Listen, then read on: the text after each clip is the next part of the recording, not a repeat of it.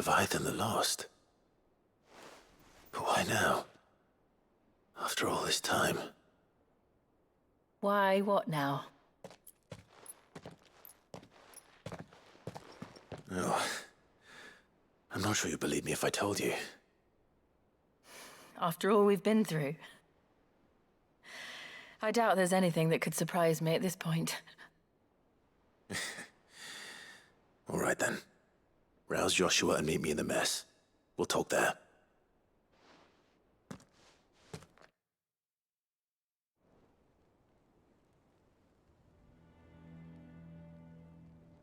I see we're all here.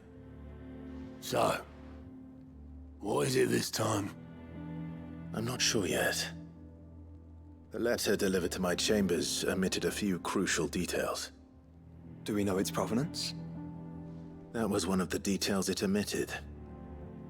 But whoever the sender was, it seems the Dame held them in high enough regard to point them in our direction. The Dame?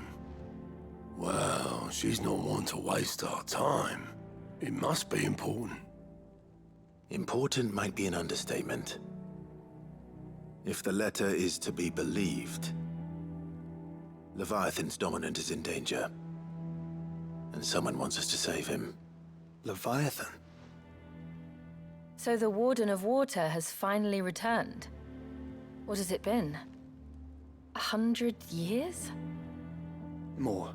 The Lost moniker dates back at least that long. Even our venerable lawsman would not have been so much as a glint in his father's eye when last the mighty serpent brought his crushing waves to bear upon the realm. But why the gap? I know it can be a few years before a new dominant's born. But over a century? Should the dominant of Water's bloodline have been severed somehow, it could have prevented a new dominant from awakening. But if one has awakened now, he couldn't have chosen a worse time. Every nation in the realm has lost its dominant. If word gets out that there is still one to be had, they will stop at nothing to claim it for their own. And the twins will be at war again, just when humanity most needs to come together. Did the letter say anything else? Only that if I wish to know more, we must meet in person. And that the Veil can arrange a meeting. If nothing else, you can be certain it ain't a trap. Famous last words. I'm coming with you. As am I. Thank you. Both of you. And Otto? Yeah. I'll keep an eye on things here. Didn't fancy coming anyway. Thank you. I shall leave the Invincible in your capable hands.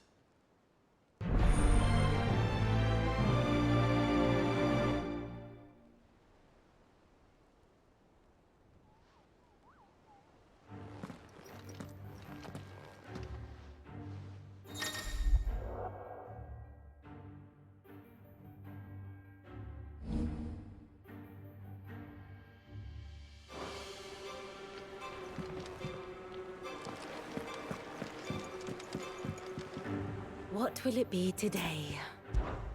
How may I help you today?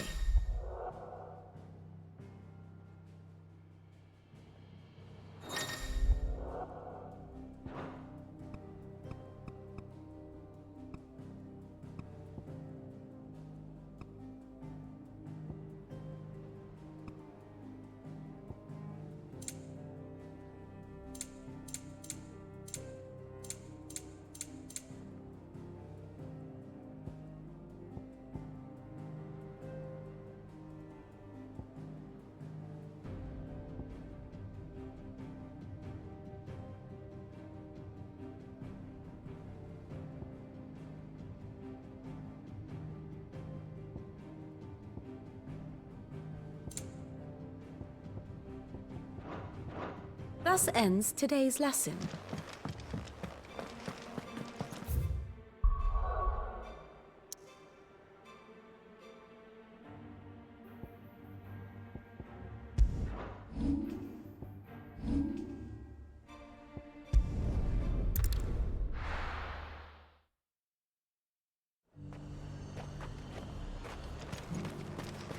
The Vale it is then.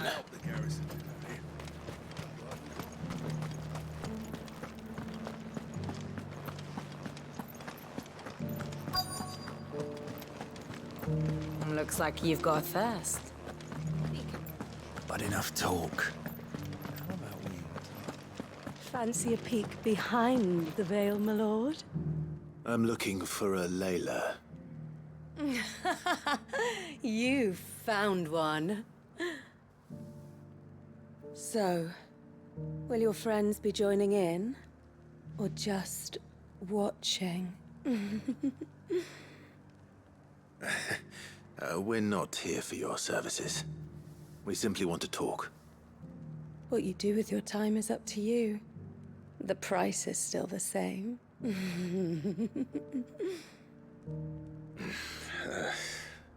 We're here about the letter.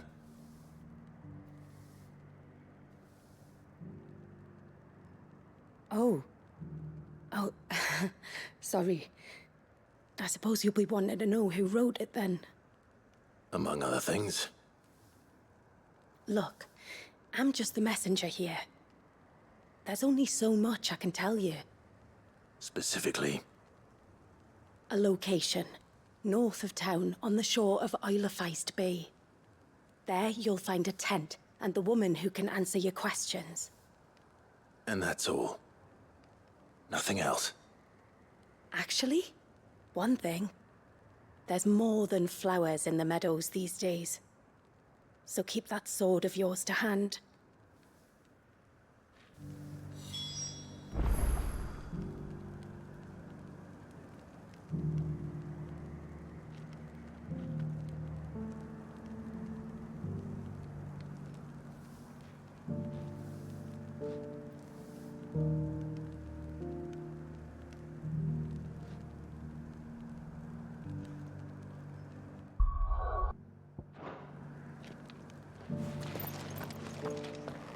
Does anyone else think it's strange that this woman should prefer to keep to the outskirts of town? What if she realizes the value of the information she's party to? And the danger it puts her in.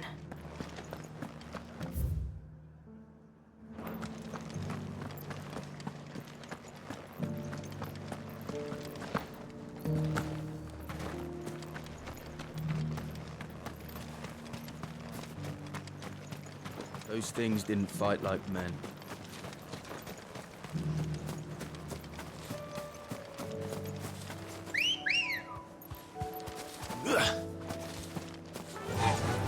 Fly, Ambrosia!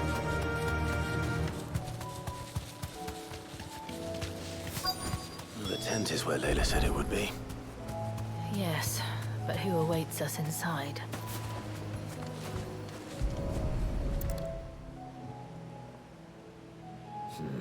It's empty. Why am I not surprised?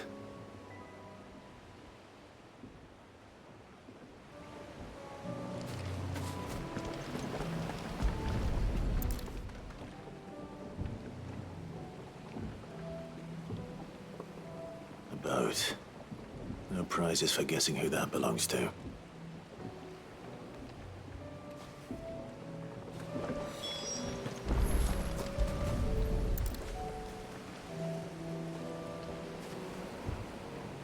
The embers are still warm. So you're Sid.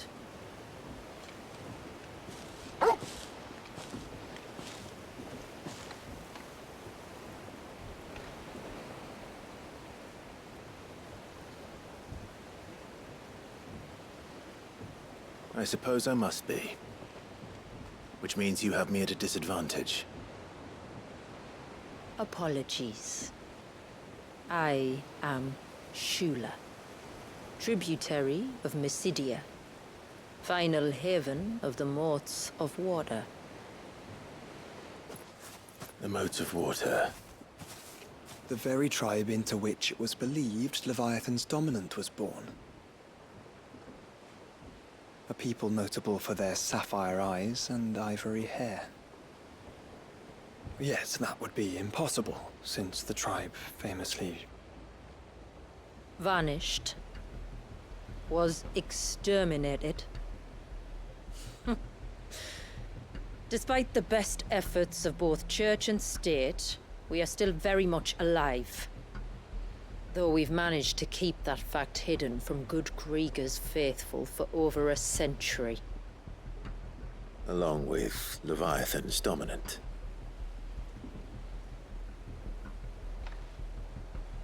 That wave out there, what do you know of it? The Surge. Only that it's been there a long time. Since the fall of Drake's Eye almost a century ago. Some claim the two are connected, but none can speak with any certainty. So in other words, you know nothing. Not that I'll hold it against you.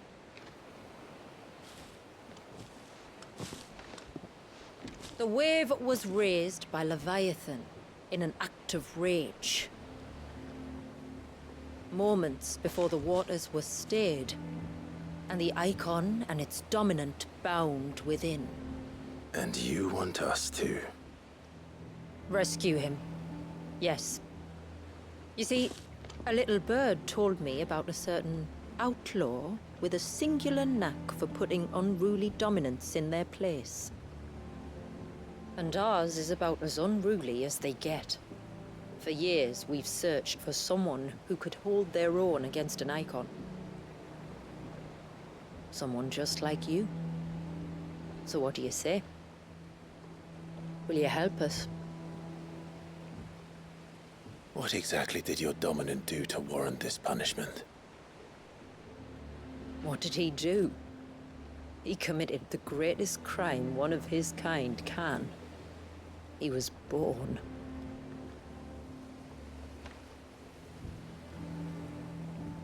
But he deserves a better fate than the one my people forced upon him.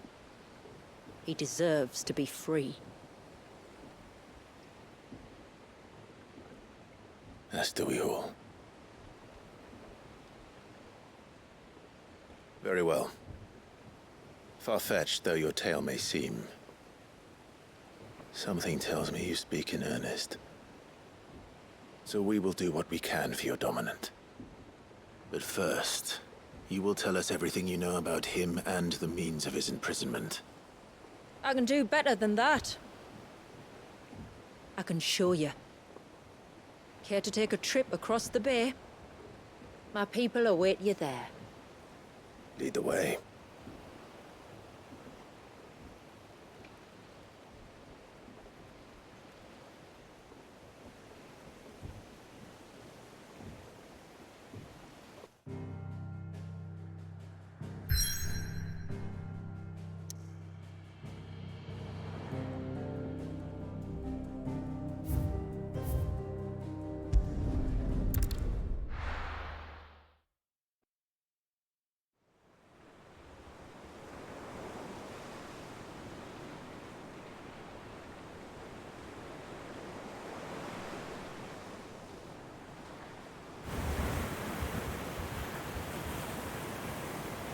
All right, you might want to hold on to something. We're coming up on the wall, and passing through can take a bit of getting used to. I don't see any wall. Of course you don't. That's the point. It's a glamour woven by our ancestors to keep our village hidden from prying eyes. But don't take my word for it. Watch.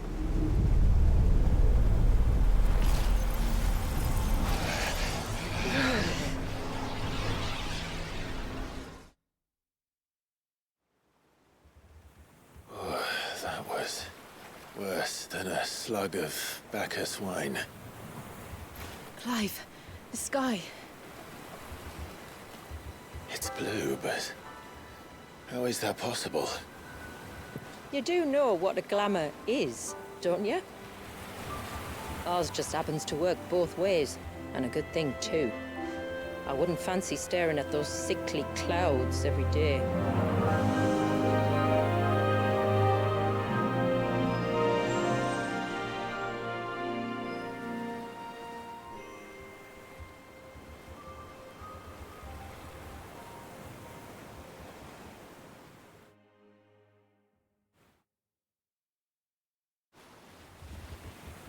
And that concludes our little voyage. We're here.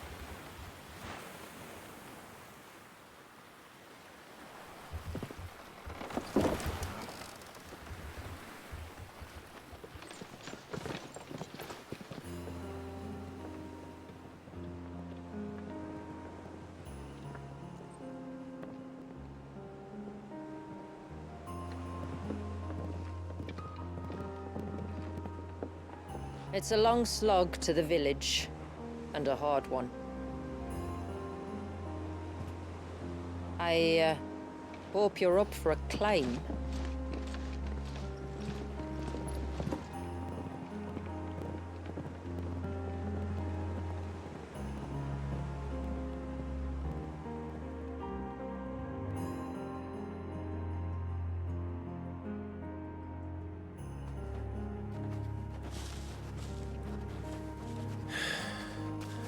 Finally. What? You didn't think we'd arrived, did you? The village isn't up here. It's on the other side of the mountain. Of course it is.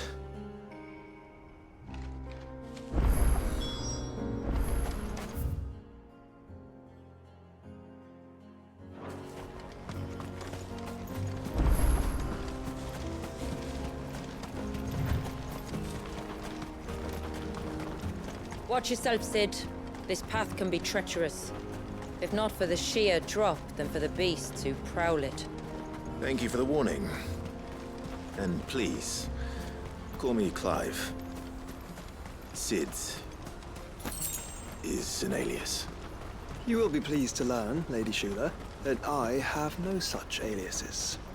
Is that so, Lord Margrace? It's all the same to me.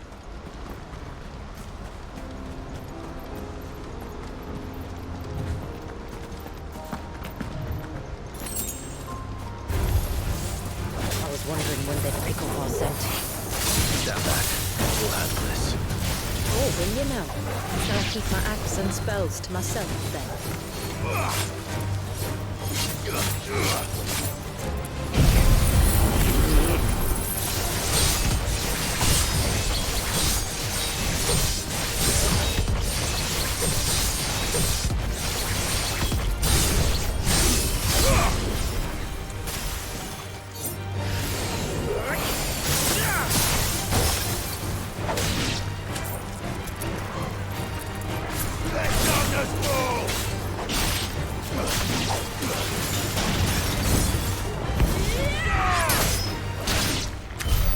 Earlier you mentioned spells, yet I see you carry no crystals. Since when did a bearer ever need crystals? But then, where is your brand? Waiting for me in Sunbreck, if I ever get careless. Then it's in for a long wait.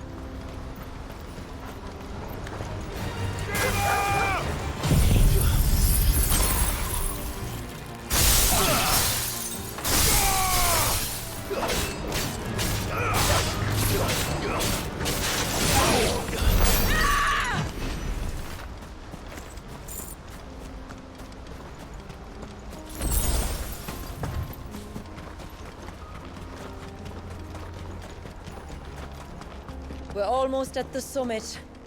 From there, you'll have a better view of our home.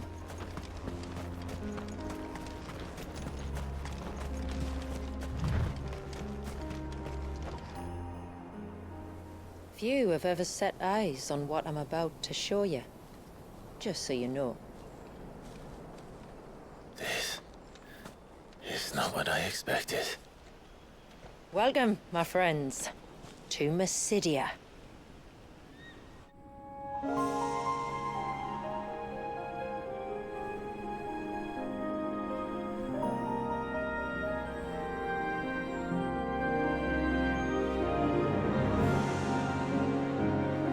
It's been a long time since I saw the North looking so... Alive. How I'm is... sure you have plenty of questions, but it's been a long journey, and I expect we could all do with a rest. Our humble village is only a short way from here, if you'd care to accompany me. let's get ourselves in front of a fire, and I'll tell you everything you need to know.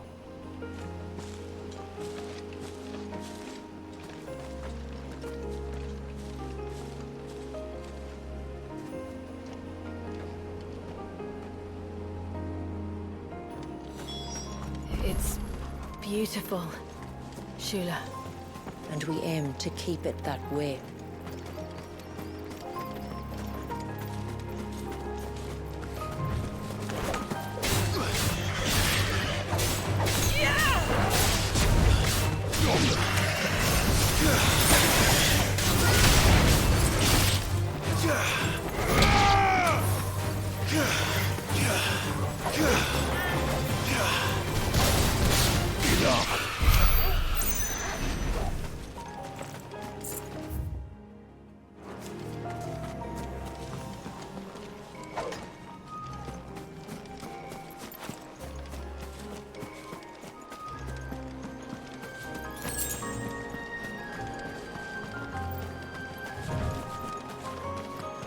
Are those stones glowing?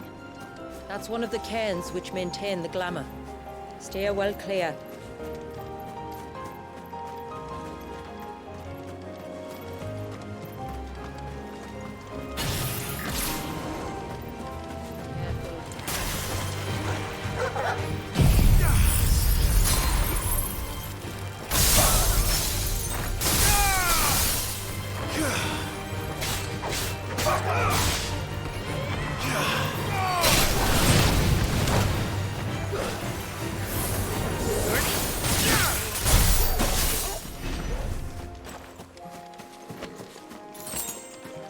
If the surge was an act of rage, One wonders what prompted it.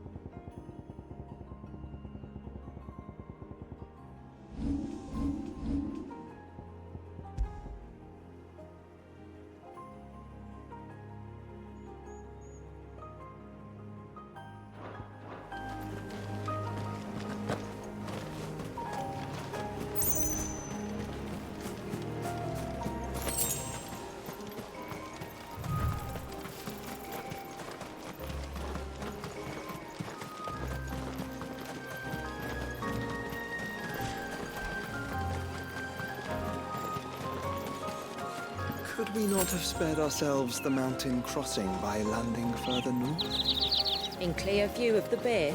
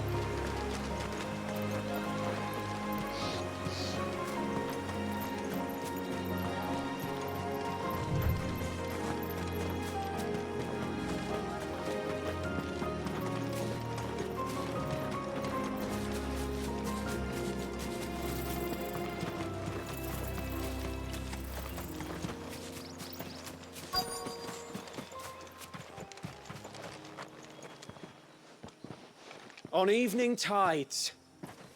Does morning's light return? Open the gates! The tributary is home!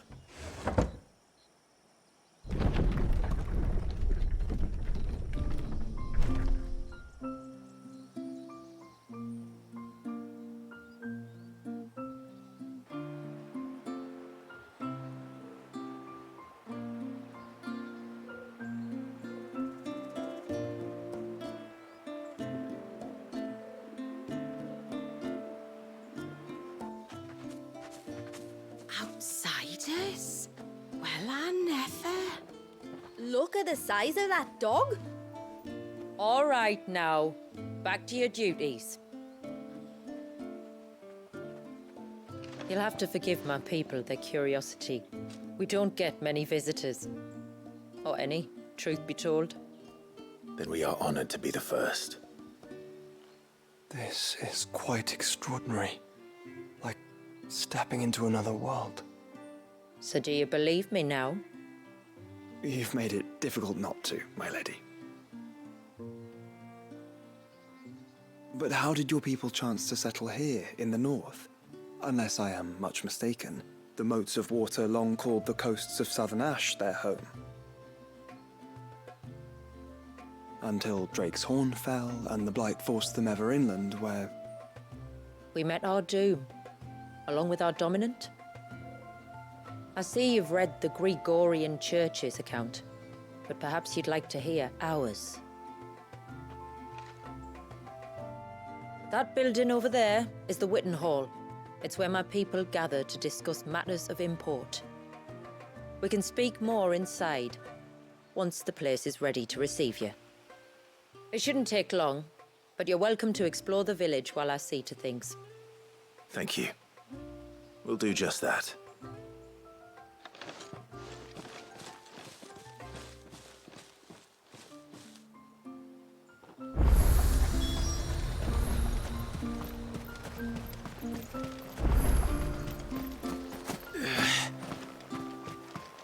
The stalks are thin, the leaves too.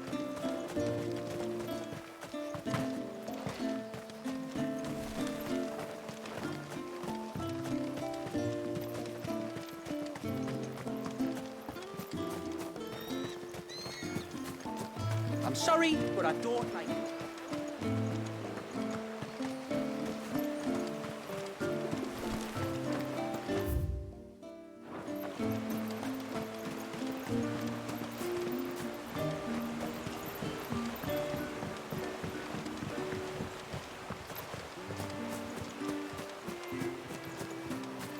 Oh, do you think he bites?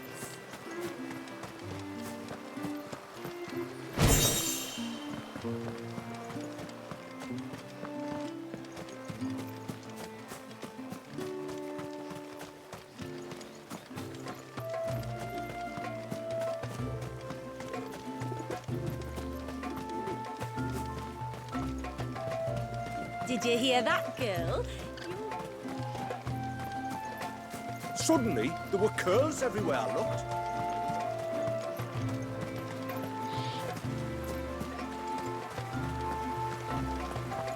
How long do you think this bridge has been?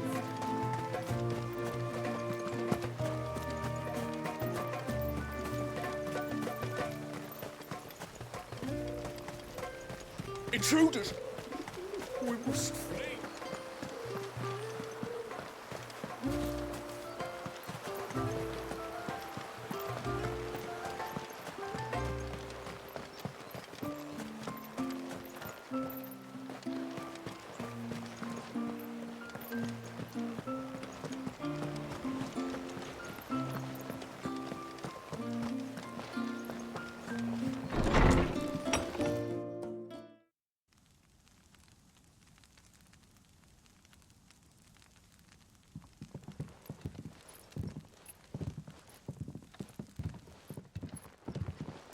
So what do you think of our little haven in the woods? It might not have all the comforts of a southern settlement, but at least it's ours. And there's a lot to be said for that. It can't have been easy keeping this place a secret. Not easy, no. We've dedicated our lives to maintaining the glamour that conceals us. Us and Walias. This man, Walias, is he Leviathan's dominant? That's right. Though he's no man, Walias is still a baby. A baby? Forgive me, but you said that the Dominant and his icon were bound inside the Surge almost a century ago. That would surely make him older still. It would, if he'd been allowed to age. But the spell robbed the poor bairn of even that. I'm sorry. Walias was the son of my great-grandfather.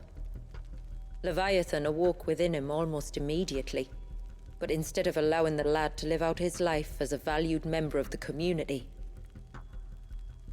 my ancestors sought to put his power to other uses. Sadly for them, the icons sensed their treachery and summoned a wave so large it would have swallowed the entire village if my ancestors hadn't stopped him. Then it is not the surge that binds the child, but time itself. Yes. Forgive me. I'm still not sure I understand. I'm not surprised.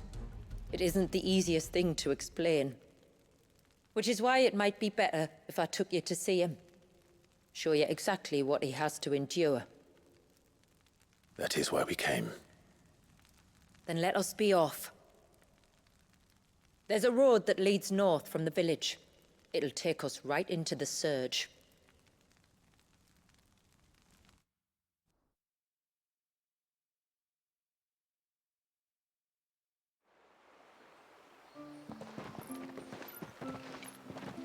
Are you bound for the Wave, tributary? We are, Delina. Have you spread the word about our guests?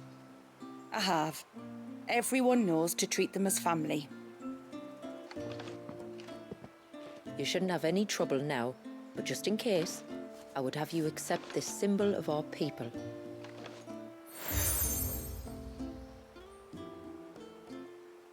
That's very kind. I look forward to meeting the family. The feeling's mutual. Should the tributary be indisposed, feel free to ask me any questions you might have regarding the village, and I'll do my best to answer. Thank you. We will. Then I bid you good tide.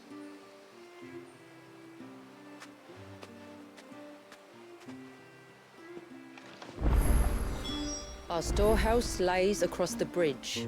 If you're short of supplies, you may find what you need there. Though we will have to ask you for recompense, poor as we are.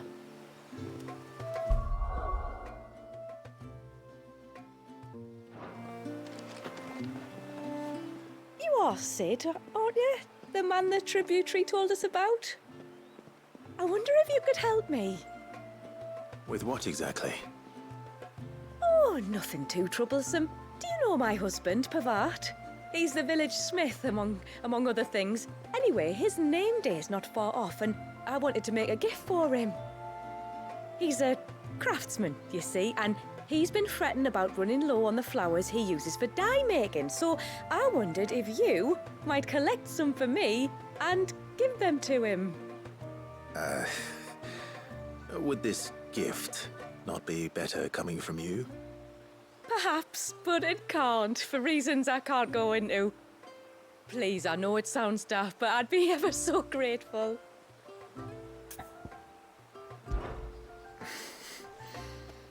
Fine. Which flowers does your husband need? The sweet little blue ones that grow around the fount. Elder's blessings, they're called. We use them to dye our fabrics so we always feel close to water like they are. You don't need to go to the trouble of picking them yourself, though. Just speak to the field hands and ask them to share their harvest with you. 2 basketfuls should be enough for my husband to be getting on with. 2 basketfuls it is.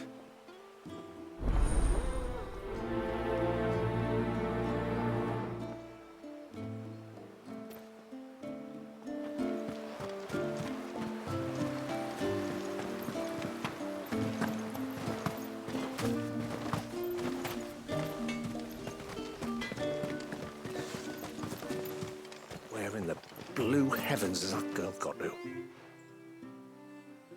Oh, I'll have her hide when she gets back. Oh, sorry. I was leagues away.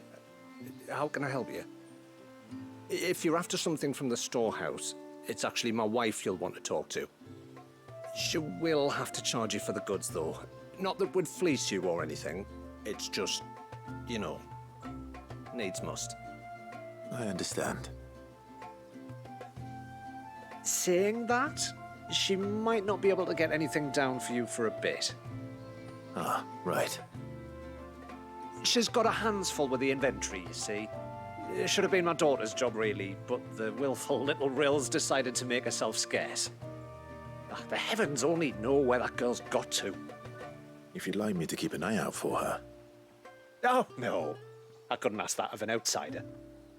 Could I? You wouldn't mind? Of course not. She won't have gone far, will she? I hope not. But I've scoured the entire village for her and come up empty-handed. Can't help thinking she might have gone on another one of her little adventures. Ah.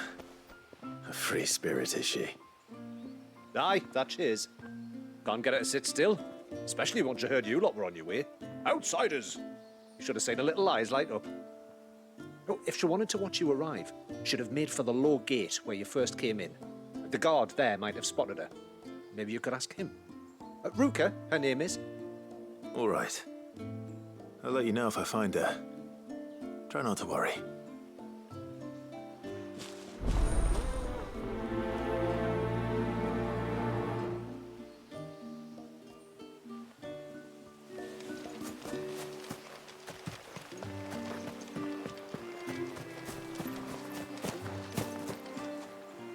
Excuse me. I wonder, might you be able to spare a basket of Elder's blessings? Pavart's wife tasked me with collecting some for her husband, and suggested that I speak to you. Ah. Werda wants you to bless her better half with the fruits of our labour, does she? Go on then. Give the old fool something to squirm about. I'm sorry. Ah, don't worry about it. An old fool Pavart may be, but if you come bearing gifts, he's not fool enough to turn you away. I'm glad to hear it. Thank you.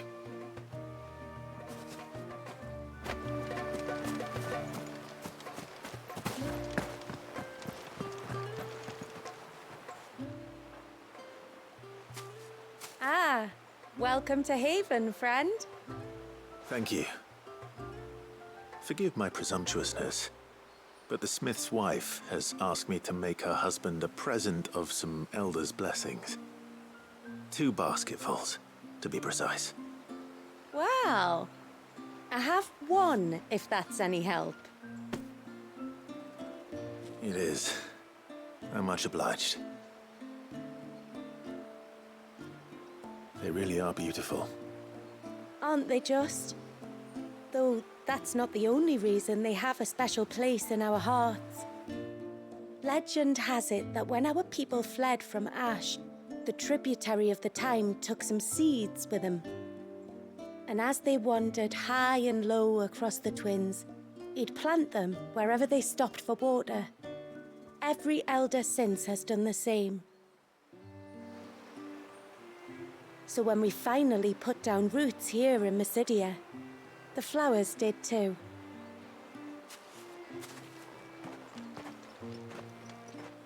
Well, that's 2 basketfuls. Time to visit Pavart.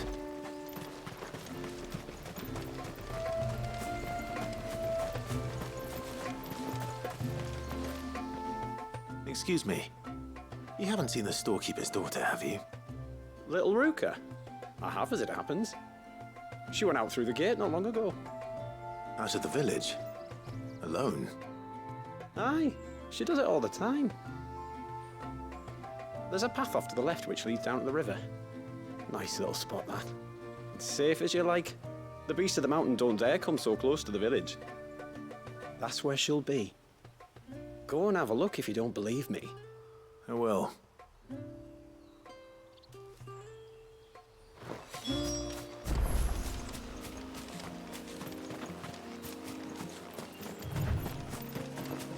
This must be the path.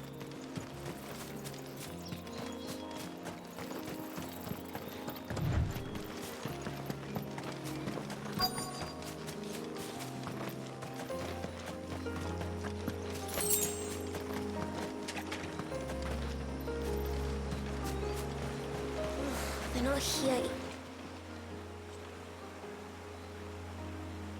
It's you! I've been looking everywhere for you. You must be Rooker. You know my name? Can you lot read minds? Your father asked me to keep an eye out for you. You left without telling him where you were going. He was worried. But I went to look for you. Well, now you found me. What do you say we head back to the village and let your father know you're safe? All right. And on the way home, you can tell me all about the world beyond the wall. I want to know everything. Everything might be a stretch.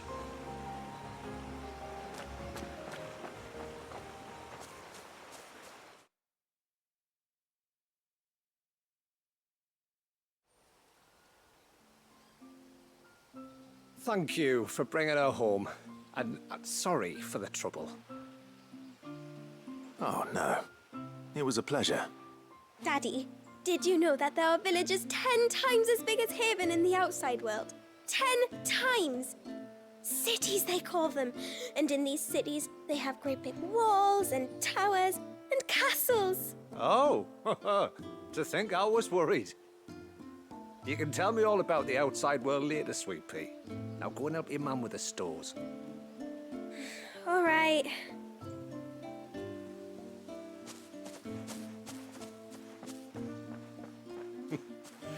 Thanks for putting up with her questions. She, has a lot of them.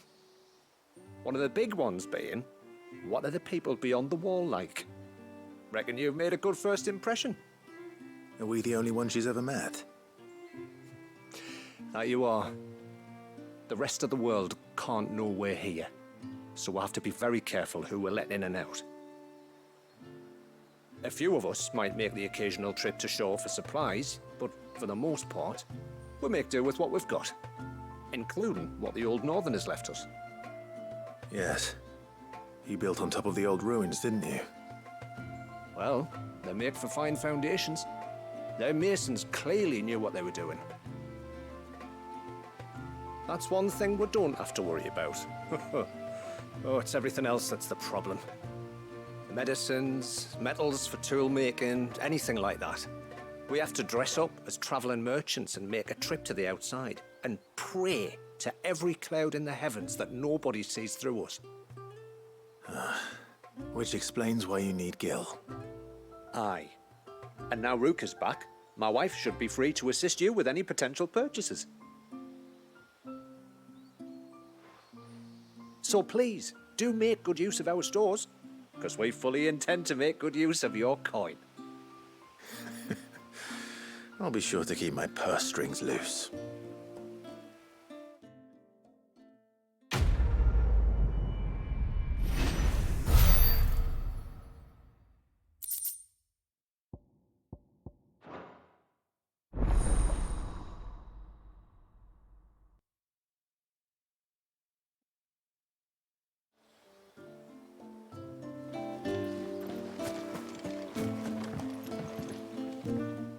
Thanks for bringing me daughter back. I don't grudge her looking for adventure, but she's got to pull her weight like the rest of us.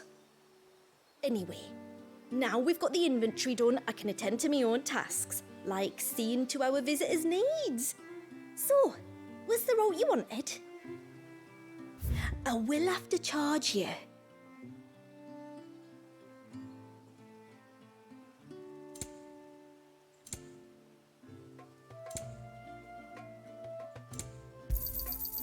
May it serve you well. Well, if you're sure you need it.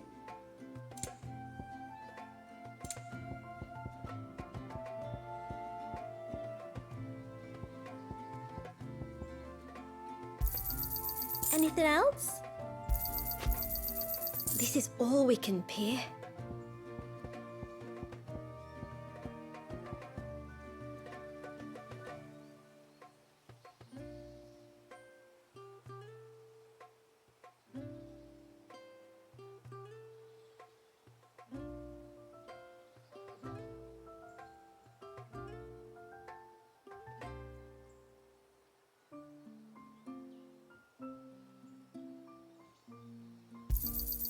Anything else? Well, if you're sure you need it. What do you think the tributary season was outside?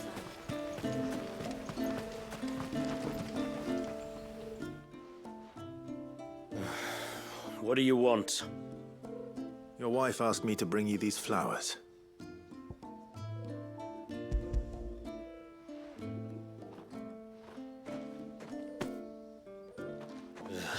That woman. Come out. I know you're there. Who? Me?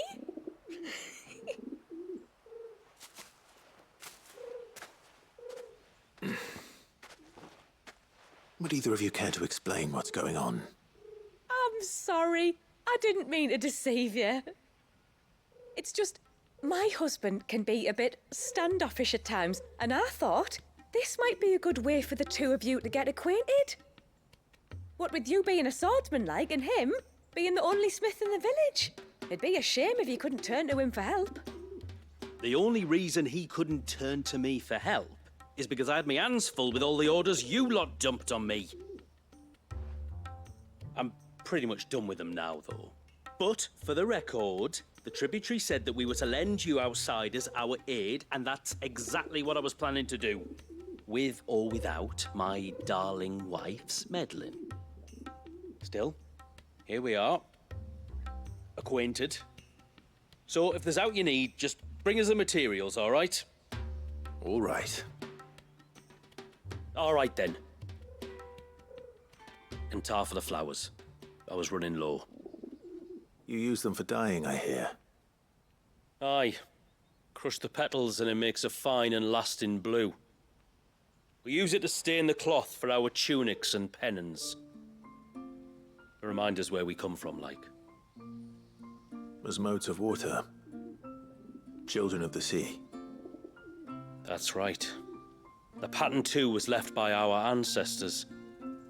The Ceaseless Rill, it's called. It symbolizes the river of our tribe, with the strength of Leviathan running through it. And no matter how that river has ebbed and flowed, changed its course, the flowers have always been with us, growing on our banks. I should get back to work. If you need something crafting, let me know. I will. It was a pleasure to meet you. Wasn't it just?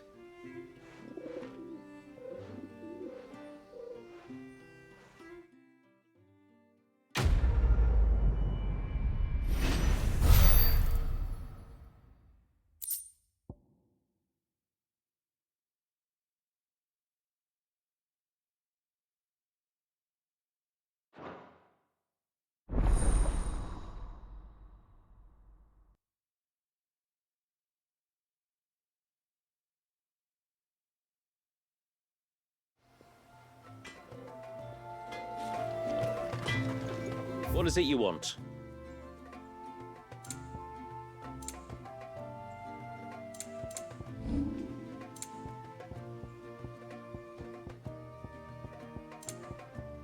Till next time, then.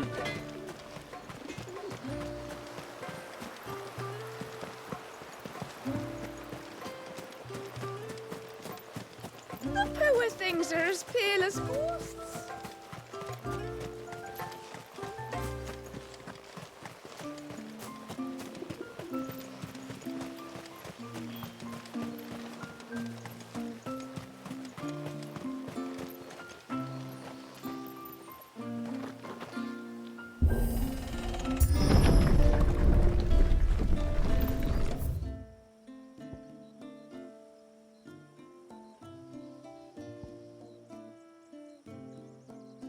There's a pair of ships just up ahead.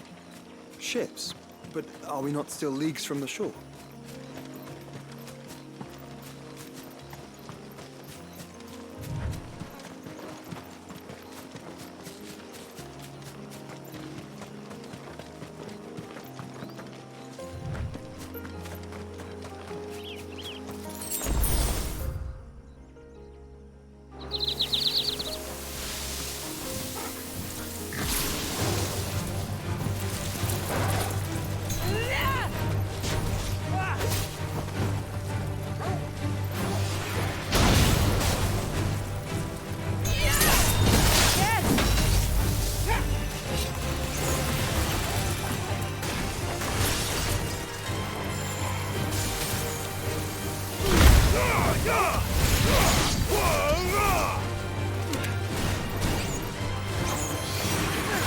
quickest route to the surge is due east. Out the second galley.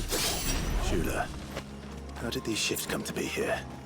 What do you imagine happens when an icon of water gets angry?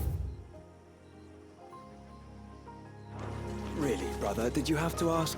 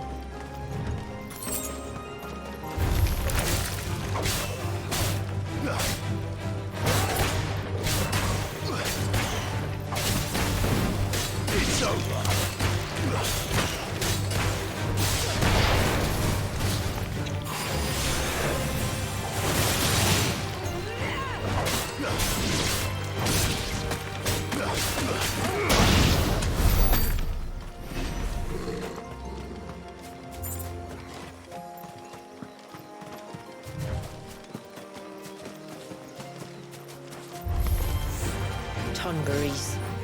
Foul creatures consumed by their hatred for everyone and everything. Everything save sharp knives, it seems.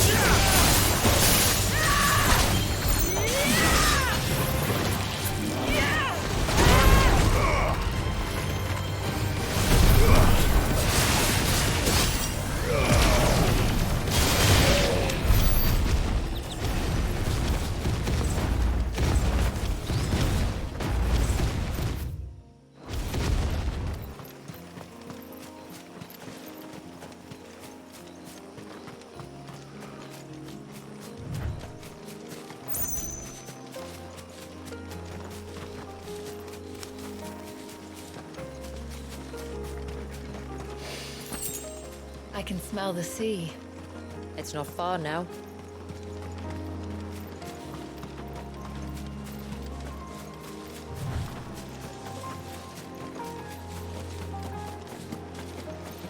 How will we reach the surge? We'll follow the coastline north. There's a bridge that'll take us across to the cape.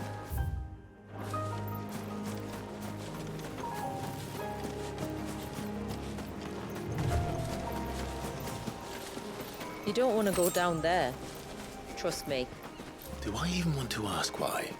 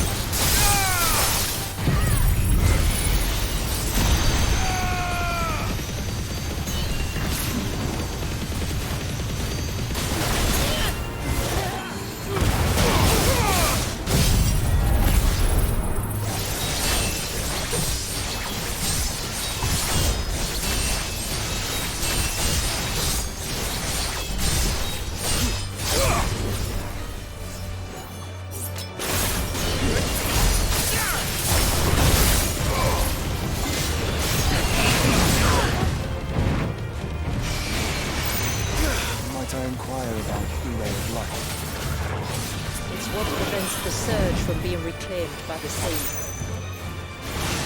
Once by his people.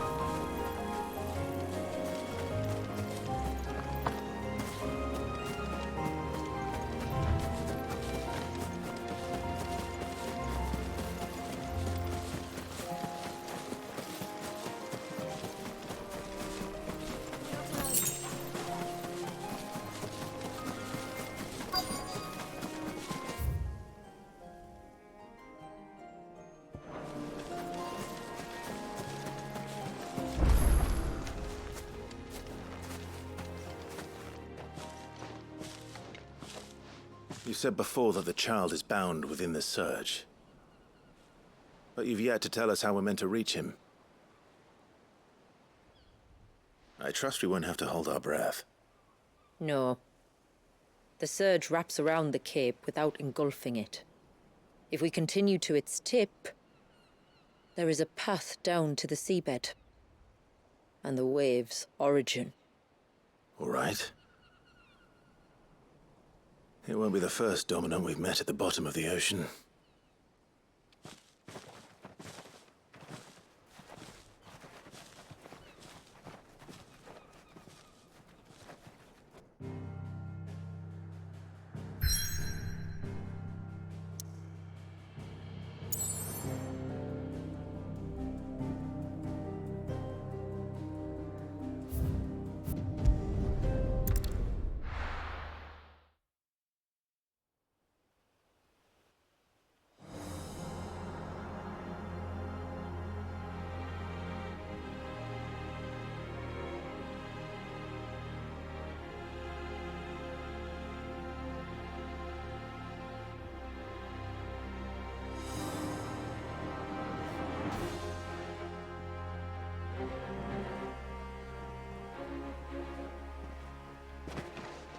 It's not much further now.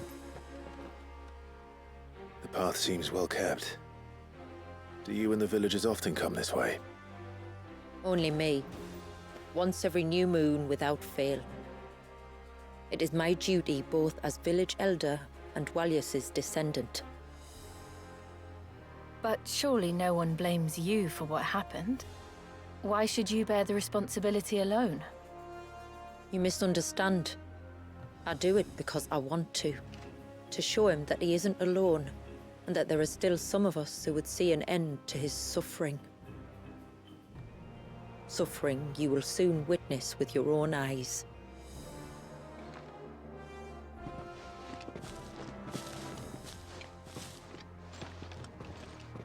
The forest grows quickly here. Left unattended, the path would be reclaimed in a matter of moons.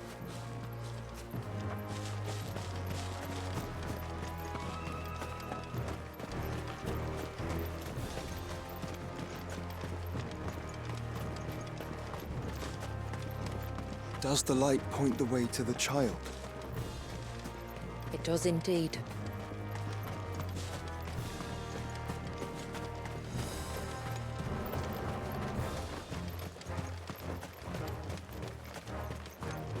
Look at all the droplets of water suspended in midair.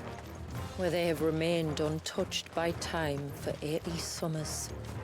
It's not right. No. It's not.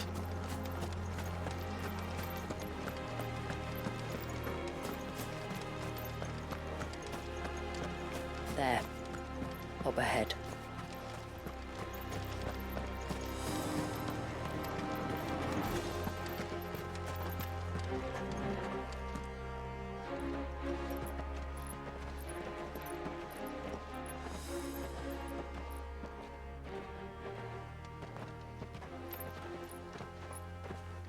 Down in the center. Follow me.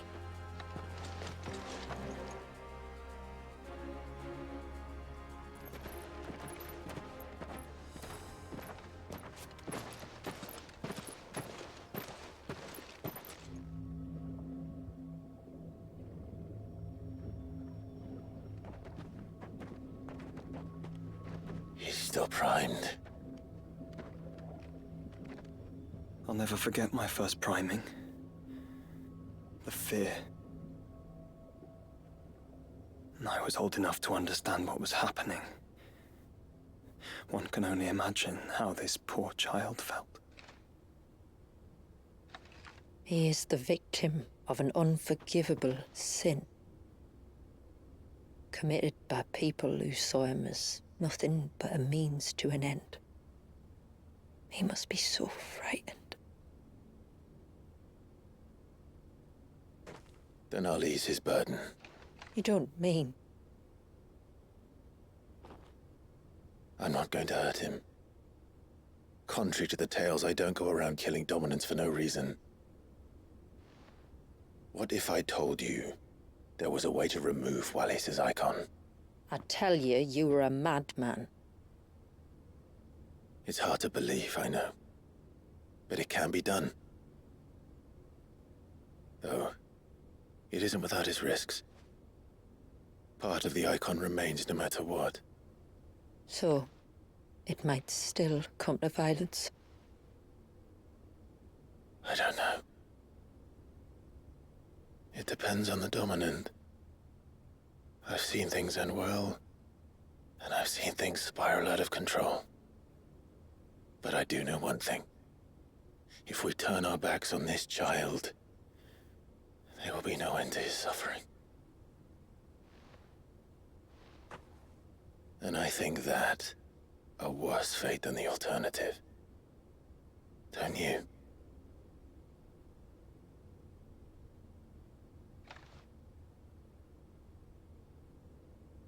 Very well. Do what you must. And whatever happens, I will own the consequences.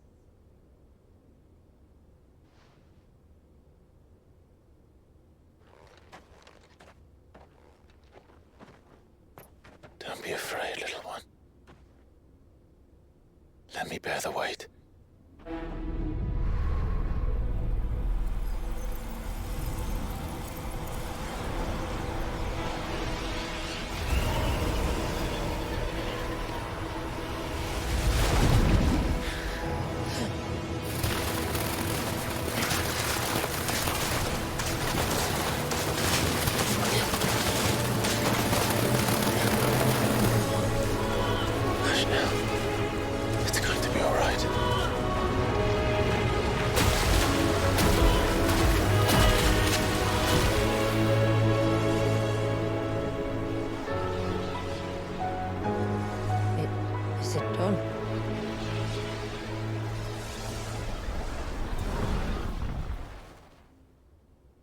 I think so. I can feel the icon inside me. But something's wrong.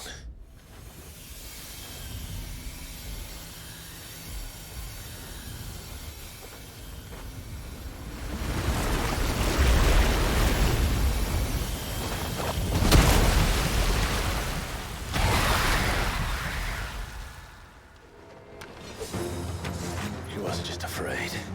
He was angry. All right. Let's see what you've given me.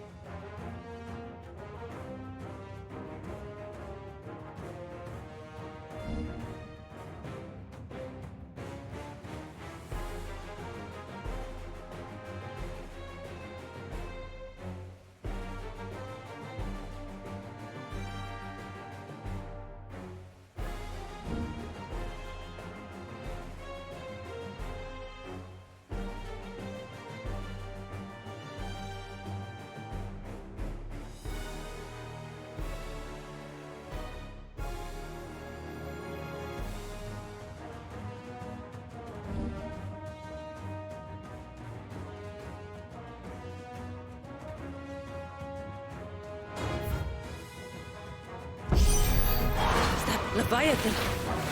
No, just an evidence, but a formidable adversary nonetheless.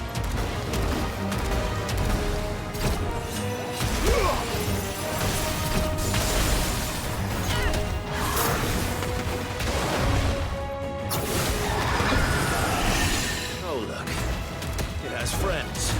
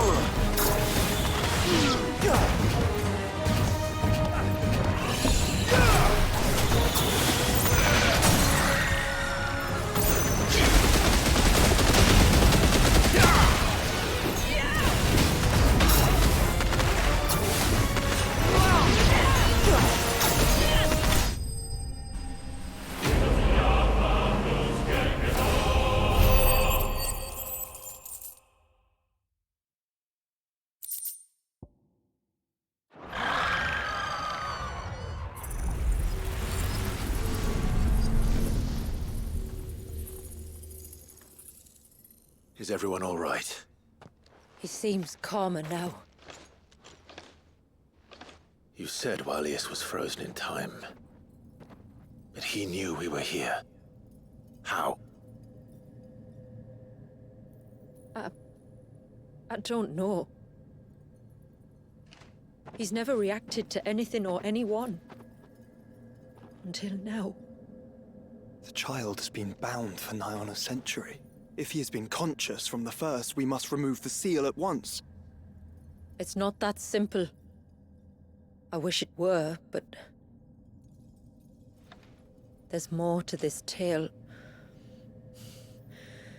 It would be better if I explained back at the village. I see.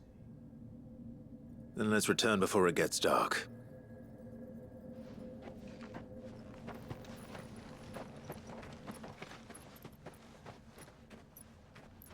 I'm sorry, Walius.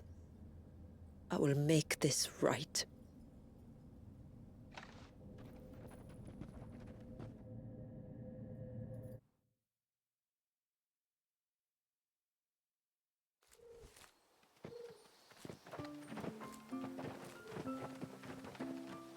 So, part of Leviathan is inside you now, is it? Does it hurt? No. Not anymore, anyway. Good. Because I still have need of your strength. If you want to know the rest, we should head to the Witten Hall. Of course.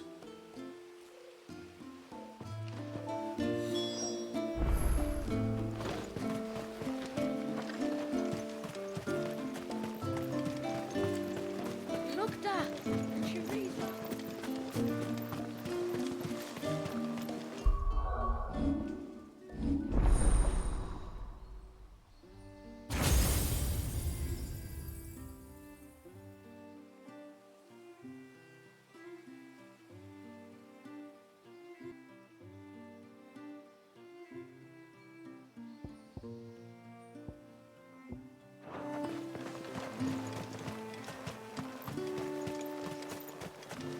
The broom is your wall.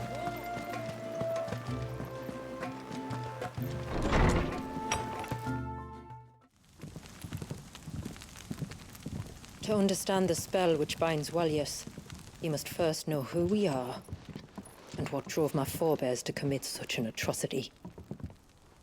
This tapestry is our story, the one that brought us here. After generations of wandering, my people sought refuge in northeastern Storm, some 170 years ago. But in exchange for our safety, the Gregorian Church demanded we renounce our faith and branded us heretics when we could not. To be exterminated, as a lesson to others. And so was it chronicled in the imperial histories, for anything less would have made the Church seem weak. Yet a handful survived. The few who did fled north and west, and in doing so discovered two things that would forever shape our fates. The first was an old legend, revealing how to make your very own Mother Crystal. I've heard that one before. Yes, yet it gave them new hope, however false. Our ancestors convinced themselves that they could recreate the divine if they could only find a strong enough heart. A living being capable of channeling torrents of ether. And the heavens provided. A dominant. Well, yes. They'd stumbled across a nostrum in an ancient ruin, which they believed could provoke a sudden outpouring of a creature's ether. They meant to enrage his icon. Leviathan would have destroyed everything, had our people not made their second important discovery. A means to stop time itself. Where did they find that? The Northerners had no such magics, or they would have used them. When our ancestors first arrived, the land was uninhabited. save for an old witch who lived on the highest peak. Her body had been consumed by the curse, a cruel payment for her long years of service to the Northern Thanes. So desperate were they to prevent the fall of Drake's Eye, they'd forced her to devise a spell to stop time. But Drake's Eye did fall. It did. When she finally perfected the necessary magics, it was already too late. As punishment for her failure, the Thanes exiled her to this forsaken place to live out the few days she had left. Knowing her suffering, our ancestors cared for her as best they could, and in return, she gifted them her spell. That even though she should die, her legacy might live on.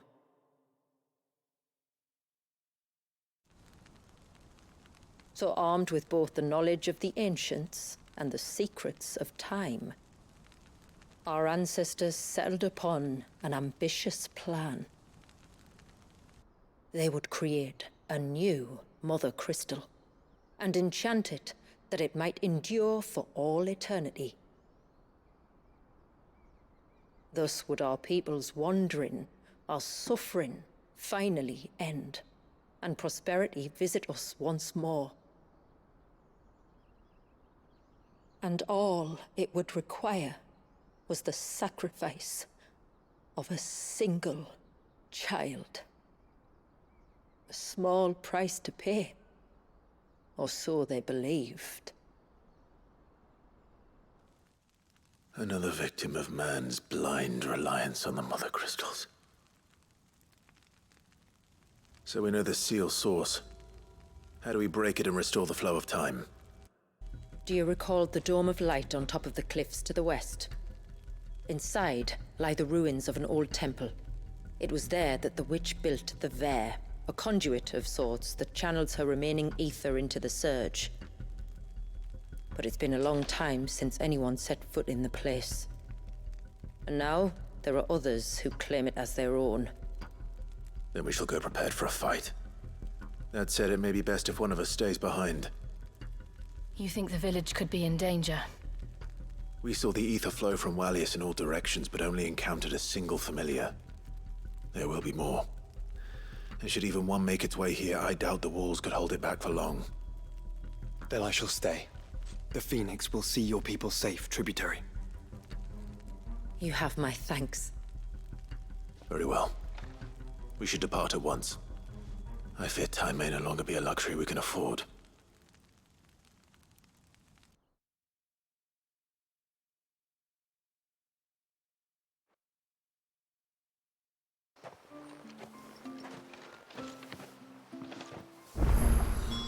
The Vare is not easy to find. We must first head north, and then west, deeper into the forest.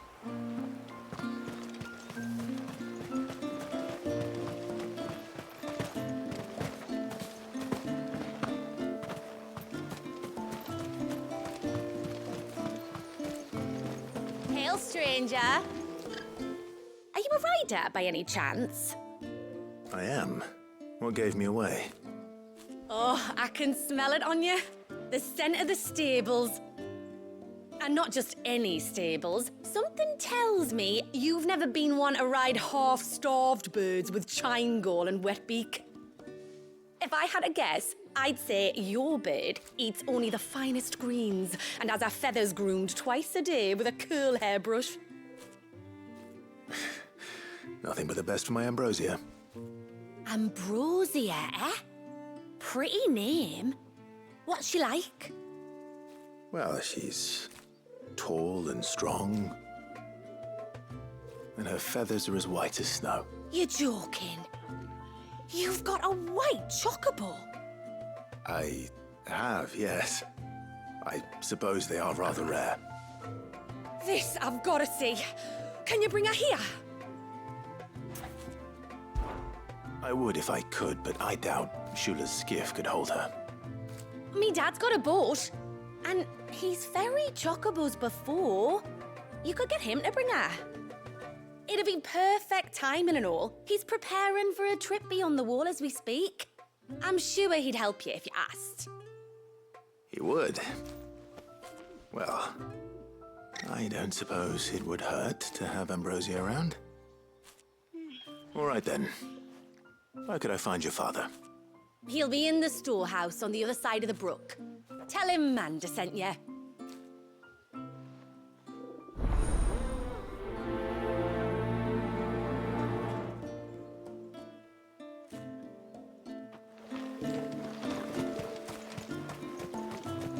Oh, I never should have let him go alone. Ty, take me, what am I gonna do? You've got to help me. Shula said you were a force to be reckoned with. Are you? Why do you ask? Eh? Oh, sorry. I should explain. My name's Kitav. I'm worried about a friend of mine. He went into the forest and he hasn't come back. Would you help me find him? I can try. Tell me what I need to know. Of course. You know about the glamour our ancestors cast to keep this place hidden, right? Shula told us about it, yes. Right. So you know the cairns we use to maintain the spell? Well, it's me and my friend's job to maintain them. If it weren't for the likes of us, it would have faded years ago. So your friend went into the forest to visit one of these cairns? Aye, that's right. He said he was going down to Father's Fell. There are 2 cairns out that way, one by the banks of the Swift Run, and another near the Winged Wains, the, ships in the forest. All right. How will I know this friend of yours? His name's Nassef. He's about my height, but clean-shaven. If you could track him down and see that he's come to no harm, I'd be much obliged. I'll search the village, just in case anyone's seen him, and meet you back here. Very well.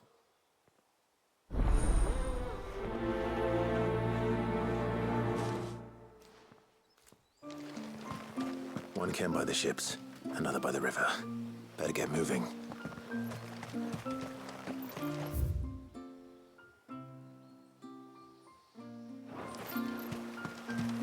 Bastard things.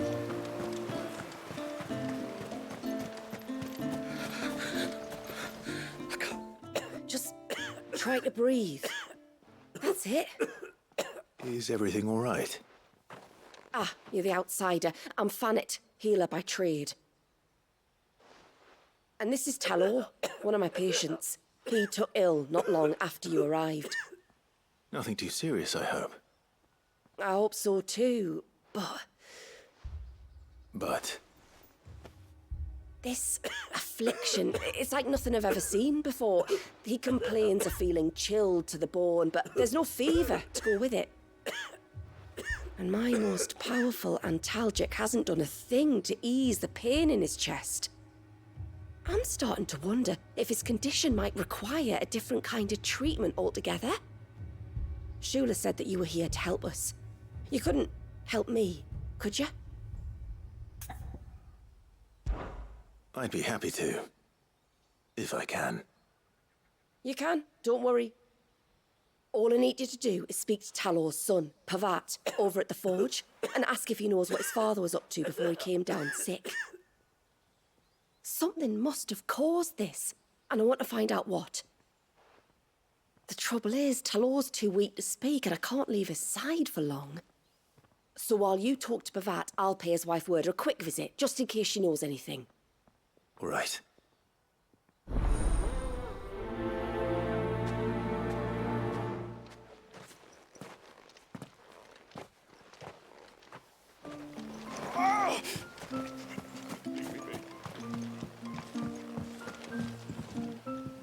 You one of the outsiders, then? I am. Shula invited me. Are you Manda's father? I am. Got you running errands for her already, has she? She's asked to see my chocobo, but I need your help and your boat to bring her here. Or you could just say it no. Honestly, that girl and her birds, she'll be growing feathers soon enough. Well, truth be told, I didn't take the idea seriously at first. But thinking about it, it would make it easier to get around if I had Ambrosia here. Can you help? Well, if you're sure that's what you want. The tributary says we're to treat you lot as we would each other. So, if you need me to ferry your bird over, then that's what I'll do. Still, they don't take the water easily.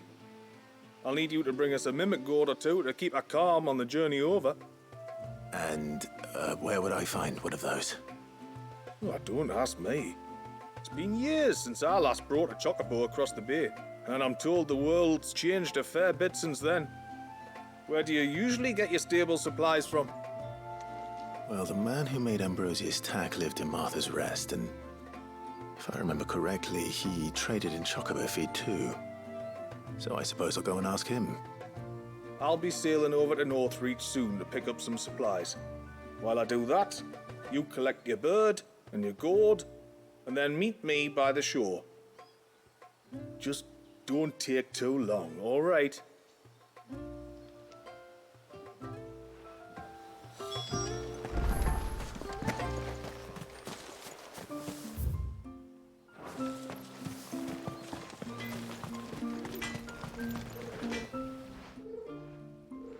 Oh, do you need something?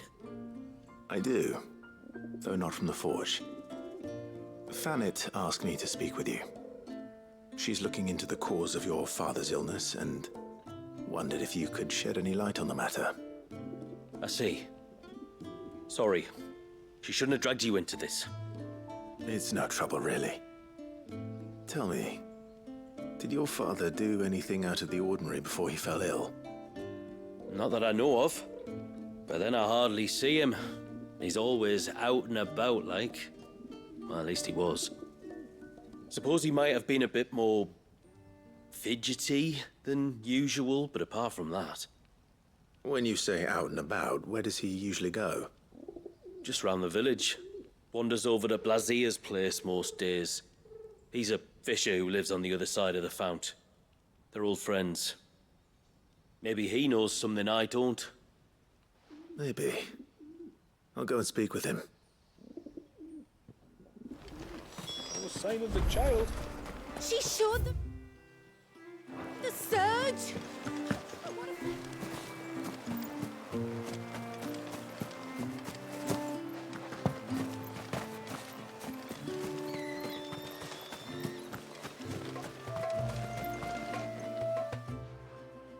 Greetings, stranger. What can I do for you? Your name is Blazir, is it not? Pavad tells me you're a friend of his father's, and that the two of you may have spent some time together prior to his illness. His illness? Talor's never been ill a day in his life. I don't know why he'd start now. Oh, Fanny doesn't know either. It was she who asked me to look into his recent behavior on the off chance it might explain how his condition arose. Oh, I suppose there was something that struck me as a bit odd. He kept asking about the woods. Did you see anything strange on your way back from the shore? Are you certain? Do you swear? That kind of thing. I didn't, of course. But he wouldn't let it go. It was like he was expecting something to happen. It was just a matter of when. Not that I know what. But he never told me anyway. Well, that certainly does sound unusual. And it might just be what Fanet is looking for. Thank you. Oh, don't mention it. Oh, and when you say Talor, wish him the best from me, yeah? Let's see what the healer makes of this.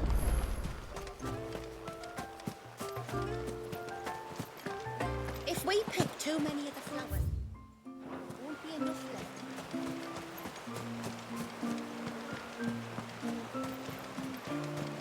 My lord, may I speak? There is a matter with which I would beg your aid. Of course, what is it? Please, not so loud. Something serious, then? Yes, I think we might have company. I was passing by the low gate when I saw a figure moving among the trees up on the cloak. At first, I thought it must have been you or your brother, so I didn't say anything, but the more I think about it, the more certain I am that the figure looked familiar. And you're sure it wasn't one of the other villagers? Positive. I think it was someone from outside the wall who has found his way inside. Of course, it could just be my imagination playing tricks on me. I only caught a fleeting glimpse, and it might have been you or your brother.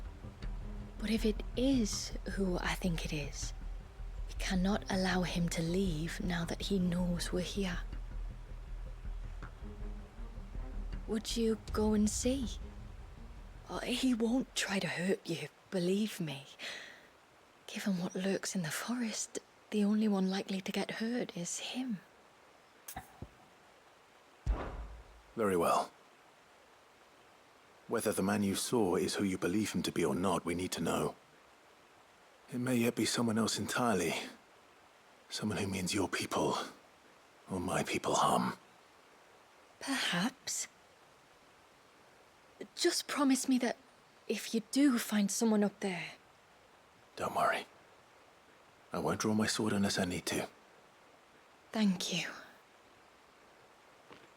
Ymilla, this man you saw, might he be the customer you told me of? I fear so. The customer? I'll explain later. Come on.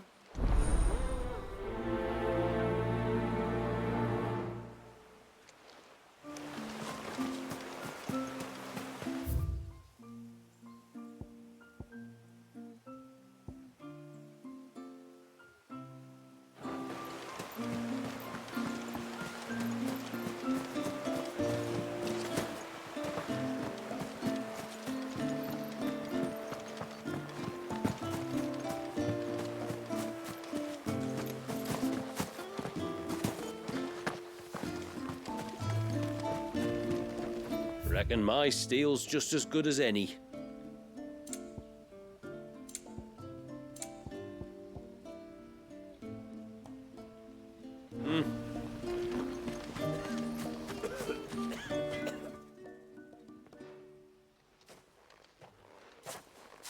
I spoke with Werder, but she couldn't tell me anything.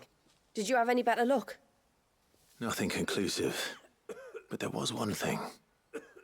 Azir, the fisherman, told me that Talor had taken a sudden interest in the forest of late. He kept asking him if he'd seen anything unusual there on his way back from the coast, but never let on what exactly he was expecting him to have seen. The forest, between here and the coast. Surely not. But then... I can't say for sure. But I think Talor's illness might have some connection to the Tomberries. You may have encountered them during your time here. The small, scaly beastmen. And you think they may have caused Talor's illness? I do. At least in a way. And if I'm right, it's no wonder the treatments I've been trying didn't work. Oh, I know it's a lot to ask, but would you go down into Father's Fell for me? There's an altar there. And if my fears are true, an offering upon it. What is going on here? Please. I'll explain everything when you return, but time flows fast. I beg you, make haste for Father's Fell and take the offering from the altar. Talor's life may depend on it. Very well.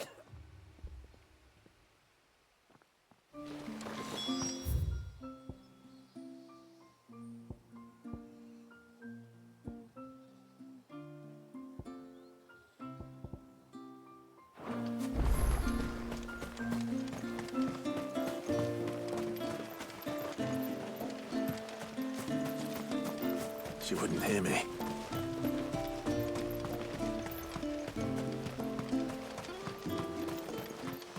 I doubt she could even reach me here.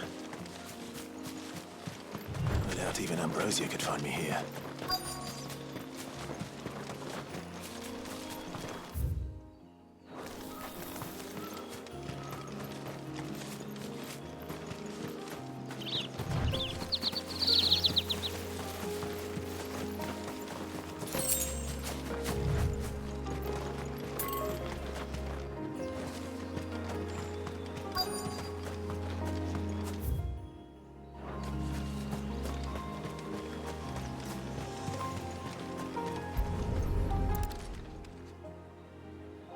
bottle.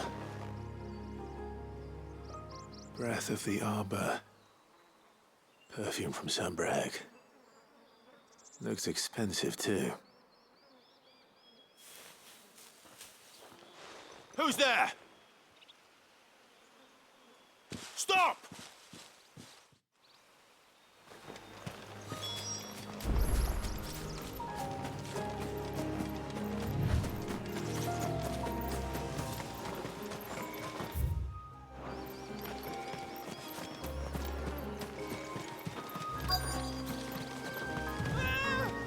No!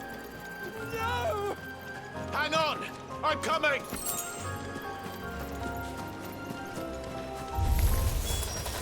Don't eat me! I'll give you gut one, I swear! Stand back. I'll handle this.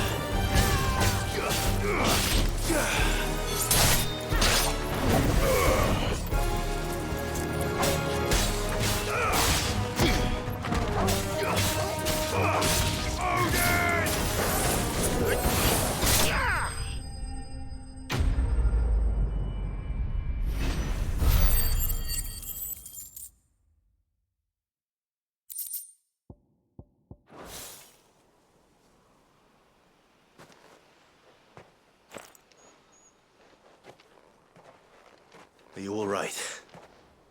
I'm more than all right. I'm saved! Oh, I could kiss you! Maybe you should introduce yourself first. Hervey! I knew it was you. What are you doing here? I came to see you. Oh, my little canary, it's been so long. Thank you for saving him and sparing him. Who is he? Hervey, one of many clients from my employment beyond the wall. One of many clients? We spoke every night of our plans together. Whispered songs of love into each other's ears. And then you upped and vanished without so much as a word. I left you a note, didn't I? I told you I was sorry, but that we could never be together. That I could never abandon my family. And I told you not to look for me. How did you even find this place, anyway? The flame of your love was as a beacon in the night that guided me to you. Hervey.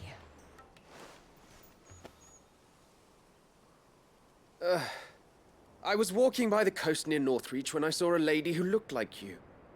Eyes like the ocean. Hair like the driven snow. The next moment, she and her companions were jumping in a skiff and sailing out towards the wave. So I, borrowed the nearest boat and started rowing. It must have been Shula bringing us here. So what? You rowed, found a nose how many leagues across the bay, simply because you saw a woman with white hair. And as I did, the skies changed from a dull and hopeless grey to a bright and benevolent blue. That was when I knew for certain that my little canary was close. Oh, why did you come? You should have forgotten me, as I tried to forget you. I cannot leave my people, Hervey. And now that you know about this place, neither can you. We must return to Haven and accept my family's judgment. I'm to meet your family. Oh, my little canary.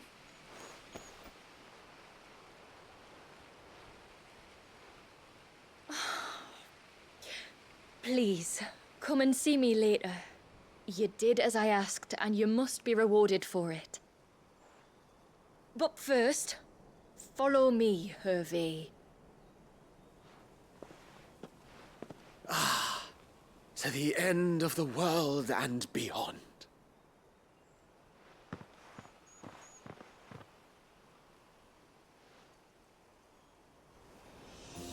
He shouldn't ever have found this place. How could I be so careless? Don't blame yourself. I doubt anything could have kept that man away.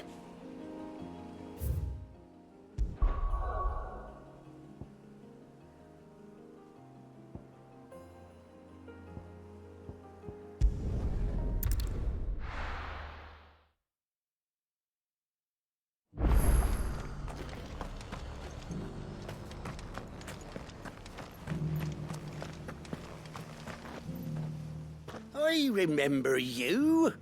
You're the one who saved Whiteheart. How's the old girl doing? She's very well. Thank you. Oh, don't thank me. You're the one who saved her. Anyway, what brings you to the rest today? I was hoping to purchase a mimit gourd. And I thought you might be able to tell me where I could find one. Oh, reckon I could do better than that. Just so happens, I've got a whole carload of the blasted things. Not a buyer in sight. Really? Aye, you'd be doing me a favor taking a few off my hands before they turn to mush. But just be on the lookout for wild birds, eh? Don't want them chasing after you like they did me. I will. And thank you. Oh, you're very welcome. Any friend of Whiteheart is a friend of mine. And in times like these, friends have got to stick together. We certainly do. Northwich, then.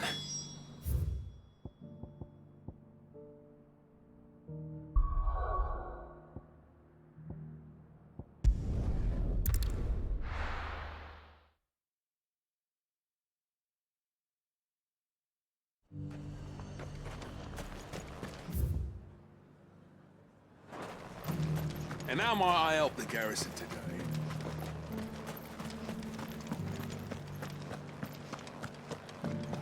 No use calling Ambrosia now.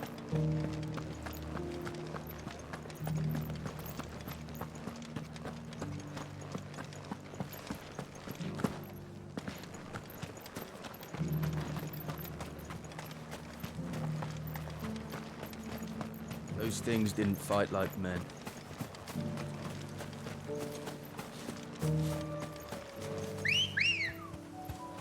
Come on. Faster!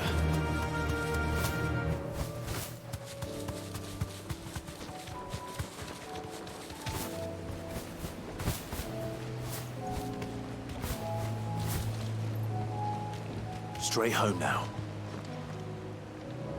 Ah, there you are.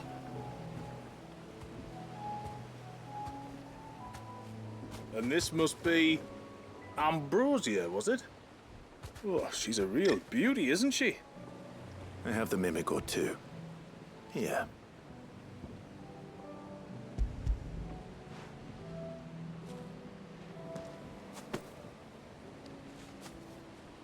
Thank you kindly. Soon as she's gobbled this up, we'll set sail. We're going to take a little trip across the bay now, Ambrosia. Don't worry. You'll be all right.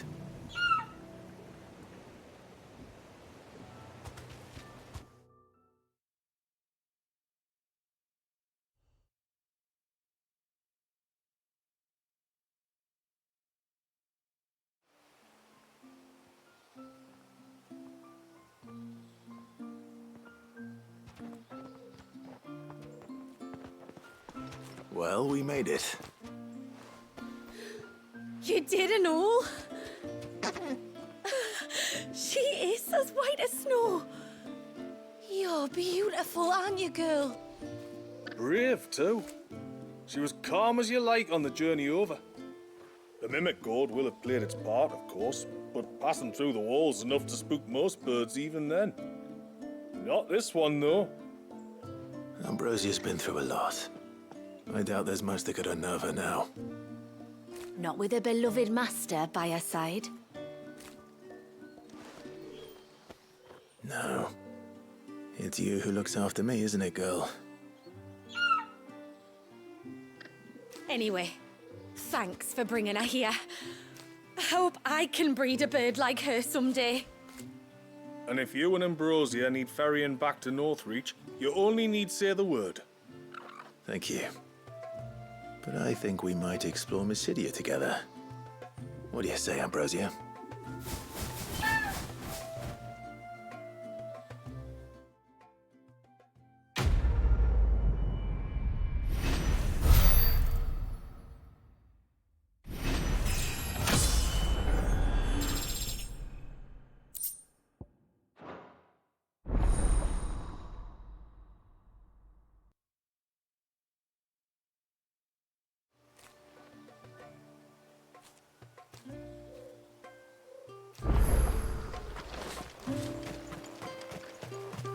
Ambrosia won't help me here. Bastard things.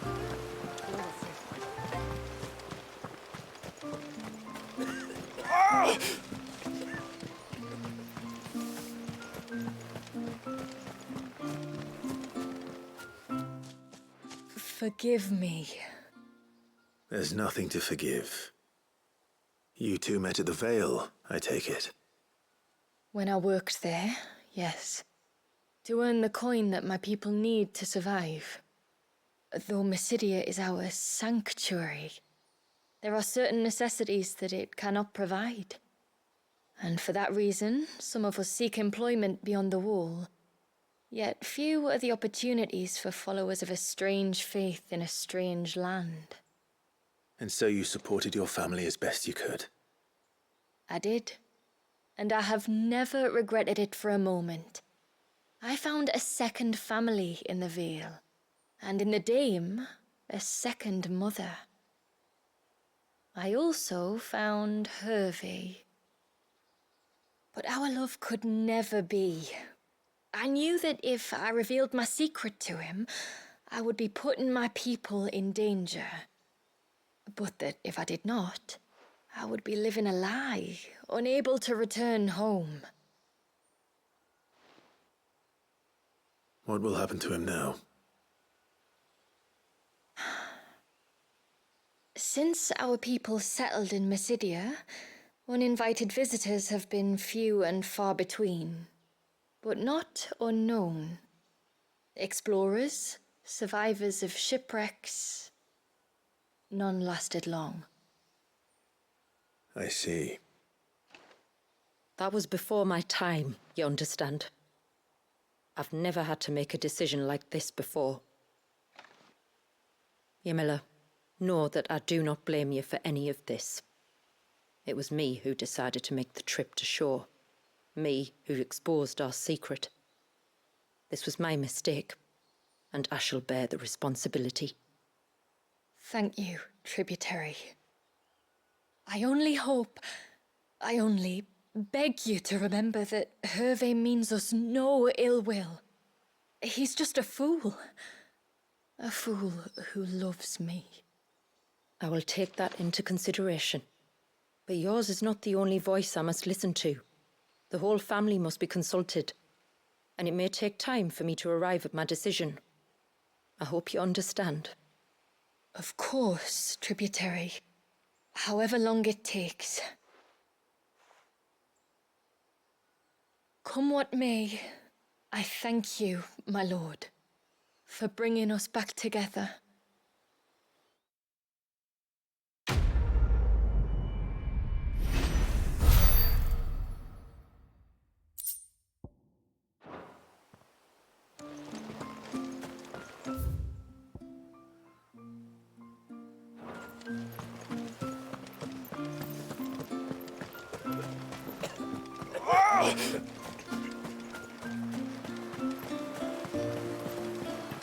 Bastard things.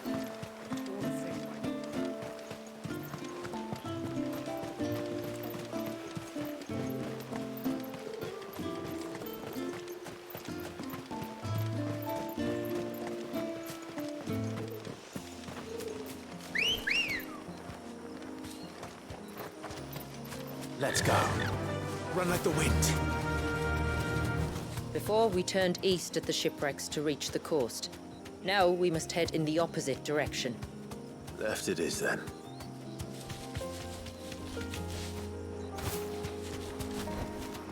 No need to ride from here. If there's one thing I know about beastmen, is that they love to hide in the dark.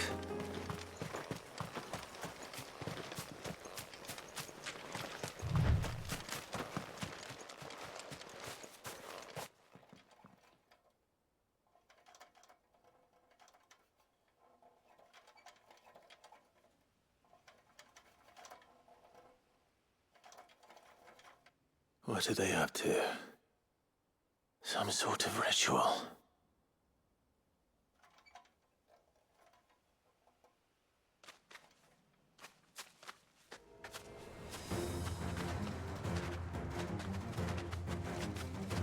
Sorry to disturb you.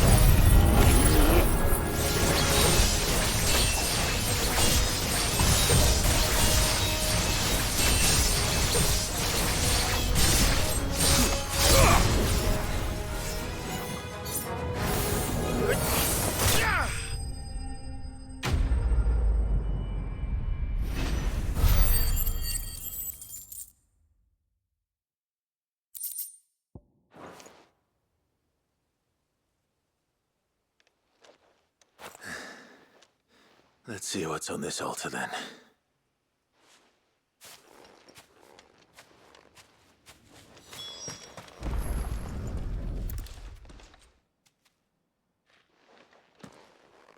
A silver chain. I doubt the Tombries made it. This must be what Fanet was talking about.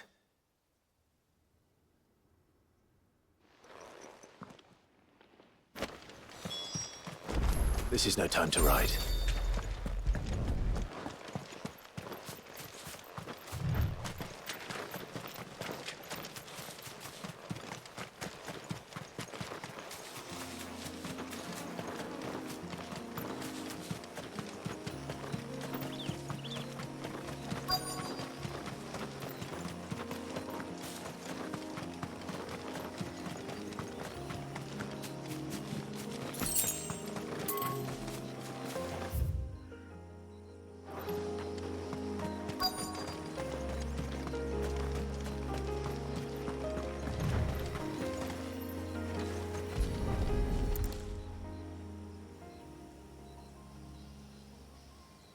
Well, here's the cairn.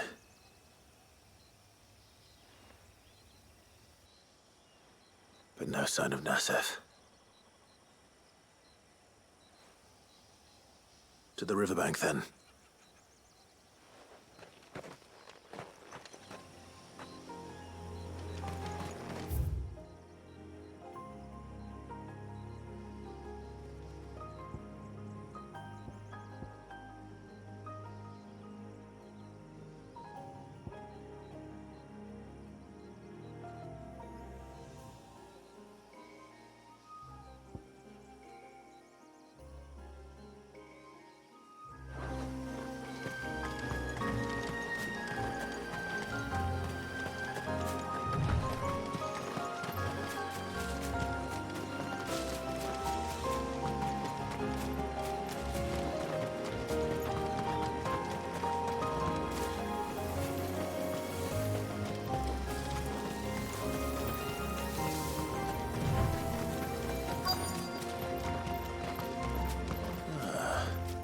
Who have we here?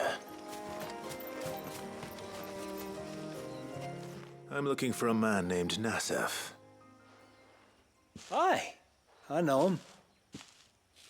Takes care of the cans. Wait, you didn't think I was him, did you? Sorry, mate, I'm just out to gym myself a few ibexes.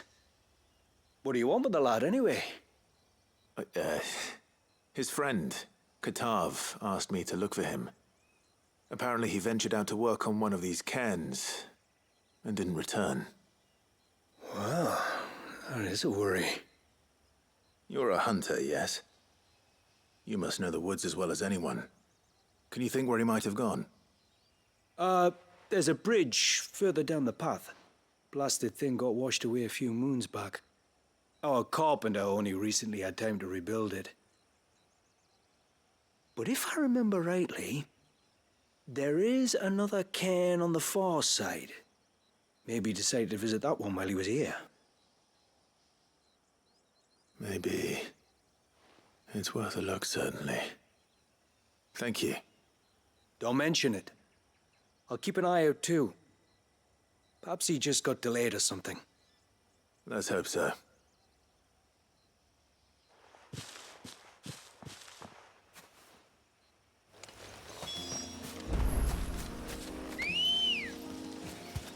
Ready, go? This must be the bridge the hunter was talking about.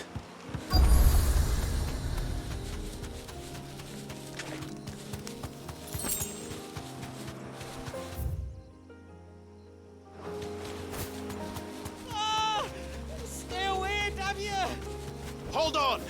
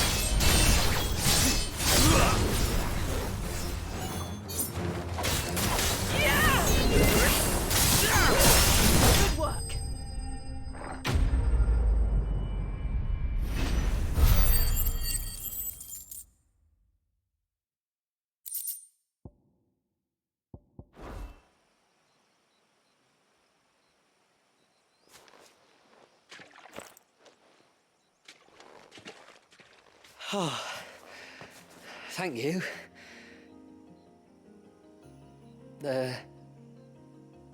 I'm the tributary's guest. And you must be Nassef. I am? But how do you know that? Your friend Katav asked me to look for you when you didn't return. I'm sorry. I was so focused on attuning the cairn, I didn't see those creatures come until it was too late. How exactly do they work? Oh, there are crystals inside. They're what keeps the glamour going. Should the ether cease to flow through too many of them, our shroud would quickly unravel. It's my job to make sure that doesn't happen. And an important job it is. But you'll struggle to do it if you're dead. You need to take more care. Yeah, no arguments there. The truth is, me and Katav usually work together, watching each other's backs like. But when we heard outsiders were coming, we split up to get the job done faster so things would be perfect for your arrival. Stupid, I know. So you found him then? Not before the local fauna did. My arrival seemed to put them off their dinner. Mustn't have been hungry after all. Expect you'll be wanting someone to escort you back to the village then, Nasef. Woods are full of nasties today. When you're next in Haven, be sure to come and see us. You saved my life. It's only right I repay you. If you insist. Take care now.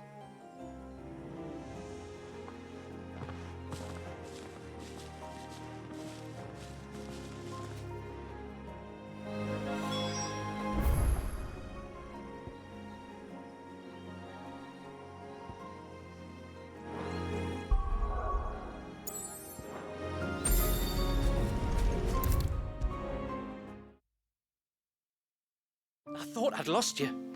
But you... Thank you. Nasef told me everything. If you hadn't got there when you did... Oh, it doesn't bear thinking about. What that matters is that you're safe. Far be it from me to tell you how to do your jobs, but don't go alone again. Or if we have to, maybe we should think about casting the glamour on ourselves to keep the wildlife from spotting us. It'd take its toll, of course, but it'd beat letting the cairns fall and having to weave the entire spell from scratch. Imagine if we had to do that. I'd rather not. Would only succeed in adding 2 new piles of stone to the collection. Your bearers? That we are, thank the tides. The others can't attune to the crystals in the cairns the same way we can. I reckon this place would be doomed without us. So, you do this work for the good of your people? Not because... We're forced to. No. From what I've heard of the way things work on the outside, we were truly blessed that our rain fell here in Mysidia. Our people are few enough as it is. If we started turning on each other, kin against kin, over nothing but a stupid accident of birth, our days would be numbered. They would. Anyway, all's well that ends well, eh? Thanks to you, both of us lived to keep this place hidden another day.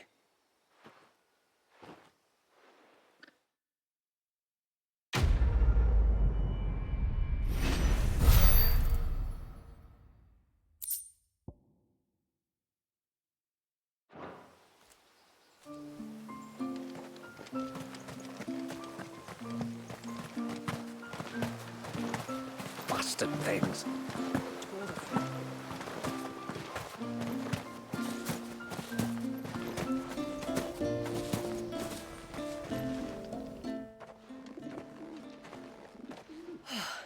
You're back. Well, did you find anything? I did. This silver chain. I knew it. Well, I'm still none the wiser. Forgive me. This chain. It's a Gregorian Maternoster. Worn by men of the faith. What's it doing here? And why would the Tomberries be praying to it? To understand that, you need to understand what the Tomberries are. They feed on hatred and suffering. And some say that if you render them an offering, some token of grievance against your fellow man, they will put a curse upon him. So you think someone's put a Tomberry curse on Talor? I can't say for sure. Truth be told, I always assumed it was an old wives' tale. But given his fear of the forest and the presence of the chain on the altar, I don't know what else to think. Does Talor have any enemies in the village? Anyone who would nurse such a grudge? No, I believe the one who left the chain at the altar was Talor himself. I beg your pardon. But there's more to the tale, you see. It's said that if you attempt to curse a soul that has returned to the sea already, your ire has nowhere to go but back to its source. You're saying he cursed himself? In trying to curse another, aye. When my father was younger, he was one of the few permitted to venture beyond the wall on trading expeditions. He told us that when he journeyed to Sanbreque, he'd wear that chain to disguise his true beliefs, lest Grieger's faithful turn their cudgels on him. Did they ever catch him in his deception? Might that explain the ill will he bears someone? Not that he ever told me. Come now, let's not waste time speculating about Talor's past. We need to focus on the present, and that means finding a way to break the curse. All right. If there's anything I can do to help, let me know. Thank you. I shall. Aye, and thanks for going to all this trouble. Here, it's not much, but I want you to have this. We call it an adder stone. It's a gatherer's charm. Reacts to certain rare minerals we use in crafting. Makes them ring out like a bell, stuff you'd have no chance of spotting otherwise. If you find anything, see that you bring it back to me. I can make you some decent gear with it. If you're interested, like. I am, thank you. And I'll be sure to pay you a visit. Until then, I wish your father a swift recovery.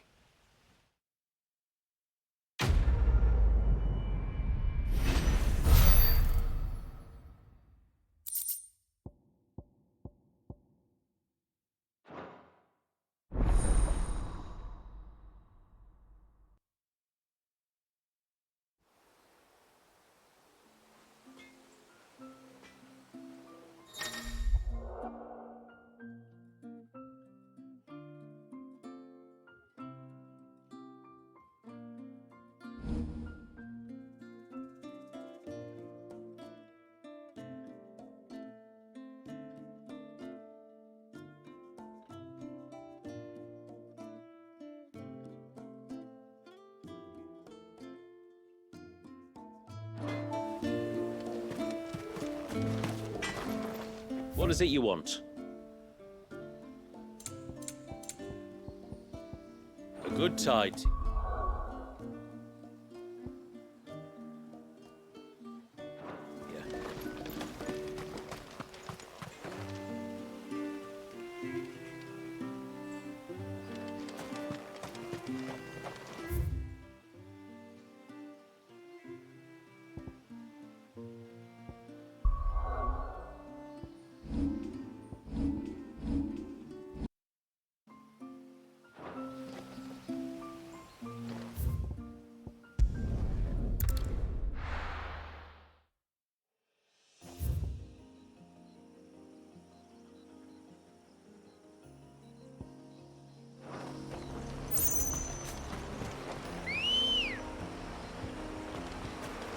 Let's go.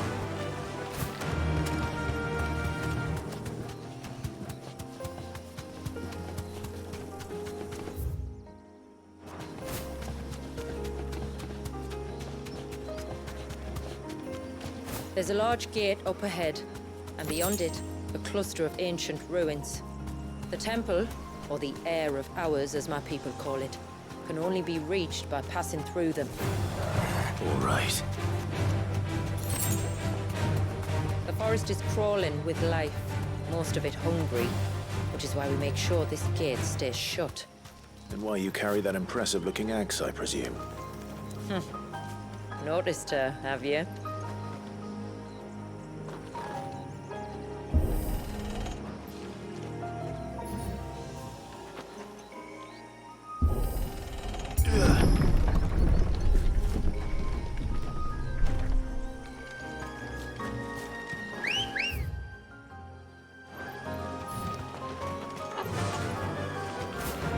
The temple is up there. Don't worry. Those cliffs aren't the only way to the top.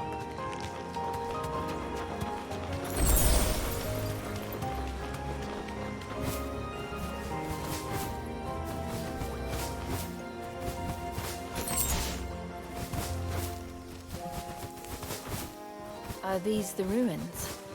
Yes. As far as we can tell, they're part of the same complex as the temple itself. To think of all the people who must once have lived here.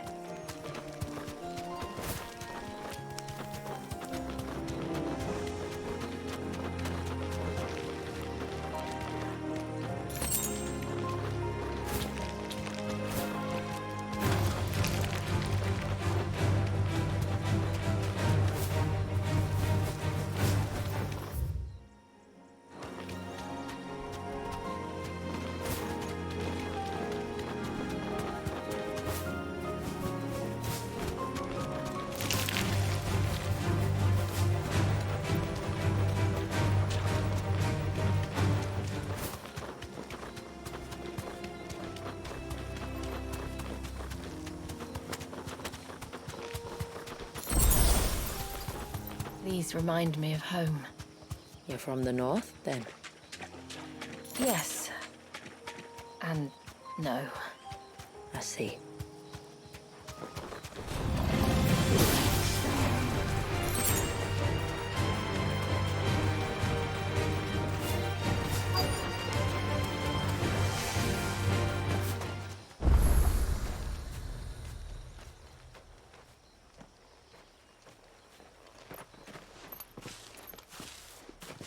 Do you see that cave up ahead? Whoever lived here carved a flight of stairs into the stone within. A way to the top. And whatever it is that awaits us there.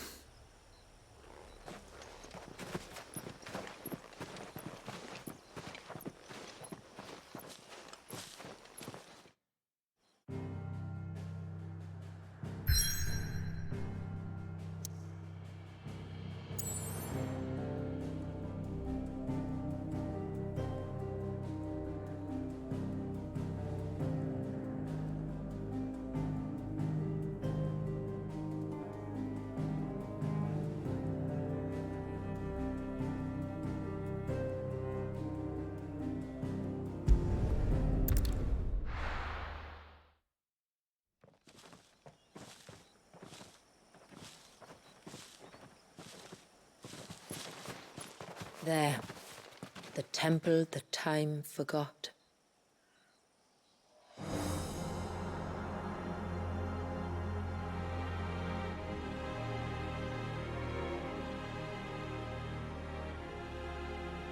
And the Varys inside? Yes. You can see the spell's path from the nave.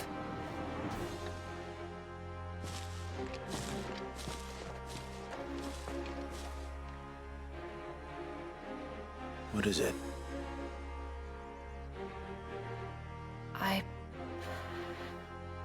I don't know.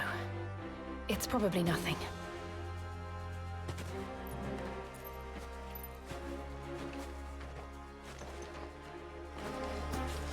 Forgive me, but why build the Vare here? The spell was originally meant to be cast on Drake's Eye, and this was the only place with an unbroken line of sight.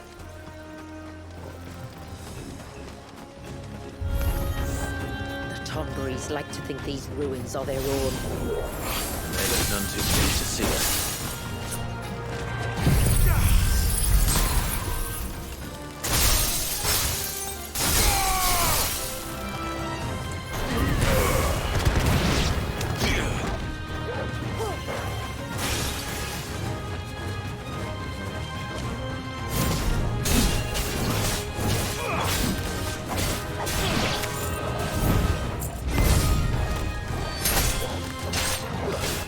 So,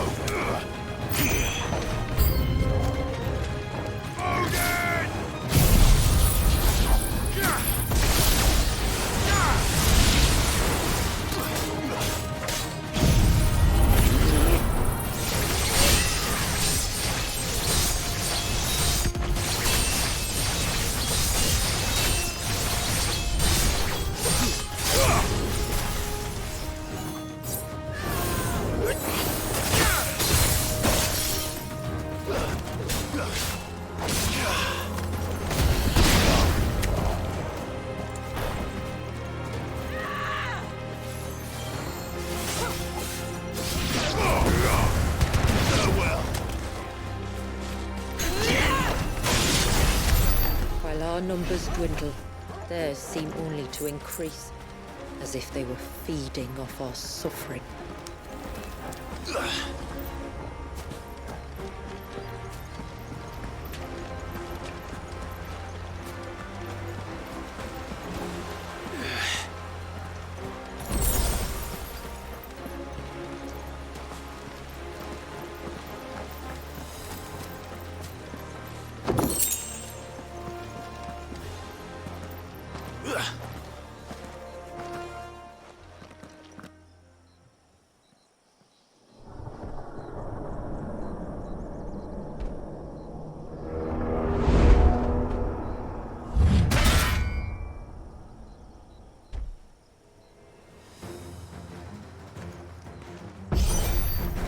Could this be their leader?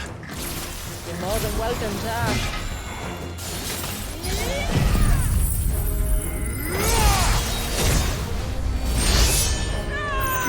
Too slow.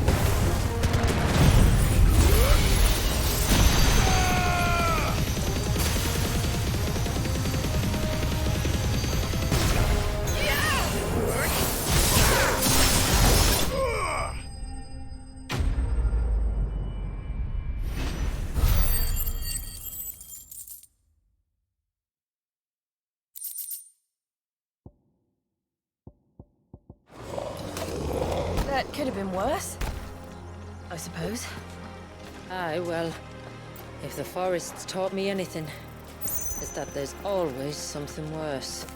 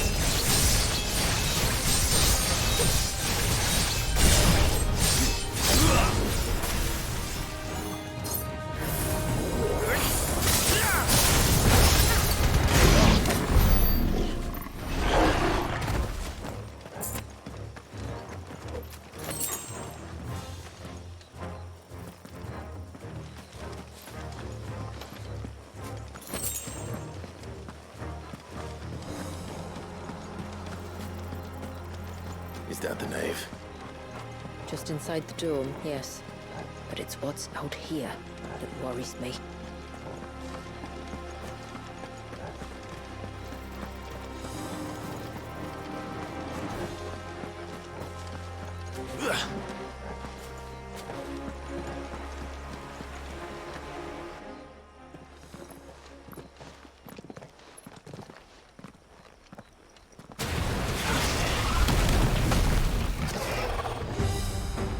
There I was thinking they'd all migrated south. The weaker ones did. The weaker ones. Did you hear that, Sid?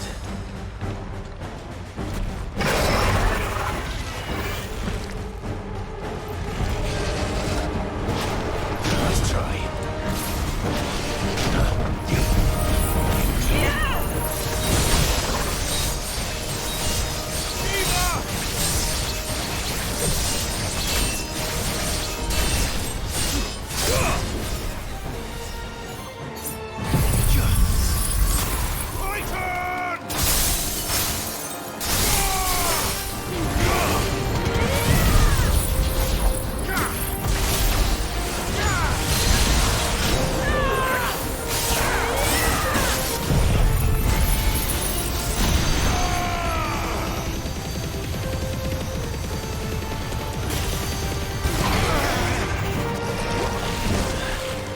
What's wrong with its skin? You don't want to be around to find out. Get back!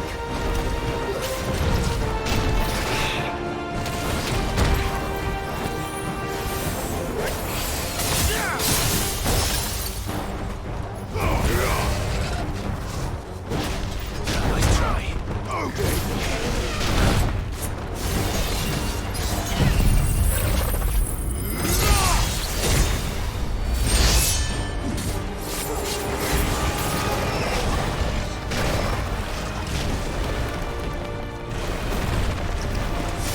I always hate this part. You'll be over soon enough. Get ready!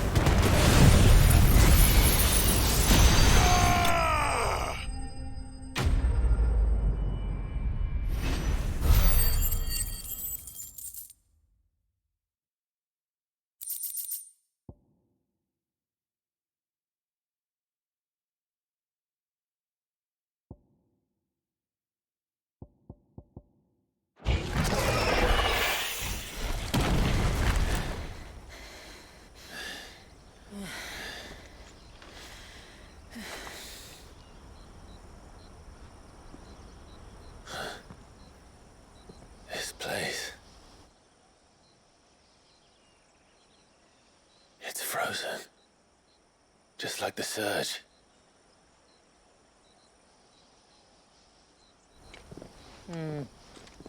Another of my ancestors' sins. Shall we?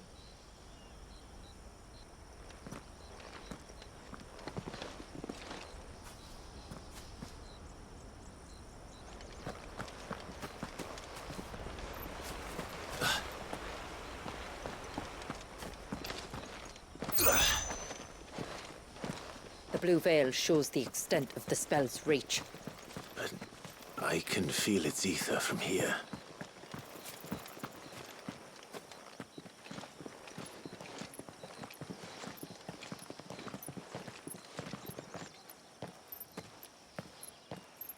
Shula, wait. Before we cross the threshold, I'd like to know a little more about how these magics work. I assume we'll be safe from their influence. We won't grind to a halt, if that's what you mean. The spell only affects the things that were present at the moment it was cast.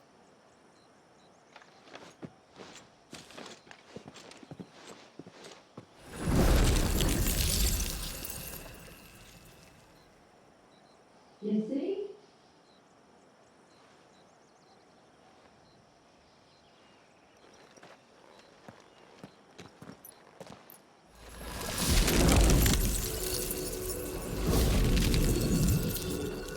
But if we can enter, that means other things can as well. Like the ones we saw on the way here. And worse, probably.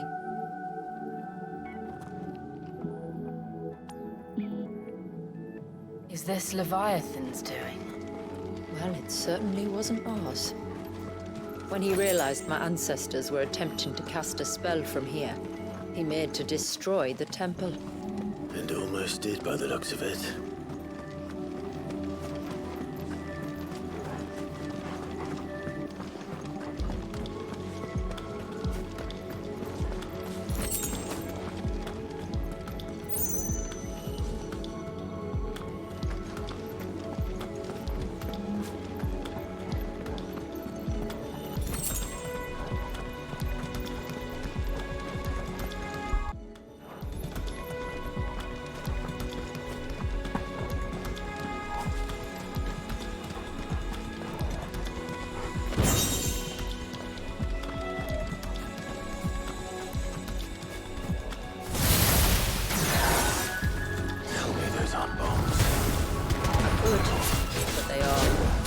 Why is it so cold in here?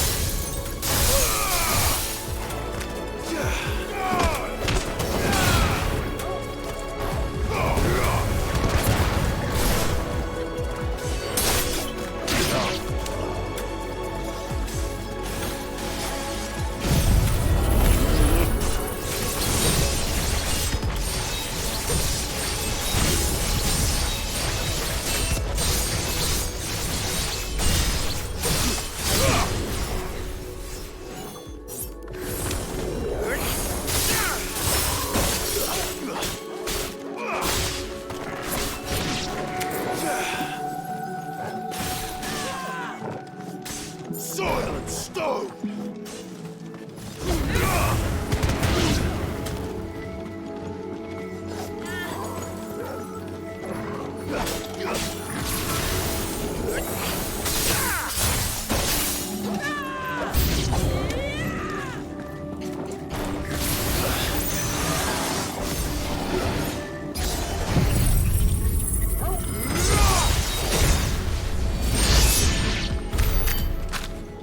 I can only imagine what this place must have been like before the attack.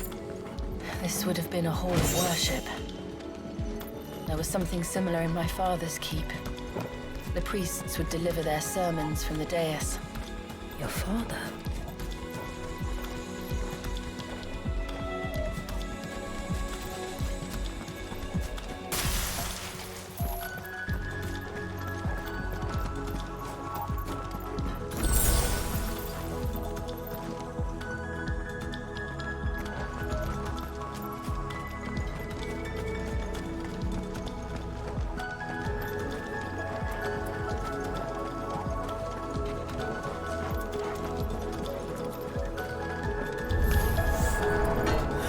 Just let us pass. It's all right. We'll get through this.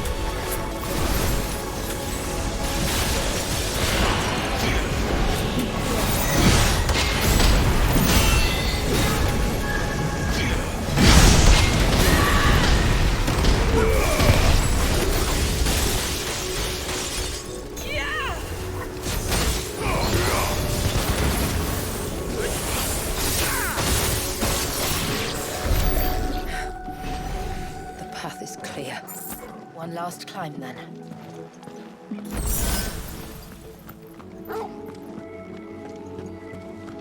The fair.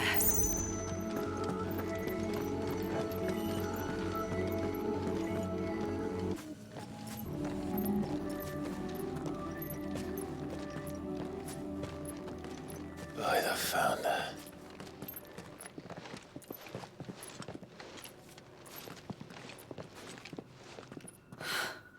It's just as I thought. Jill, does this ether not feel somehow? Familiar, yes. I sensed it the moment we arrived, though I wasn't sure until now. You can feel it too, can't you, Clive? She's calling us. You don't mean the witch? I do.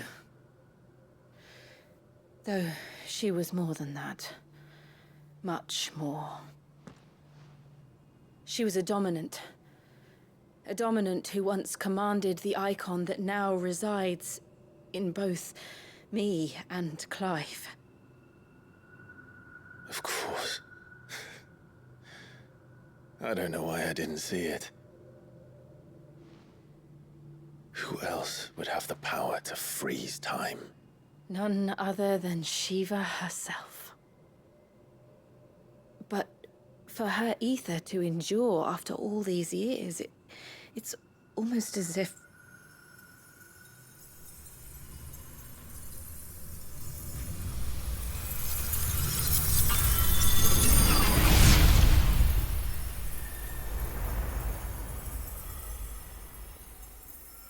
As if she shared it with another, just as Torgal shared in my ice.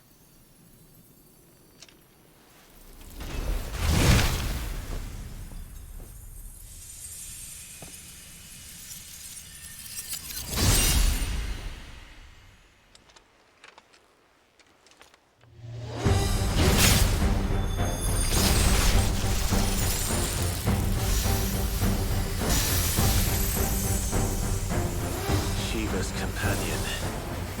Though something tells me she's not as friendly as ours.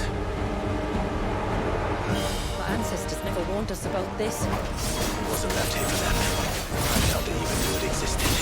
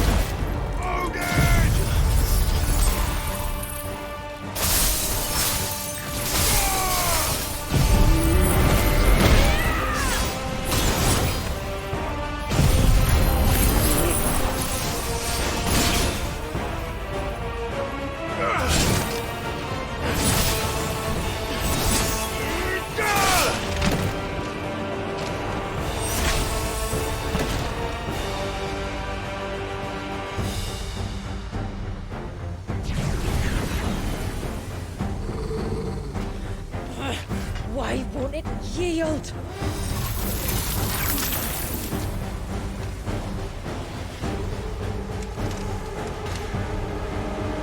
Because it would sooner die than fail its mistress.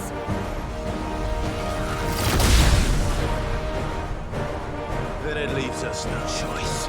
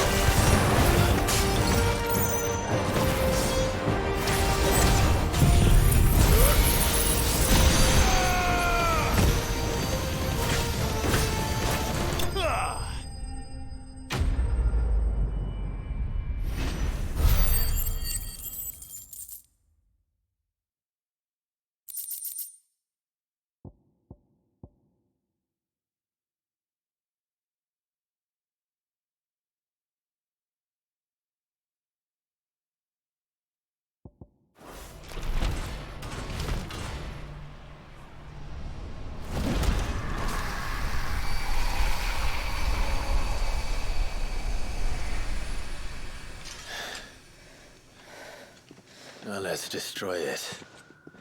and put an end to this. Wait. The spell must be weakened, not undone. Isn't that what we came here for? Did you ever stop to wonder what might happen to the tidal surge if I unraveled the whole spell at once? I didn't think so. This is going to require a bit more finesse. From wind and light, water and earth, let the silent pall of mine ice.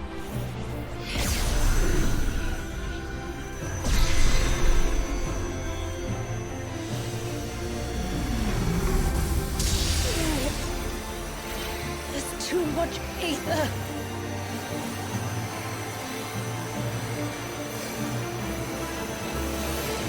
Here. Let me help. Let us help.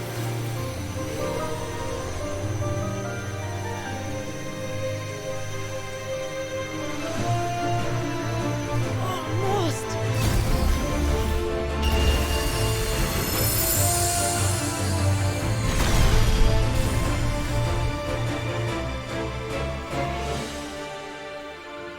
Did it work? I think so. The thread connecting this place to the child should be broken. Meaning Walyas should finally be...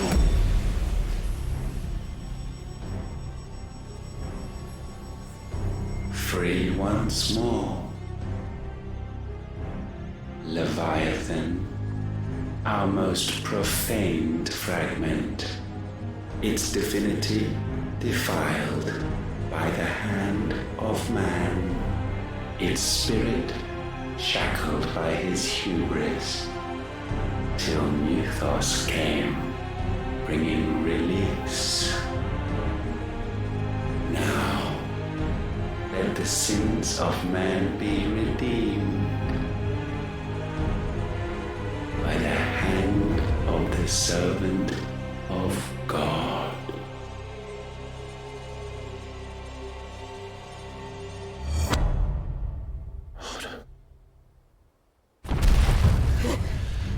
Damn it.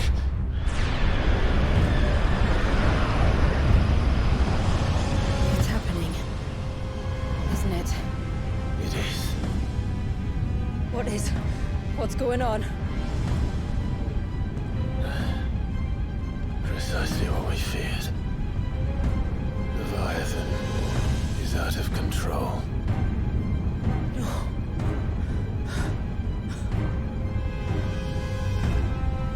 Don't despair. This isn't over yet. You should head back to the village and get everyone to higher ground. As for the rest,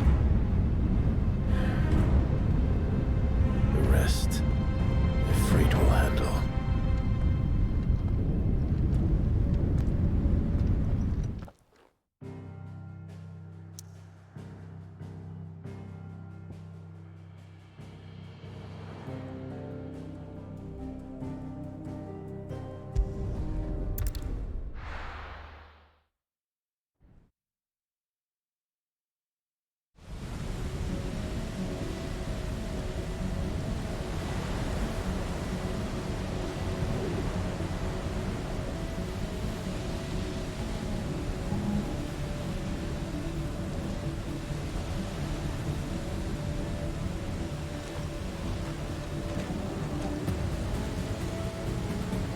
After 80 years of imprisonment, I'd be angry too. But I can't let it end like this, Walyas. It's time for you to come home.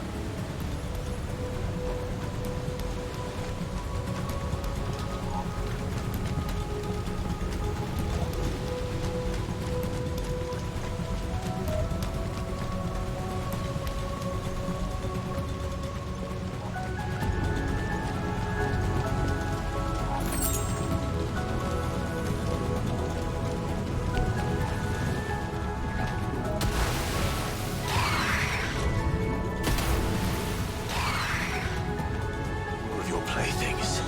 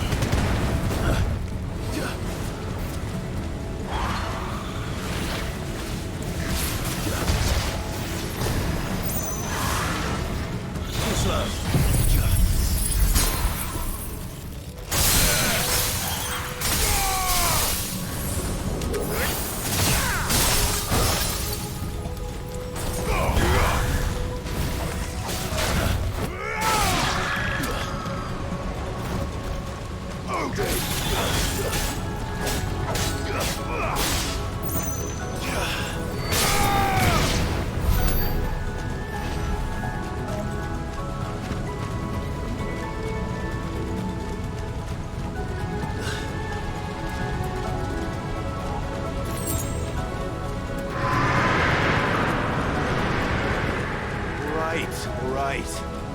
I heard you the first time.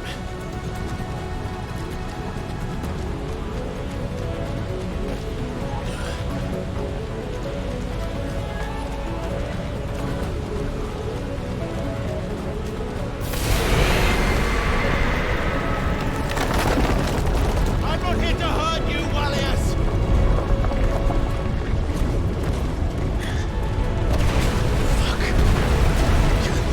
Too close.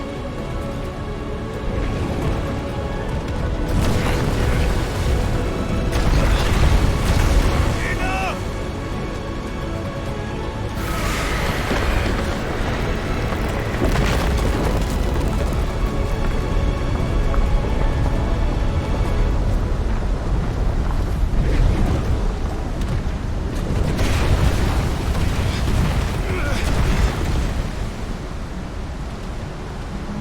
Come on then.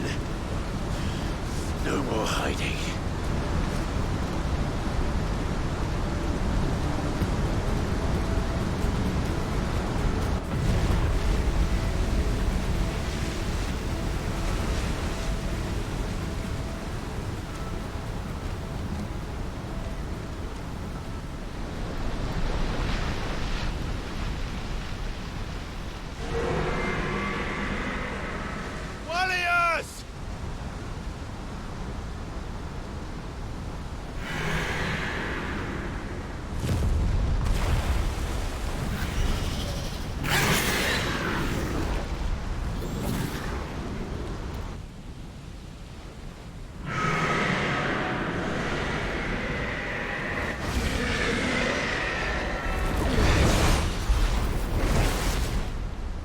This isn't what I wanted! I only hope you can forgive me.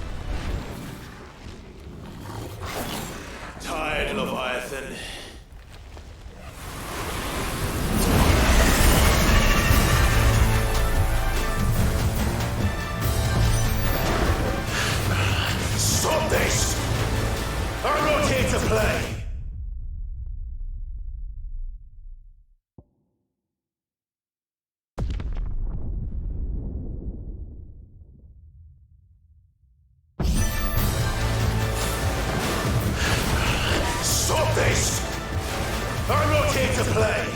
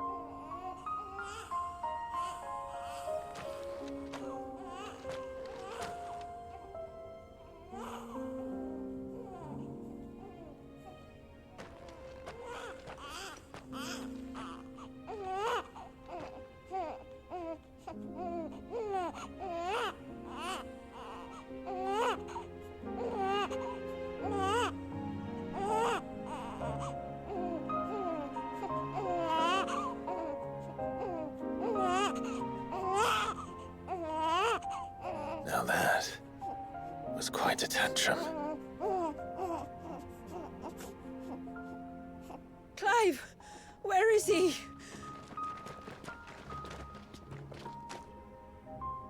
Well, yes.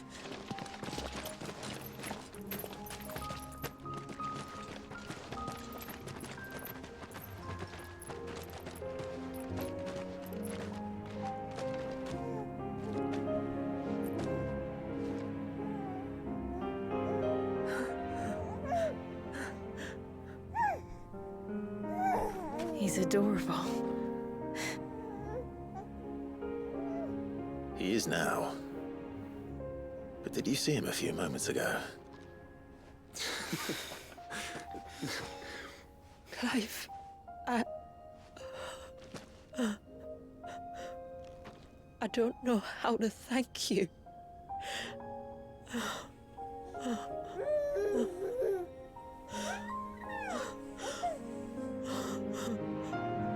It's all right. We should find him a dry blanket, though. Wouldn't want the little monster catching a cold.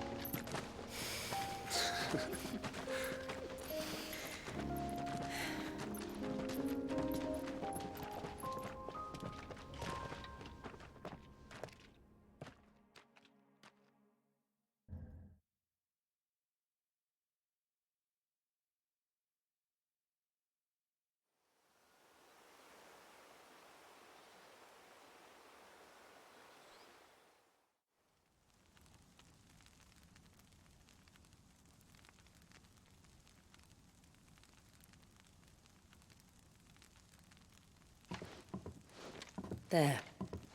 He's finally asleep. The poor thing had a long day. That makes two of us. So, what happens now? Now? Now, we make things right.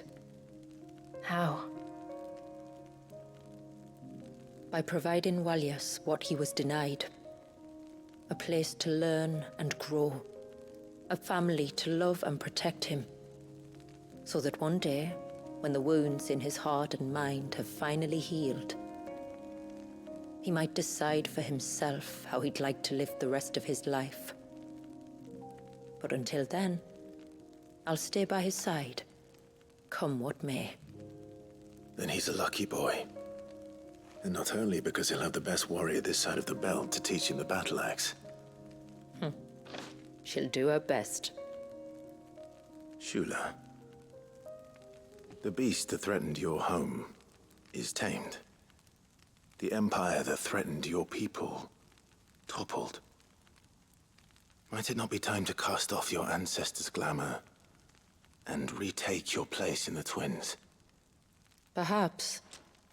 It's not as if we have the crystals to maintain the wall much longer. But are we truly safe? Is the world truly ready to accept us for who we are and what we believe? If I remember rightly, you and yours still choose to remain hidden, do you not? We do. Well, your people will always be welcome in Haven, regardless. As will yours in the hideaway. We're allies now. If there's anything you need from us, supplies, food, equipment, do not hesitate to ask. It's kind of you to offer. But we'll manage, just as we always have. Besides, I suspect you'll be needing everything at your disposal if you're going to save the world.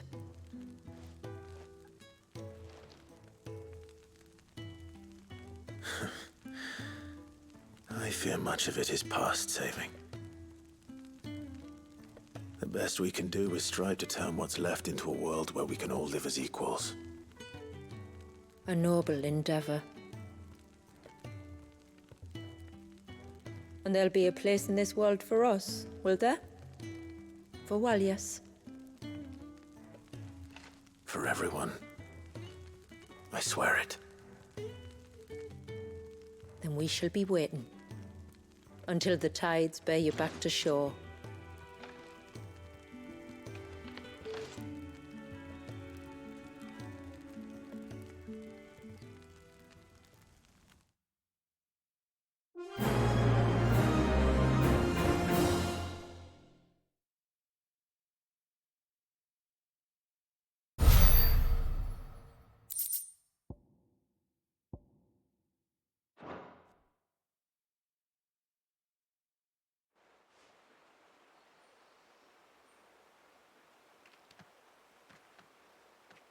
Do you think he'll be all right?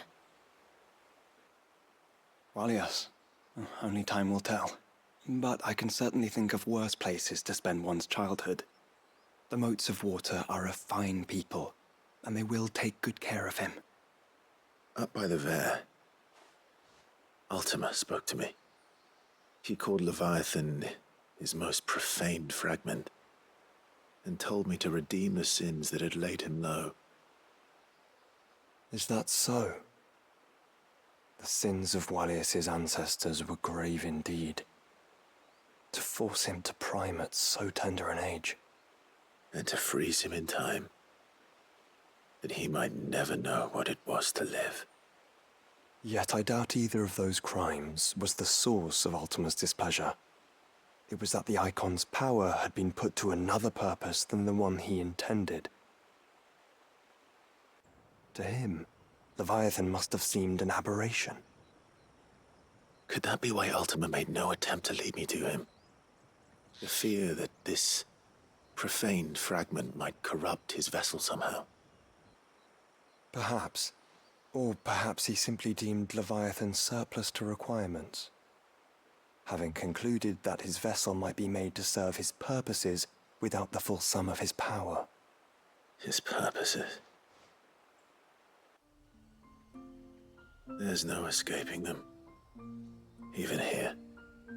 Hidden away in Mysidia, the blessing of the crystals proved nothing but a prison.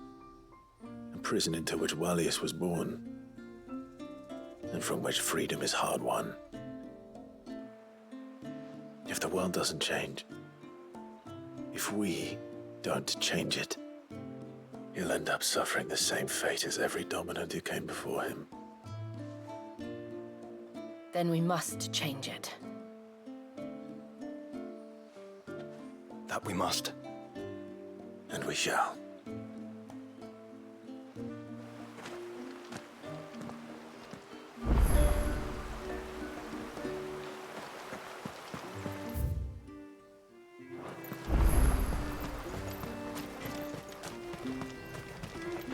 Yes? There.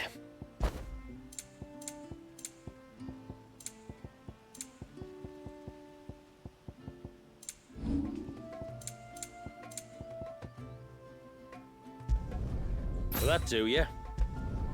Better than you. Will that do ya? Done.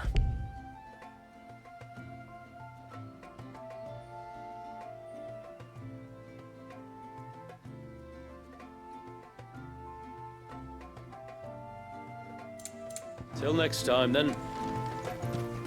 My friend, I have news. I think I might have found a way to break Talor's curse. Go on. Well, after listening to the village elders and scouring every likely-looking tome in the library,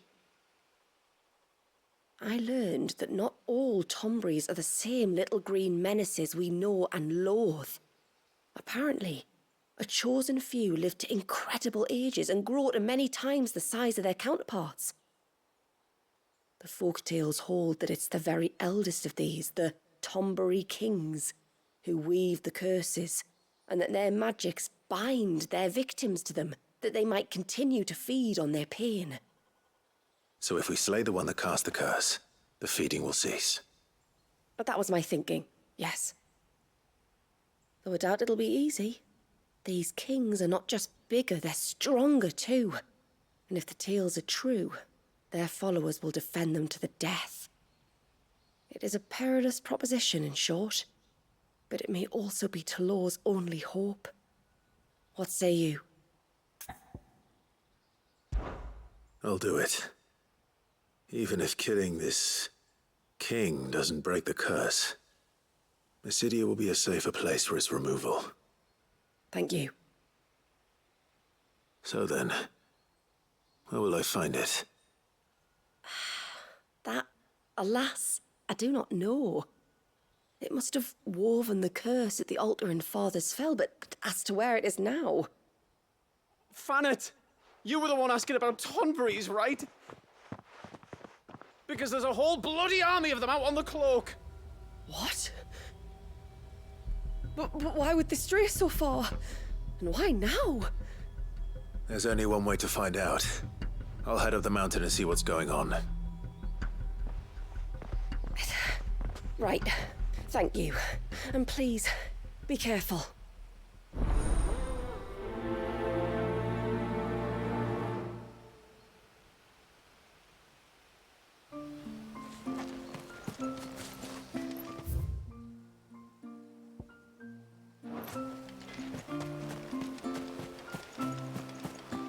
Hey, mister! Over here!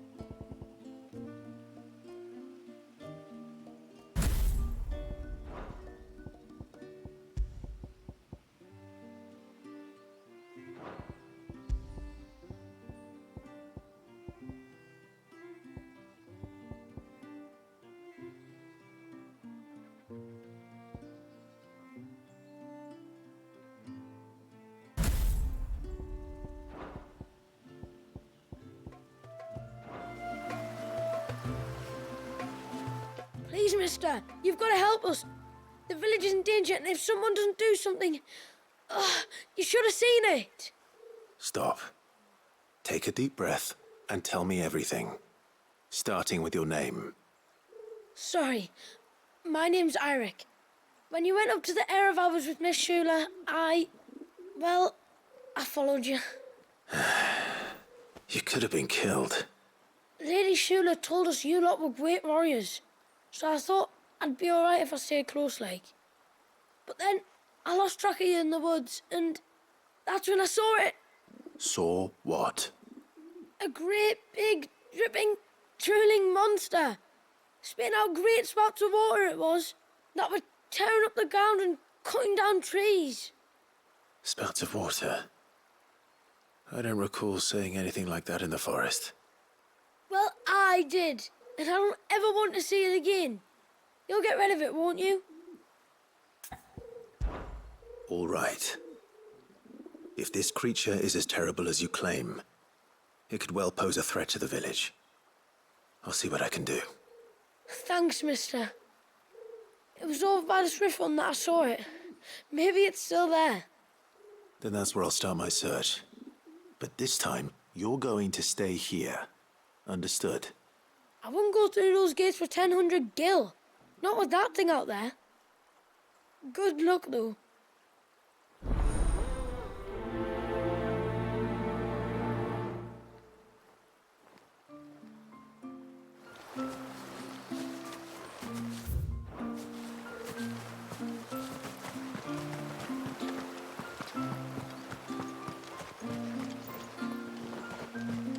I heard the tributary can fell an ibex from a good... And then I dreamed. You wouldn't happen to have some time on your hands, would you, Clive? Only I was wondering if you might help me with something else. Don't tell me. Another unruly dominant. Not quite, but a dangerous foe nonetheless. It promises to be quite a hunt. Care to join me? All right. Tell me about our quarry. A fiendish, cold-blooded beast known as a Givra. Normally, we leave such animals well alone, and for good reason. But I have an even better reason to want its tongue. Its tongue? If you'll permit me, tributary, I can explain. Certainly, Yamila.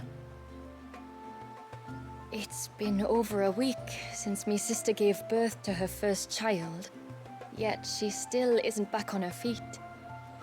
We've tried everything to restore her spirits. Physics and nostrums, the laying on of hands and of leeches, but all to no avail. The healers tell me there's only one hope left. A broth as potent as its ingredients are perilous to procure. It isn't only Yamila's sister who stands to benefit from this, by the way. There's her baby to think of, and Walias, too. She'd agreed to be his wet nurse, you see. I'd be glad to help. Thank you. Our hunters have no shortage of skill, but this task calls for more than that. And it won't be achieved through weight of numbers either. The Givra is as wary a foe as it is a deadly one. 2 hunters might catch it unawares, but any more than that, and it would pick up our scent a league away. Then it is decided. The 2 of you will go, while Jill and I occupy ourselves here. Perhaps we might help prepare the broth. That would be most kind of you. Come then, Clive. The river of time flows fast, and so must we. There's a Givra that has claimed the ruins at the foot of the mountain as its hunting ground. But as I say, they are wary creatures. We'll need suitable bait to draw it out. The flesh of a forest ibex should suffice. To the forest, then.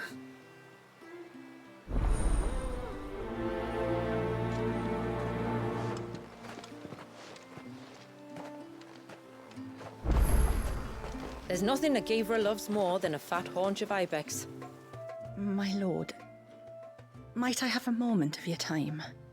I would beg of you a service. Certainly. What is it? It's a long story. But before we get to that, would I be right in thinking Lady Shula told you about the witch from the north? Yes.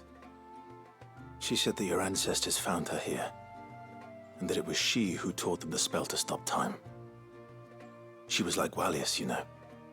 A dominant. The Warden of Ice. My great-grandmother suspected as much.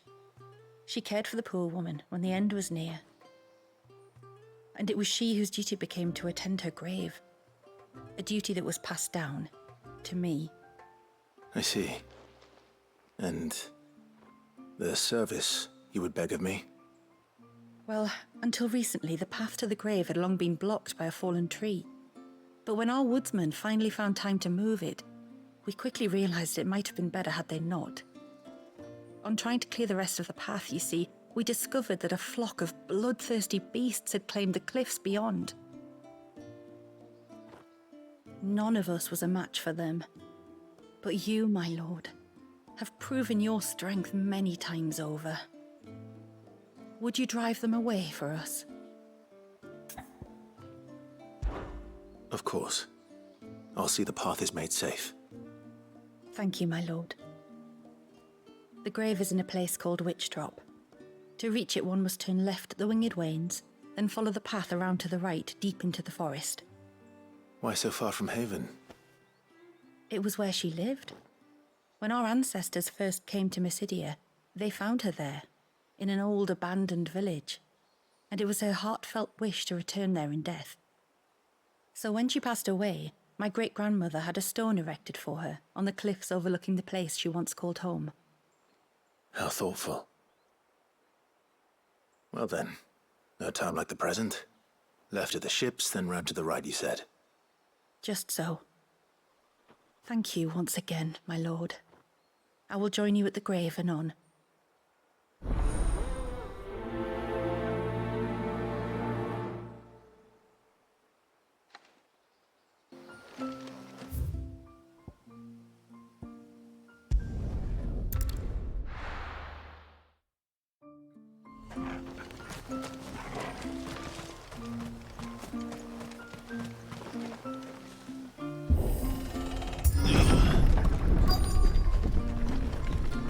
Found her. They're almost at the gate. But they won't be coming any closer.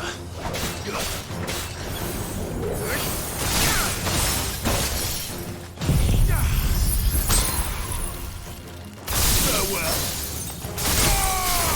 Waters rise!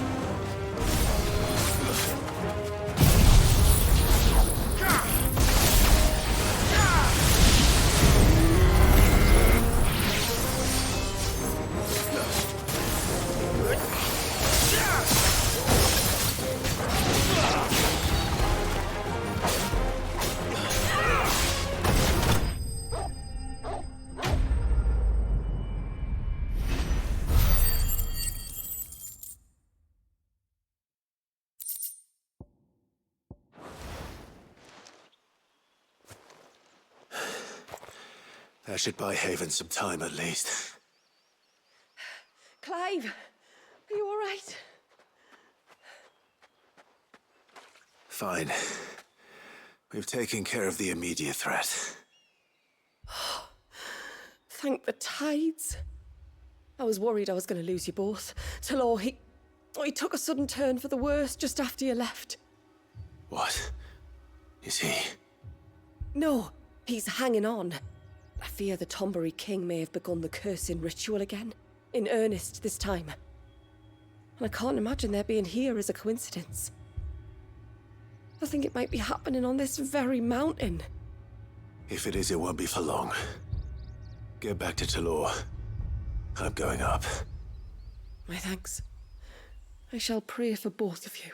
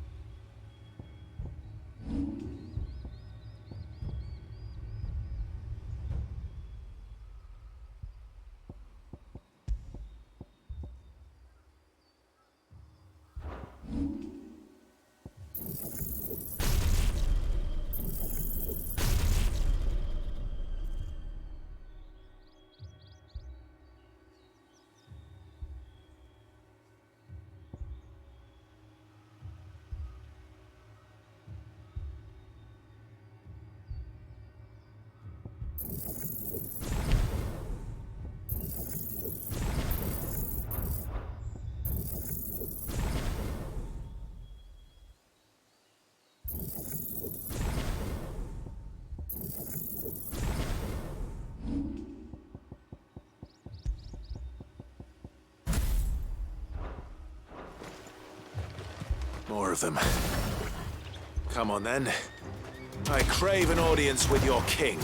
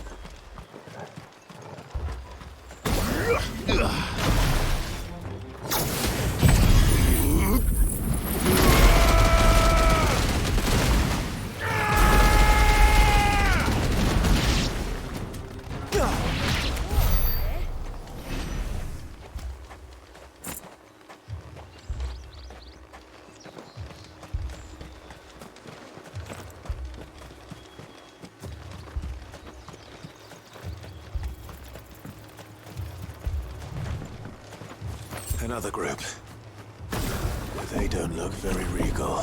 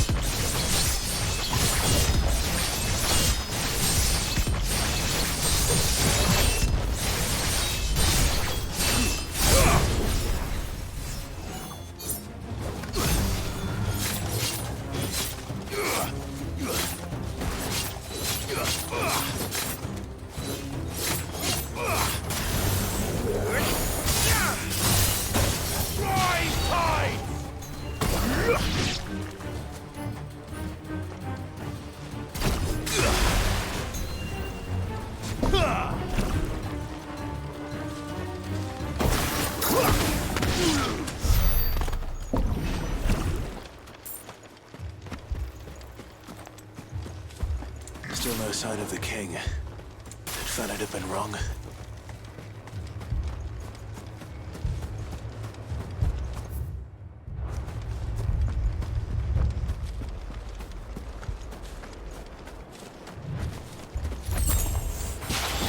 There's dozens of them. The king must be close.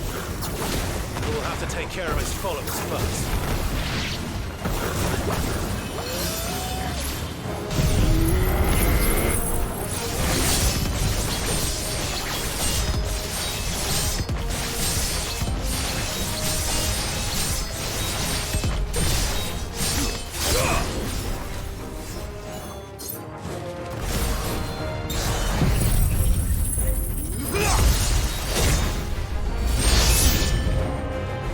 That's a lot of Dombres.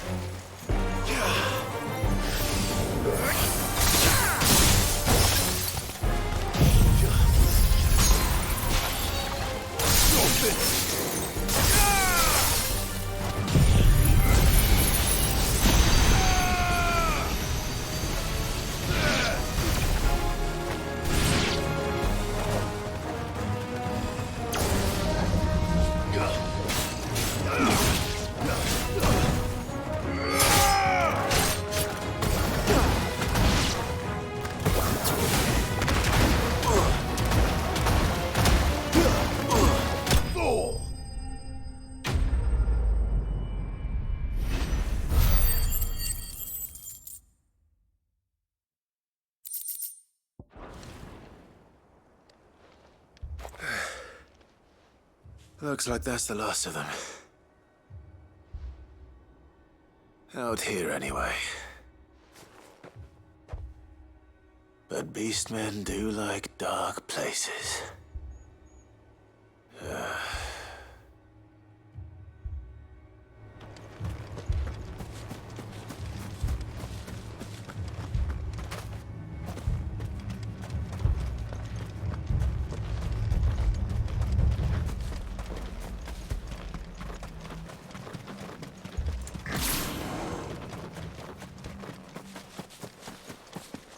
Well, I'll be damned.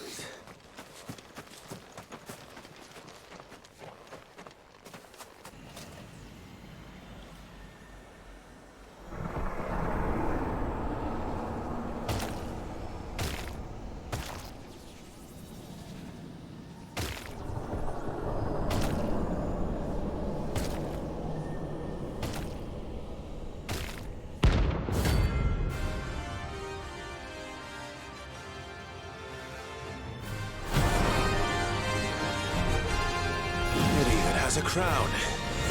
Sorry, Your Majesty, but your reign ends here.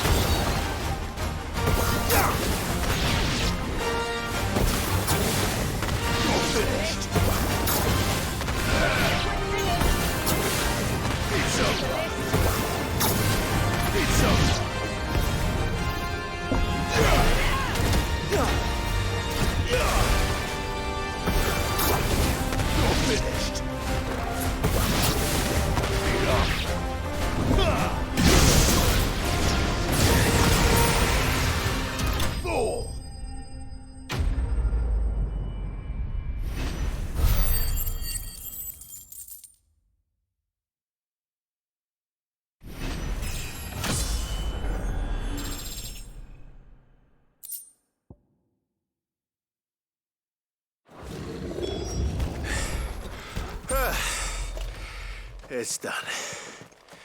Which means the curse should be broken. Let's see how Talor's doing.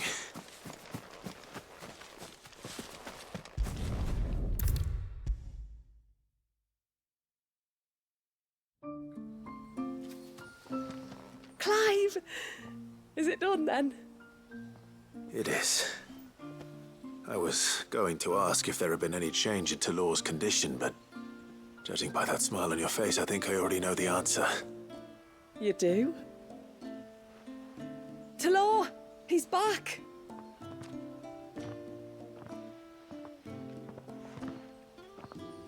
Thank you, my lord. I can never repay you for everything you've done for me. I owe you my life. I'm just glad the curse is lifted. There is one thing I'd like to know, though. If you don't mind my asking. What made you seek the Tombury's help in the first place? Oh, that... well, you deserve to know. It was years ago now, back in my trading days. The Sons of Greek arrested me in Oriflamme, chained me up in a lightless cell with a great sword hung over my head, ready to fall if I didn't confess. Though they never said to what. I didn't, of course. So eventually they just let me go. And I never told a soul. Tried to forget it ever happened. But then you came along and the sight of your sword brought it all flooding back. I couldn't sleep, couldn't eat, couldn't hardly breathe, and I thought that if I gave my old chain to the Tomburys, maybe they could take all that pain away. All that anger. But it only made it worse. Oriflamme has fallen. And the men who tortured you likely fell with it. If only I'd known, I might have spared everyone a lot of trouble. I'd convinced myself that you were like them, that all outsiders were the same, but you're not. Far from it. Thank you, son. Thank you.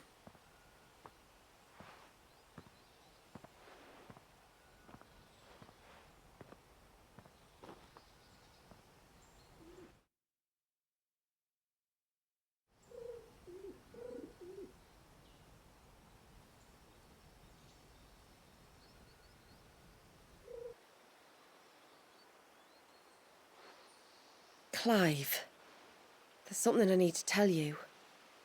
After we parted ways on the path to the cloak, I went straight back to Talor and explained to him what you were doing on his behalf. And just like that, his pain began to fade. What do you mean? Just like that? The Tombury King would have still been alive. I had to contend with dozens of his minions before I found him. Then perhaps one of them warned him of your coming and he broke off his ritual. Or perhaps knowing that an outsider was fighting for him was what lifted the weight from Talor's heart. I know from experience that many illnesses are not wholly physical, but of the spirit, at least in part. Was there ever really a curse then? Or was Talor simply suffering from the pain of his memories? And the guilt of what he'd done? For all the difference it makes. I suppose we'll never know. Maybe not. But this much I do know.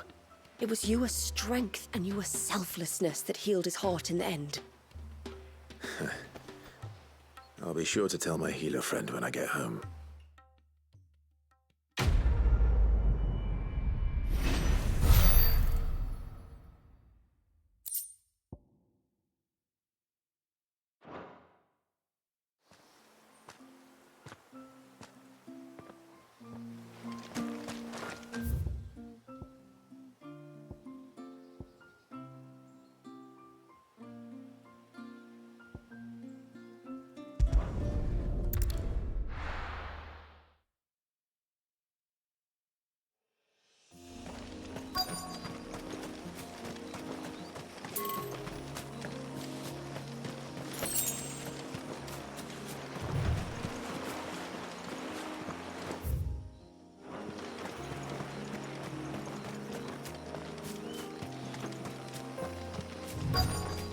Is that the hunter?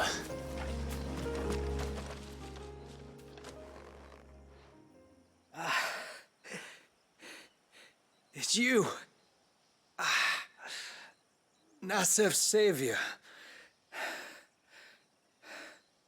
Are you all right? What happened? I was tracking an ibex when a great spout of water struck me square in the back. Sent me flying all the way across the clearing. Did you see what made it? No. All I heard was a noise. An ear-splitting din.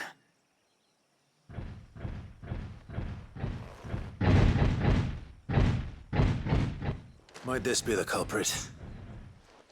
Leave him to us.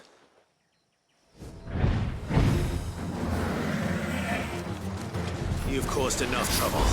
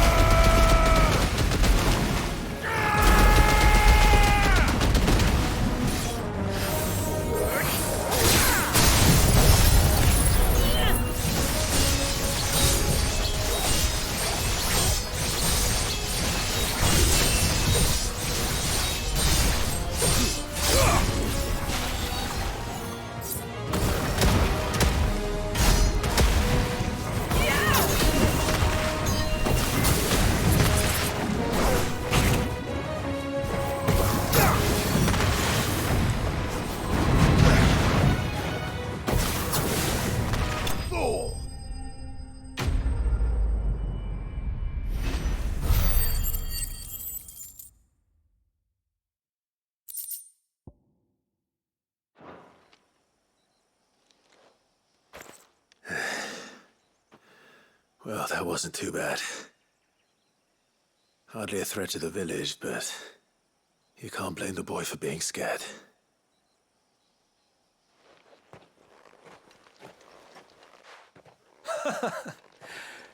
You made that look a lot easier than it was. Do you think that was the beast which attacked you? That thing? Not a chance. Would have heard it coming a league away. And the blast of water that hit me was beyond anything an Archelon can manage. Oh. A boy from the village sent me in search of a beast that could conjure such things, but...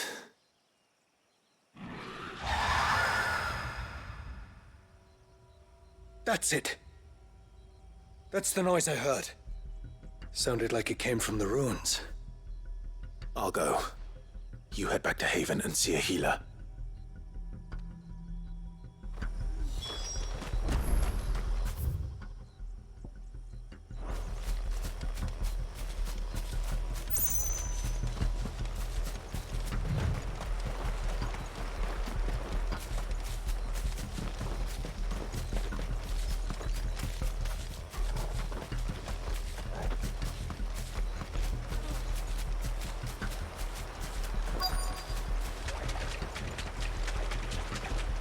What do we have here?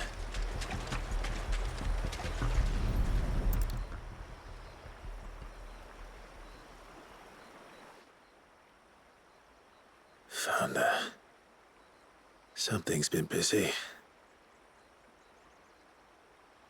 Whatever this creature is, it's out for blood.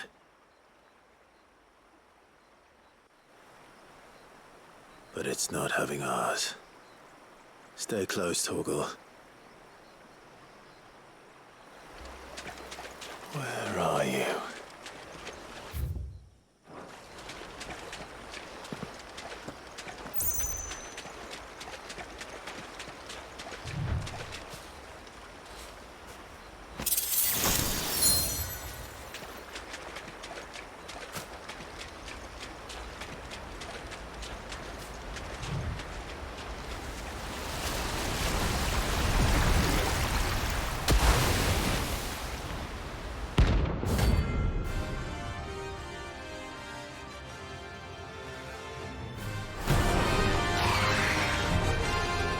fragment of Walius's rage.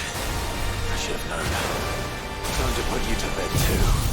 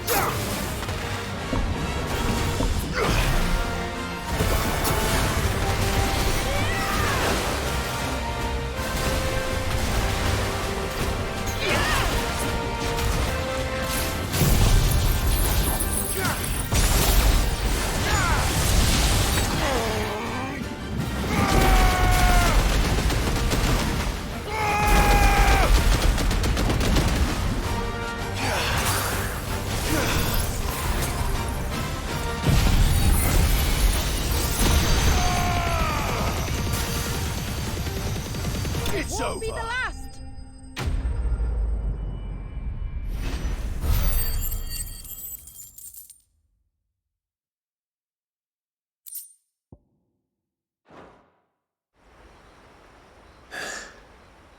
Fingers crossed that's the last of them.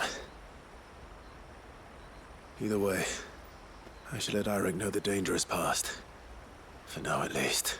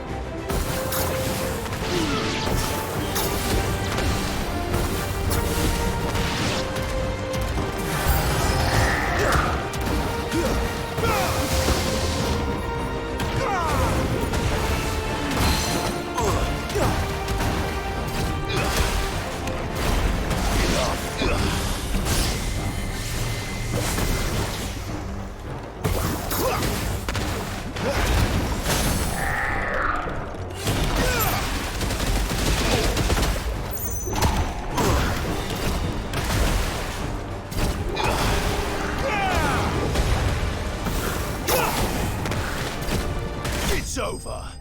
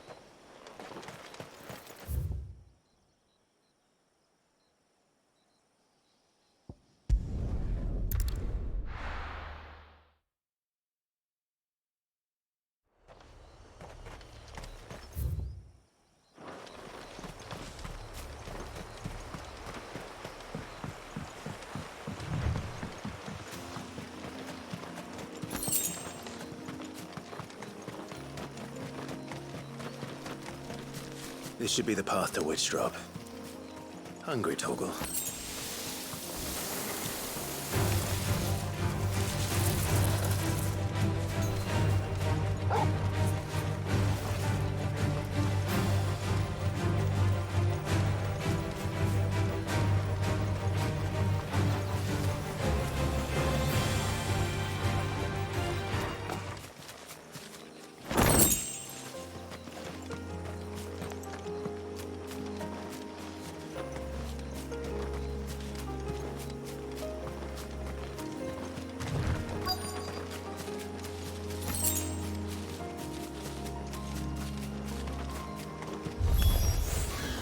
Here's our welcoming party.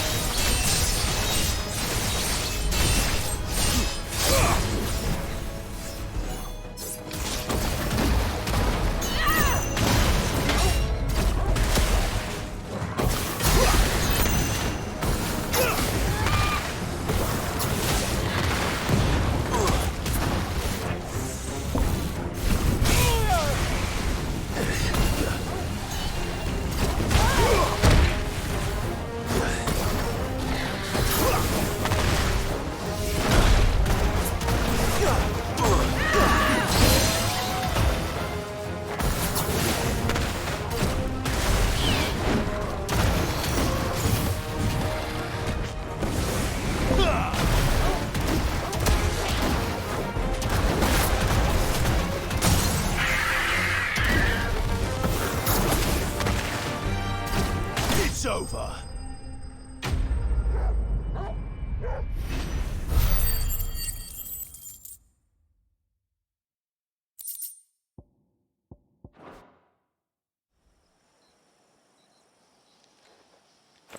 Looks like that's the last of them. Now, where's the grave?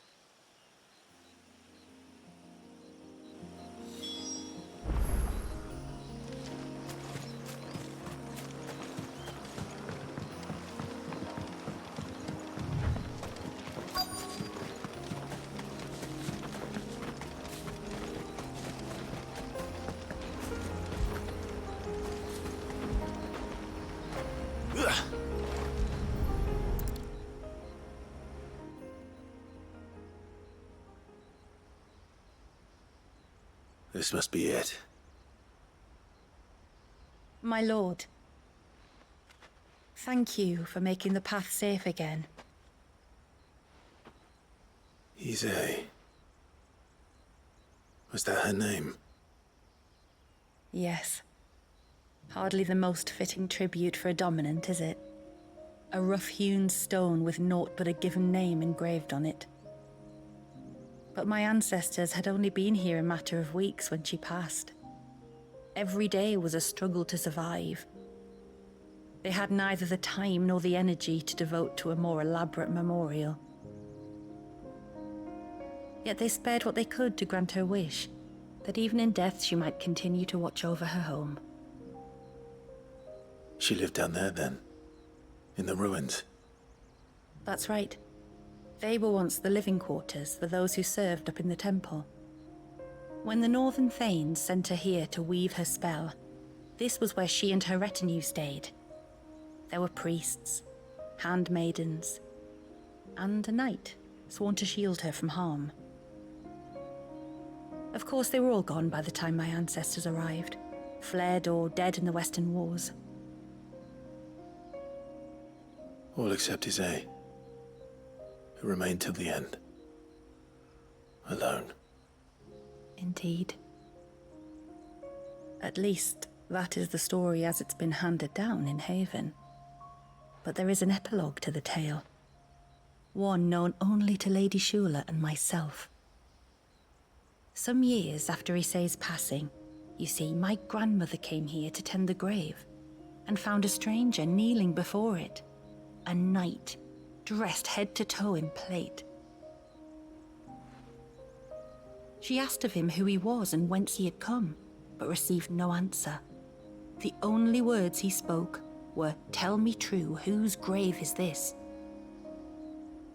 So she told him of how her people had met and cared for Isay, and how she had died. His only reaction was to stare up at the air of hours in silence. Then he left, never to be seen again. You said he was wearing plate. Was it black and gold? Do you know something of him? When we went up to the Air of Hours to unravel the spell, we were set upon by a shade in the shape of a knight in full plate. It manifested in front of the Vare, and in its ether, I felt Shiva, the witch. You think this may have been the same man my great-grandmother met? Isay's knight? I don't know. Maybe. All I can say for sure is it was intent on protecting her creation. Or perhaps her spirit? What remained of her ether, preserved in the Vare? Perhaps his spirit too became enraveled in her spell, frozen in an eternal vigil. Till we ended it. If the shade you fought was Isay's knight, then ending it was the greatest gift you could have given him. Now he can return to the sea, to be with his lady once more. And if his spirit should ever return here to visit her grave, I shall ask his name, that I might carve it in the stone next to hers. That they might be together. Once and for all.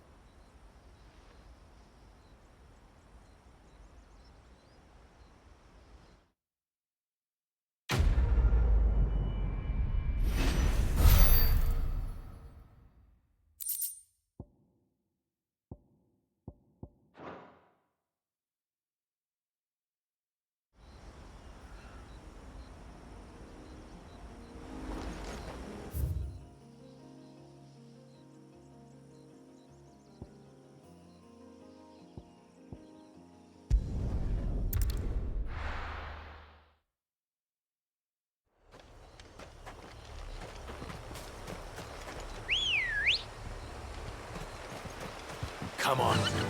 Run like the wind.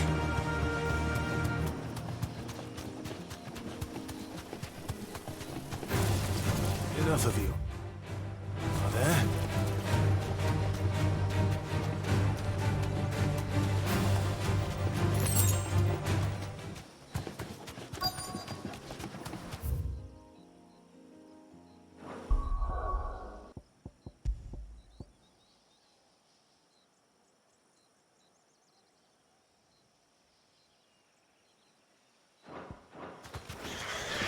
These will do nicely.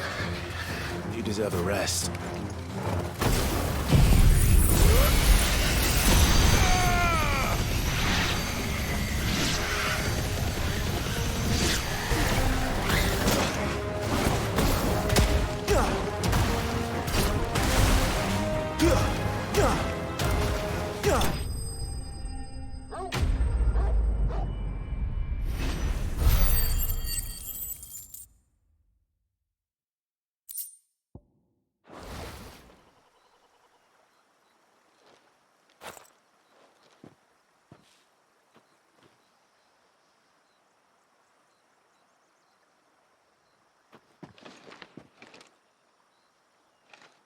Return to the sea, and to the clouds rise again.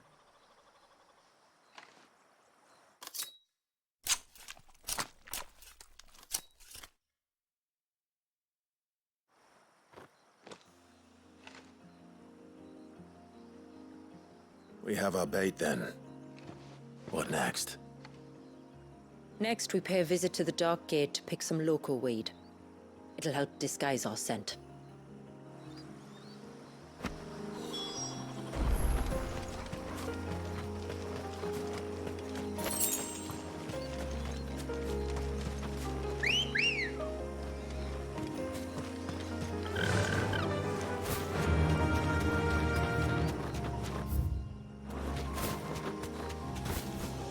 Be safe.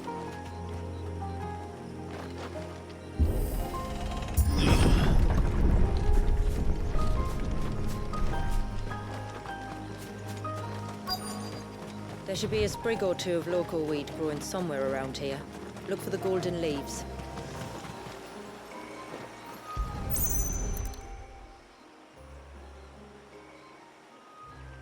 Is this it? Aye, that's the stuff. Crush the leaves between your fingertips and rub them on your clothes. If you insist.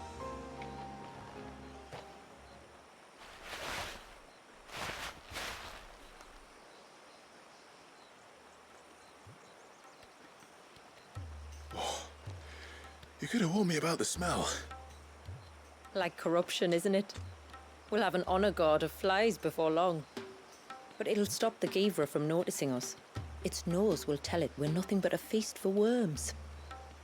Oh, I feel so much better. We can wash it off afterwards. If there's one good thing about the Givra choosing the ruins for its hunting ground, it's that there's plenty of fresh water nearby.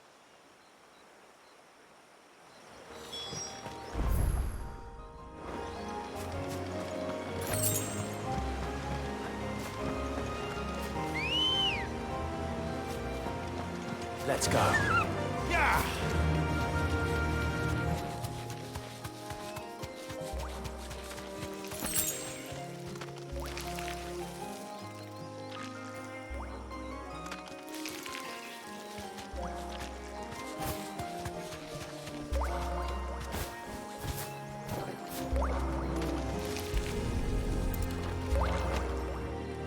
This is the mineral Pavar was talking about. The one that rings out like a bell.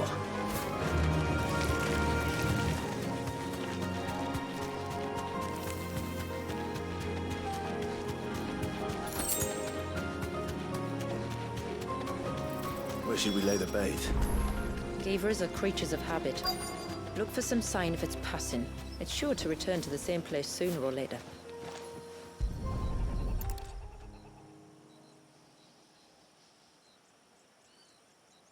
Marking its territory. Something was. A curl, maybe.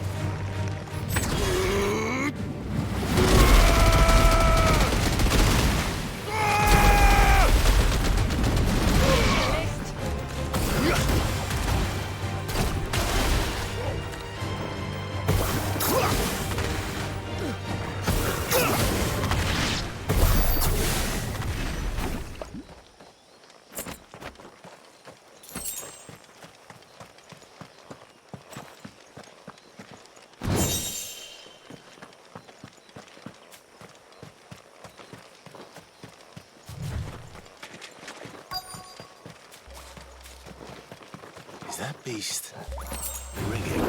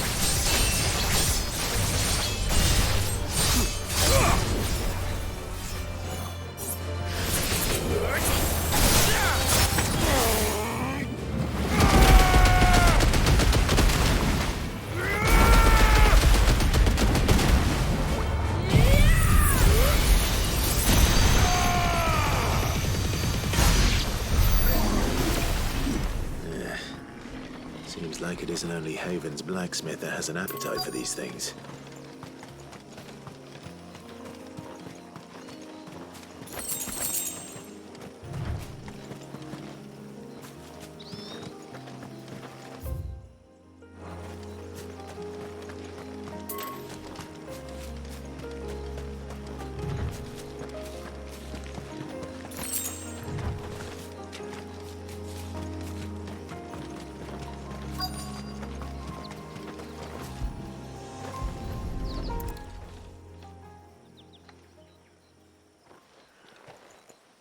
Tracks. But I assume they're too small to belong to a Givra. You're right. They're barely big enough to belong to a Givra's breakfast.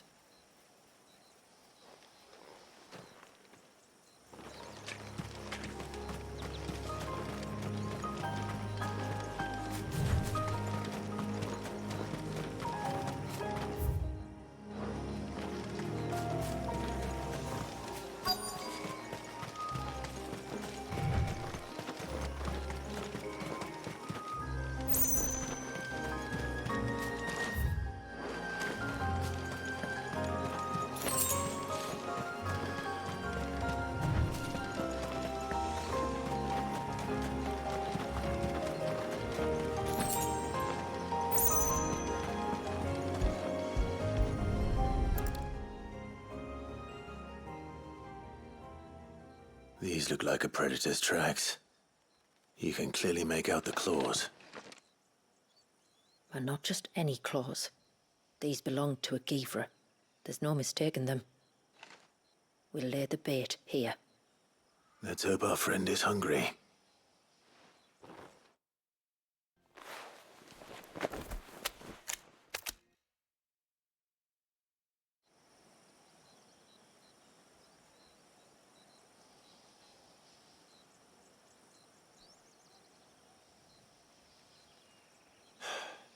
Still no sign.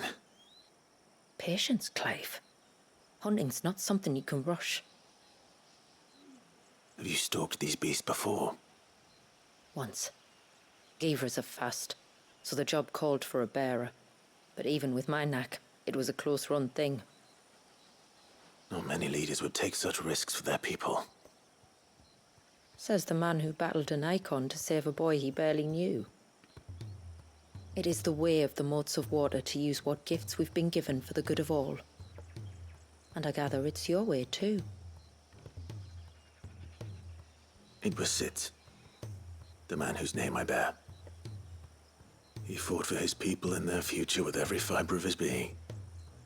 And I'm just following in his footsteps. In many ways, you remind me of him. Me? You're confusing daring with desperation. Quiet. Something's coming.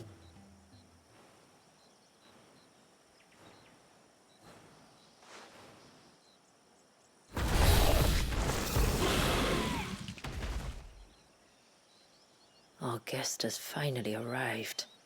Shall we greet him? It'd be rude not to.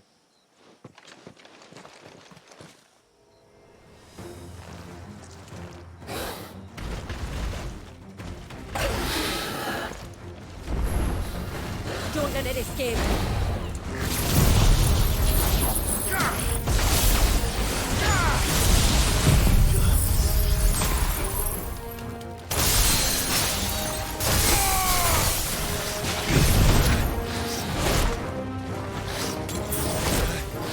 Nice try. A little rusty, are we?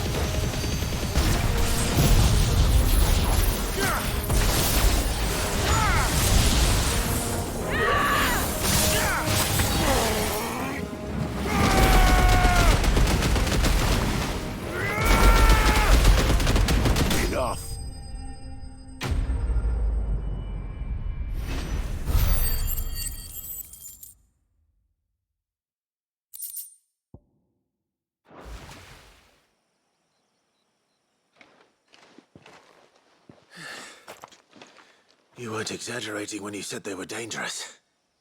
They're forces of nature, all right. And with this one's passing, the river of life has calmed.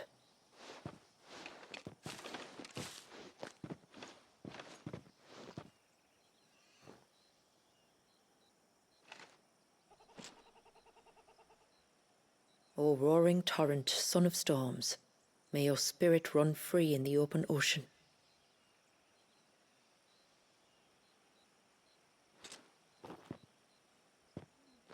This flesh I claim, that your gifts might rain down upon us this day, and our river flow in spate once more.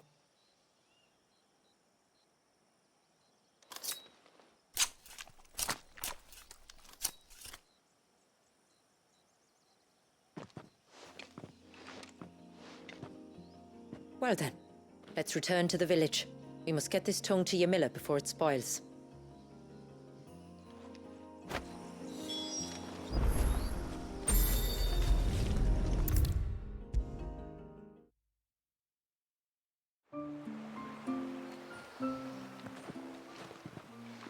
Tributary, my lord. Did all proceed as planned? It did. Here. One Geaver tongue, as promised.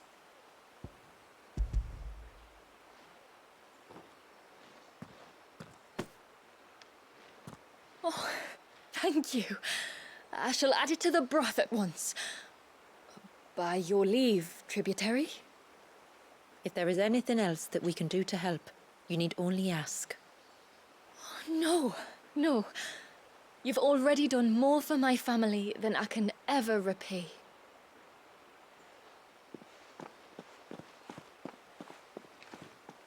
Just as you have, Clive, for my family.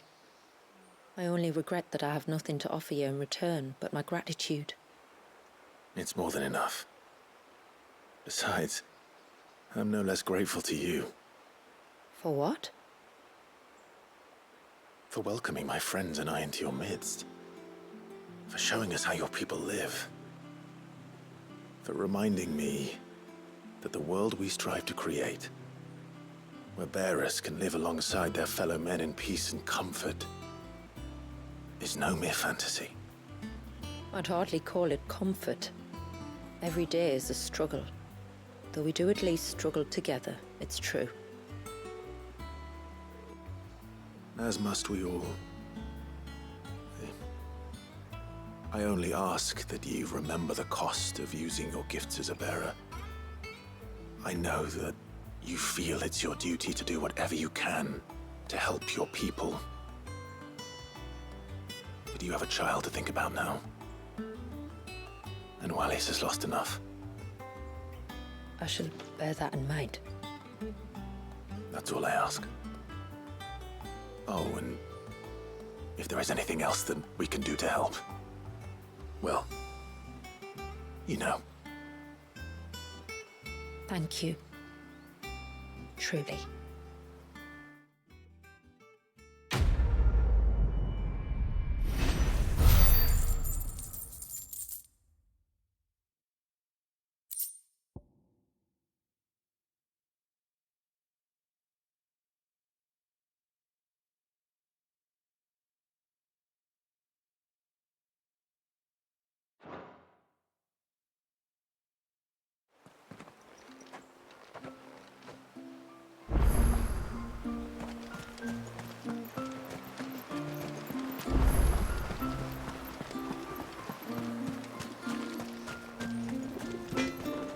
Yes?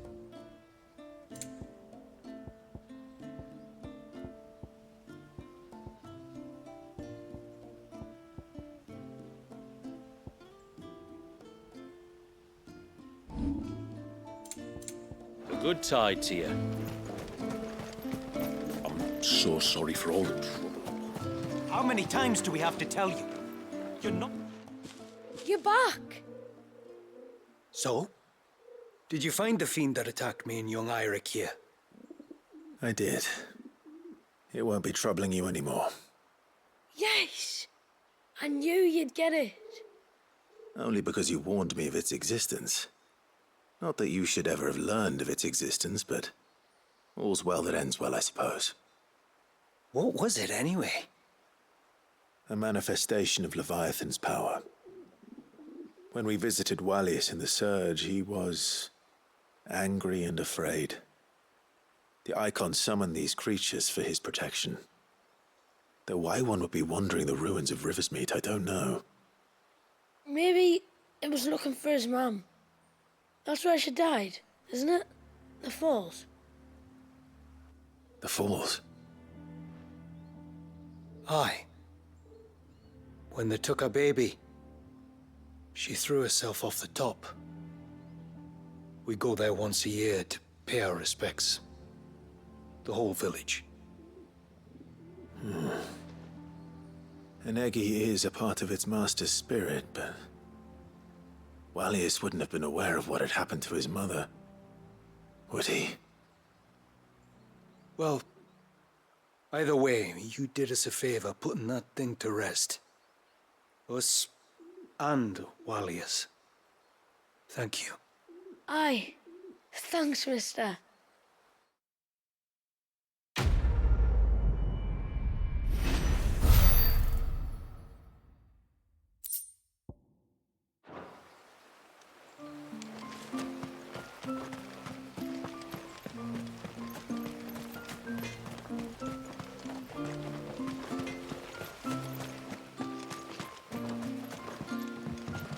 When you've decided what you want, just let me know.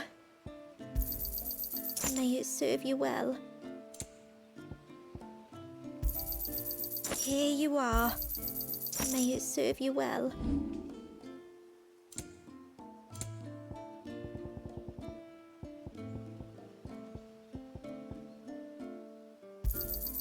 Anything else?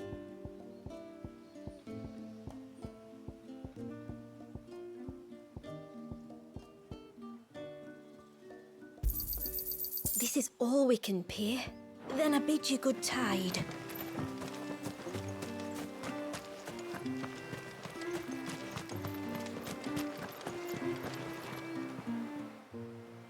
No, it has to be him. What has to be who? If you, don't mind my asking.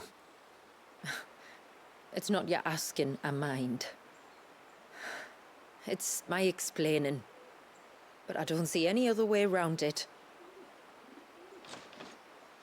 You see, when a baby is born here, we hold a ceremony to welcome them. The rite of immersion, we call it. But I don't know whether Walius was ever afforded that courtesy. What is abundantly clear, though, is that my ancestors never welcomed him as one of us. And I want to change that. The problem is, the ceremony requires 3 ministrators, the baby's parents and a witness. As tributary, the role of witness would normally fall to me, but being Walius's closest living relative, I must play the role of mother. So you want me to serve as witness in your stead? That's right. A witness must be a trusty guardian, ready to steer the child through the stormy waters of life and on to tranquility. Which is why I thought of you.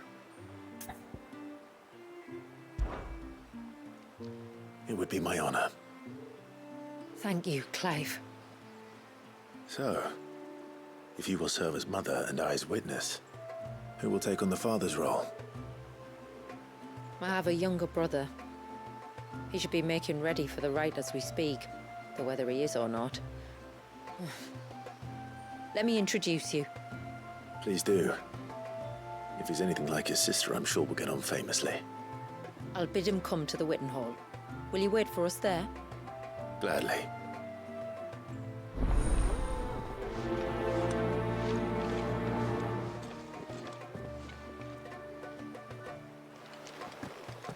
It is good to have him back.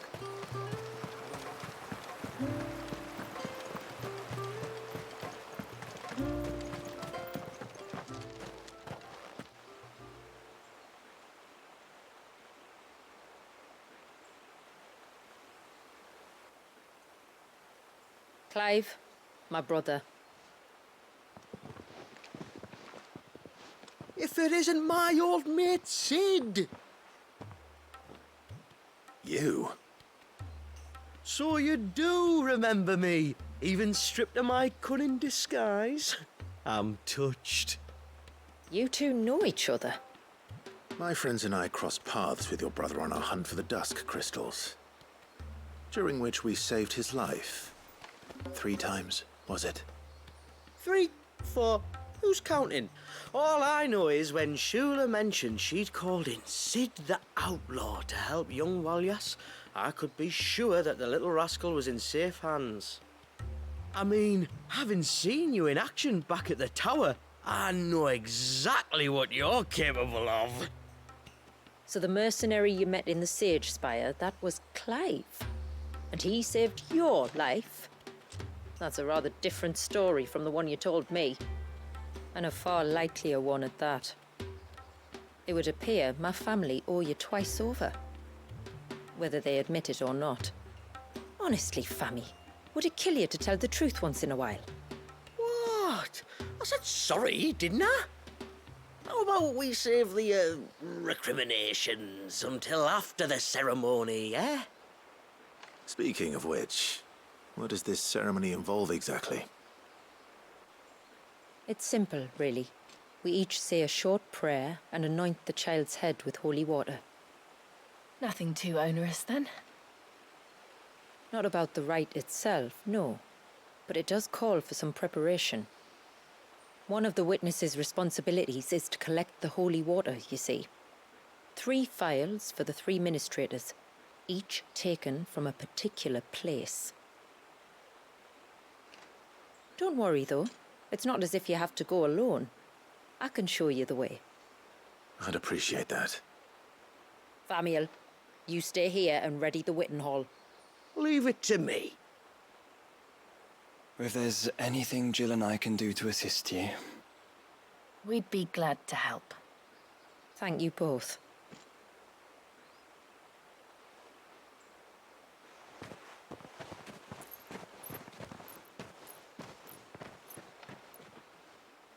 All right then, let's get started, shall we? There are 3 types of holy water that we must collect. The water of the mountain, of the river, and of the sea. We take the water of the mountain from the spring atop Maiden's March. The water of the river from the course that flows through the ruins of Riversmeet. And the water of the sea from the shallows of Tailwind Bay. Here are the phials we'll be using in the ceremony.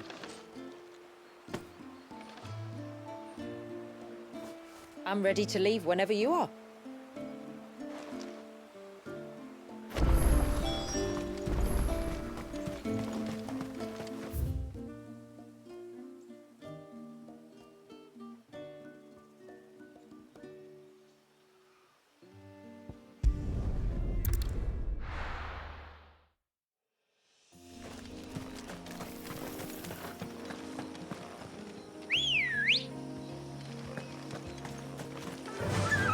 Fly, Ambrosia.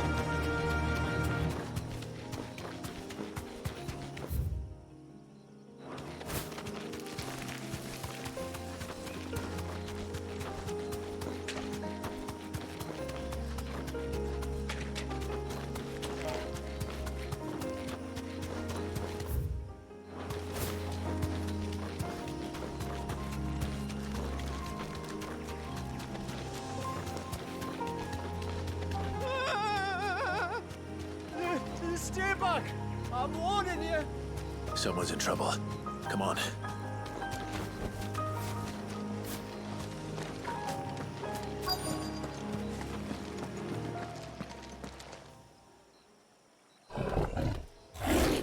Help! Help? What help? Nobody's coming to... Help? We're here to help. Keep its attention on us. I'll do more than that. Too slow.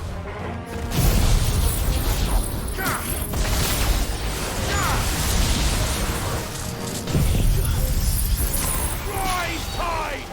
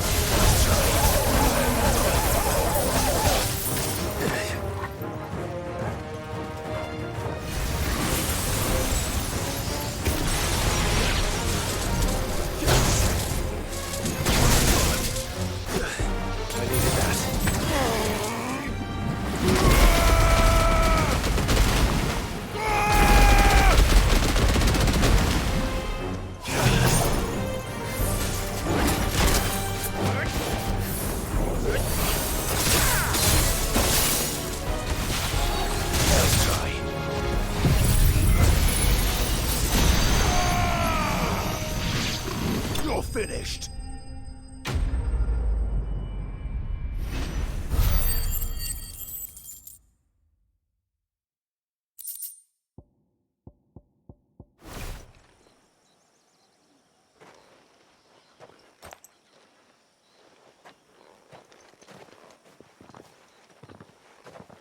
Is anyone hurt?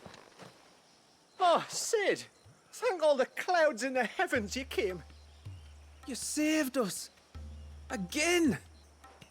Would you two care to explain what you're doing up here? The chief sent us to fetch incense for the ceremony. So the Witten Hall smells nice. For the little Ben. You mean to tell me you braved this den of deadly beasts for some tree sap? You don't have to do everything he says, you know. Or if you must, at least have the good sense to ask one of our hunters to accompany you. We're sorry. It's fine. Just go back to the village before you get yourselves into any more trouble. Right you are. Oh, and thanks and that.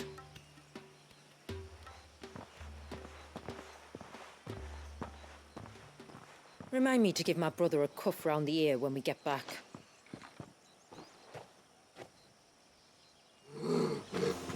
Right then. Let's collect this water, shall we?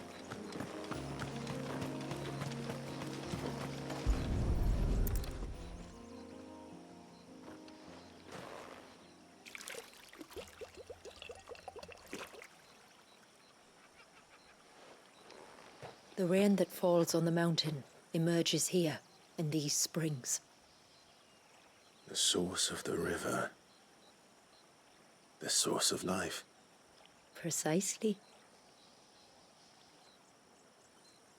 Take care not to spill it. Right. Let's save that for the ceremony.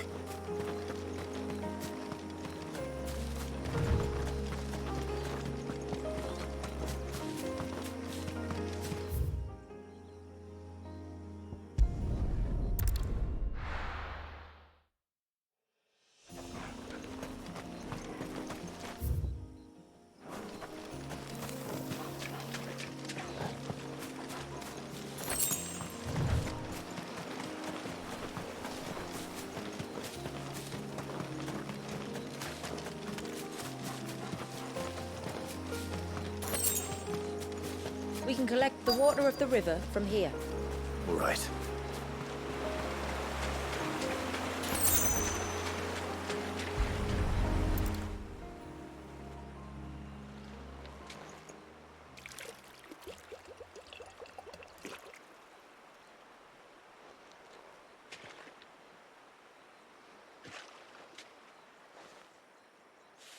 The water of the river represents life. It is constantly moving, constantly changing.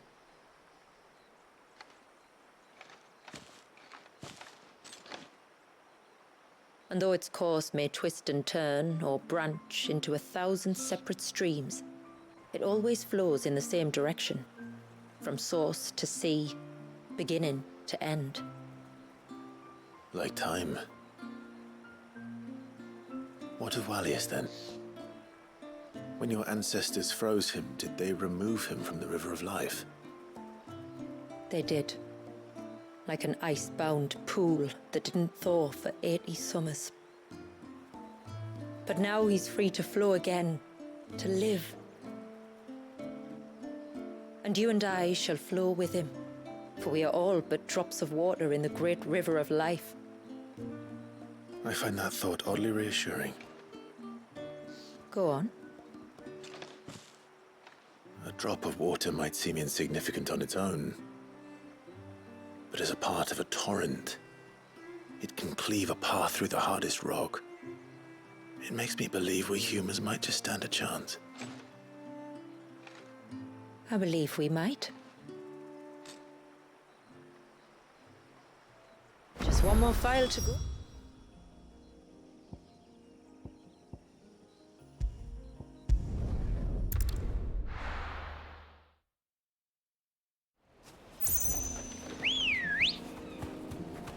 Good girl.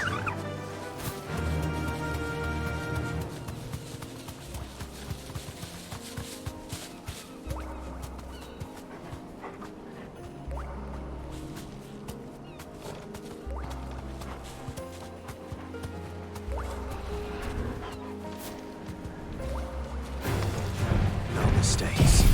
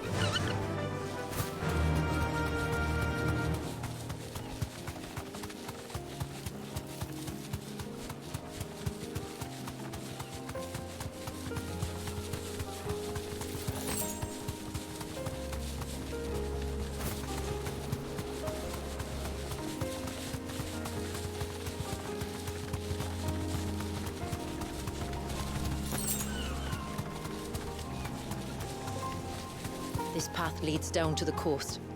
Usually we keep this gate shut tight, but since this is a special occasion...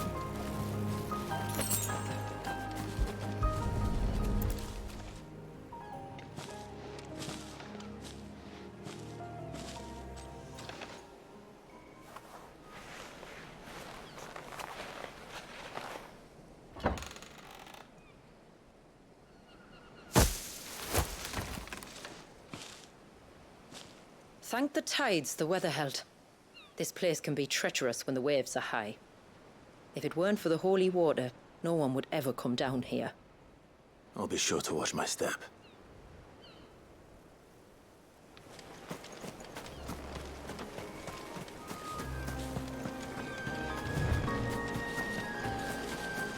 Water flows to the sea, then rises into the clouds.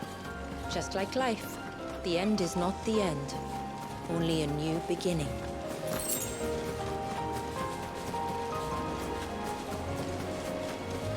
My ancestors chose this place because it was where the first boat landed. And it's a good thing they didn't land closer to the surge. Quite.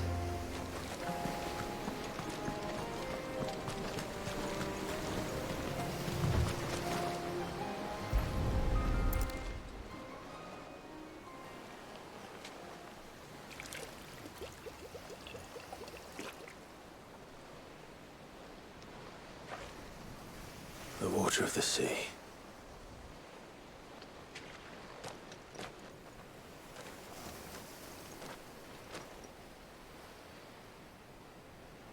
I still can't help but be awed by it. Oh? All that wave ever made me feel was pity and sorrow for the innocent life trapped inside it. The child my great-grandfather sacrificed to try to change his people's fate. It was wrong, an unforgivable sin. But I often wonder, will my descendants ever forgive me for what I have done? As tributary, I've faced many difficult choices. And though I've always striven to do what's best for my people, here we live in poverty, hidden away from the world. So have my choices denied them a better life, just as my ancestors denied Walyas his? No. You would not forcibly sacrifice one of your people to save the others. You do the best you can for all of them, as do I. We share in their woes, just as we share in their joys. And the most we can do is try to bring them more of the latter. Aye, you're right. And try I shall, to bring all of my people a better tomorrow. Walyas included. Then I wish you luck. If my time with the boy is any indication, he's going to be quite a handful. Then we must start as we mean to go on, and give him the very best welcome we can. Where to next, then? Back to the village, to find out if my brother has made the necessary preparations. Or got his lackey to do it for him.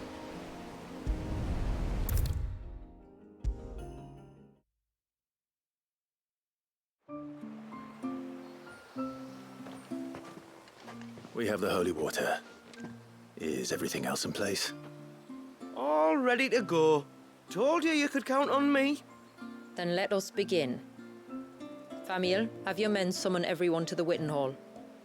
Right you are. Ashula, wait. I don't know the words. Don't worry. There aren't many of them. We'll have time enough to practice before people arrive.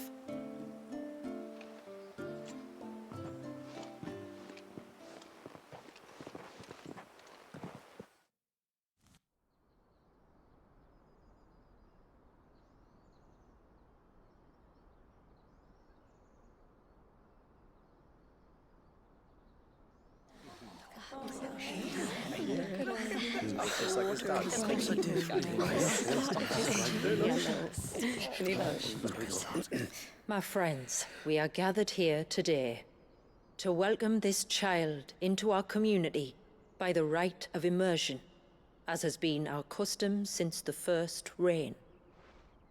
As tributary, I would normally perform the rite with the child's parents, but Walyas's mother and father returned to the sea long ago. So I and my brother Famiel shall serve as his family, while the one who returned him to us shall bear witness in my stead. Clive, if you would step forward.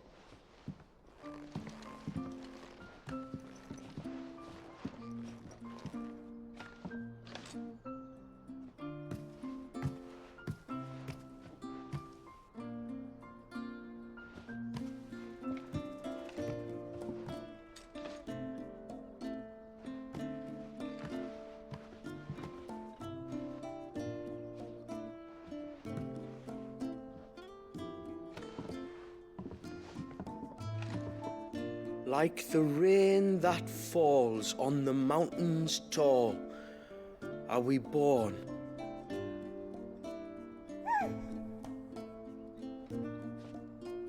Like the river that flows through the valleys below, do we live.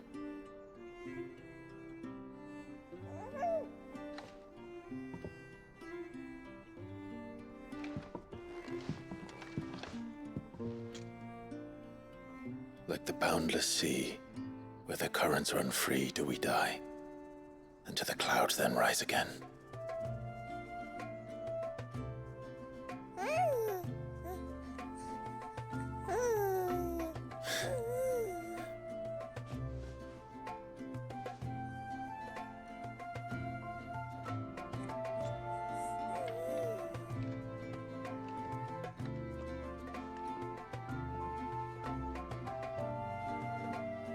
The circle of water is the circle of life. And today, from the heavens falls rain anew. This child, Walius, now joins our stream, and he shall flow with us from the mountains to the sea.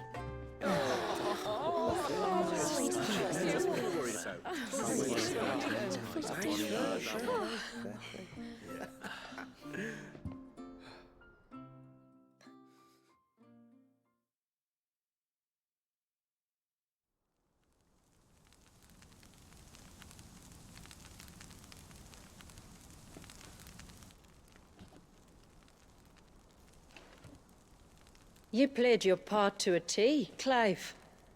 Thank you. It means a lot to us. I was honored to be asked. And terrified I'd miss. Now that you're part of the family, young Walyas, my lad. Uncle Samuel can teach you the ways of the world. Oh no, he can't. Eh? Don't be so hasty. Your brother's knack for self-preservation might serve him well. Ha! You are never going to let me live that down, are you?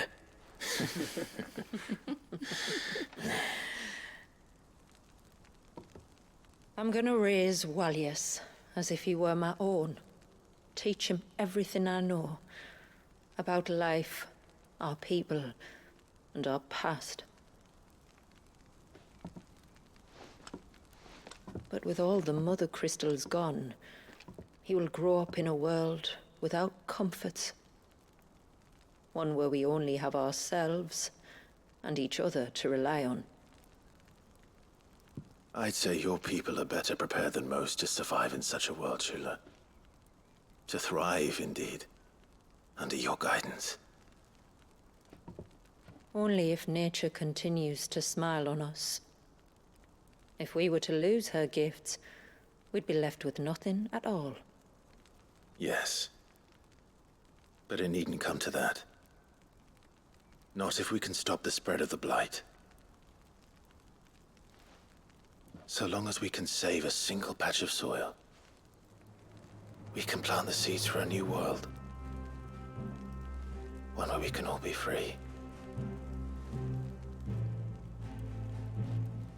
Perhaps then, we might finally be able to step out from behind our curtain, eh? Till that day comes, I wish you good tide. Thank you. We should be on our way. Well, you be careful out there. Aye, you steer clear of trouble now. Likewise.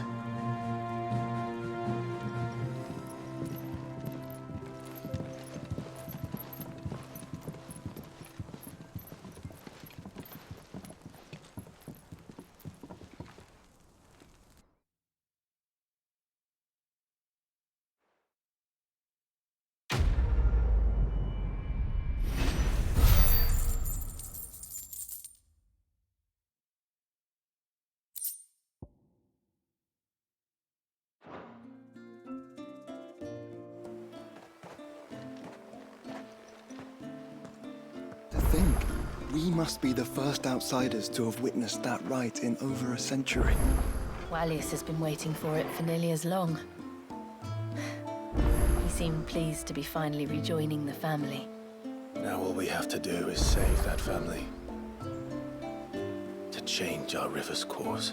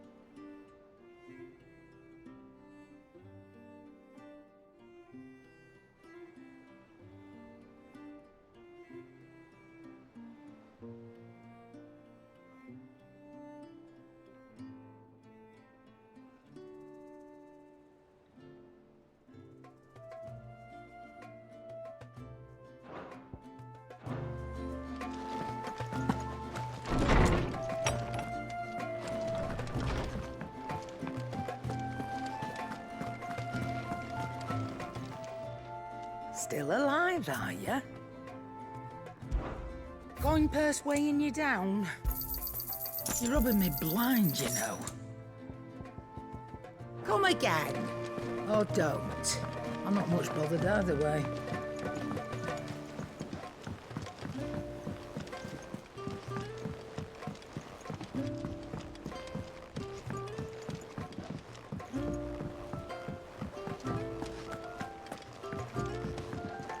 Back again?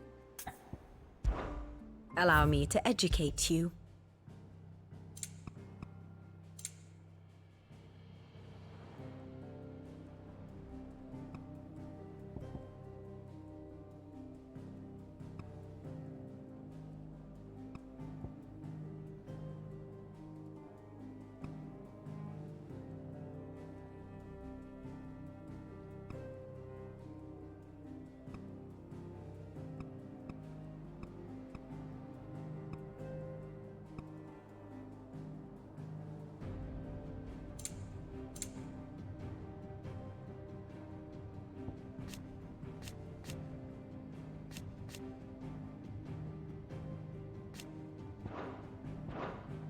Here you are.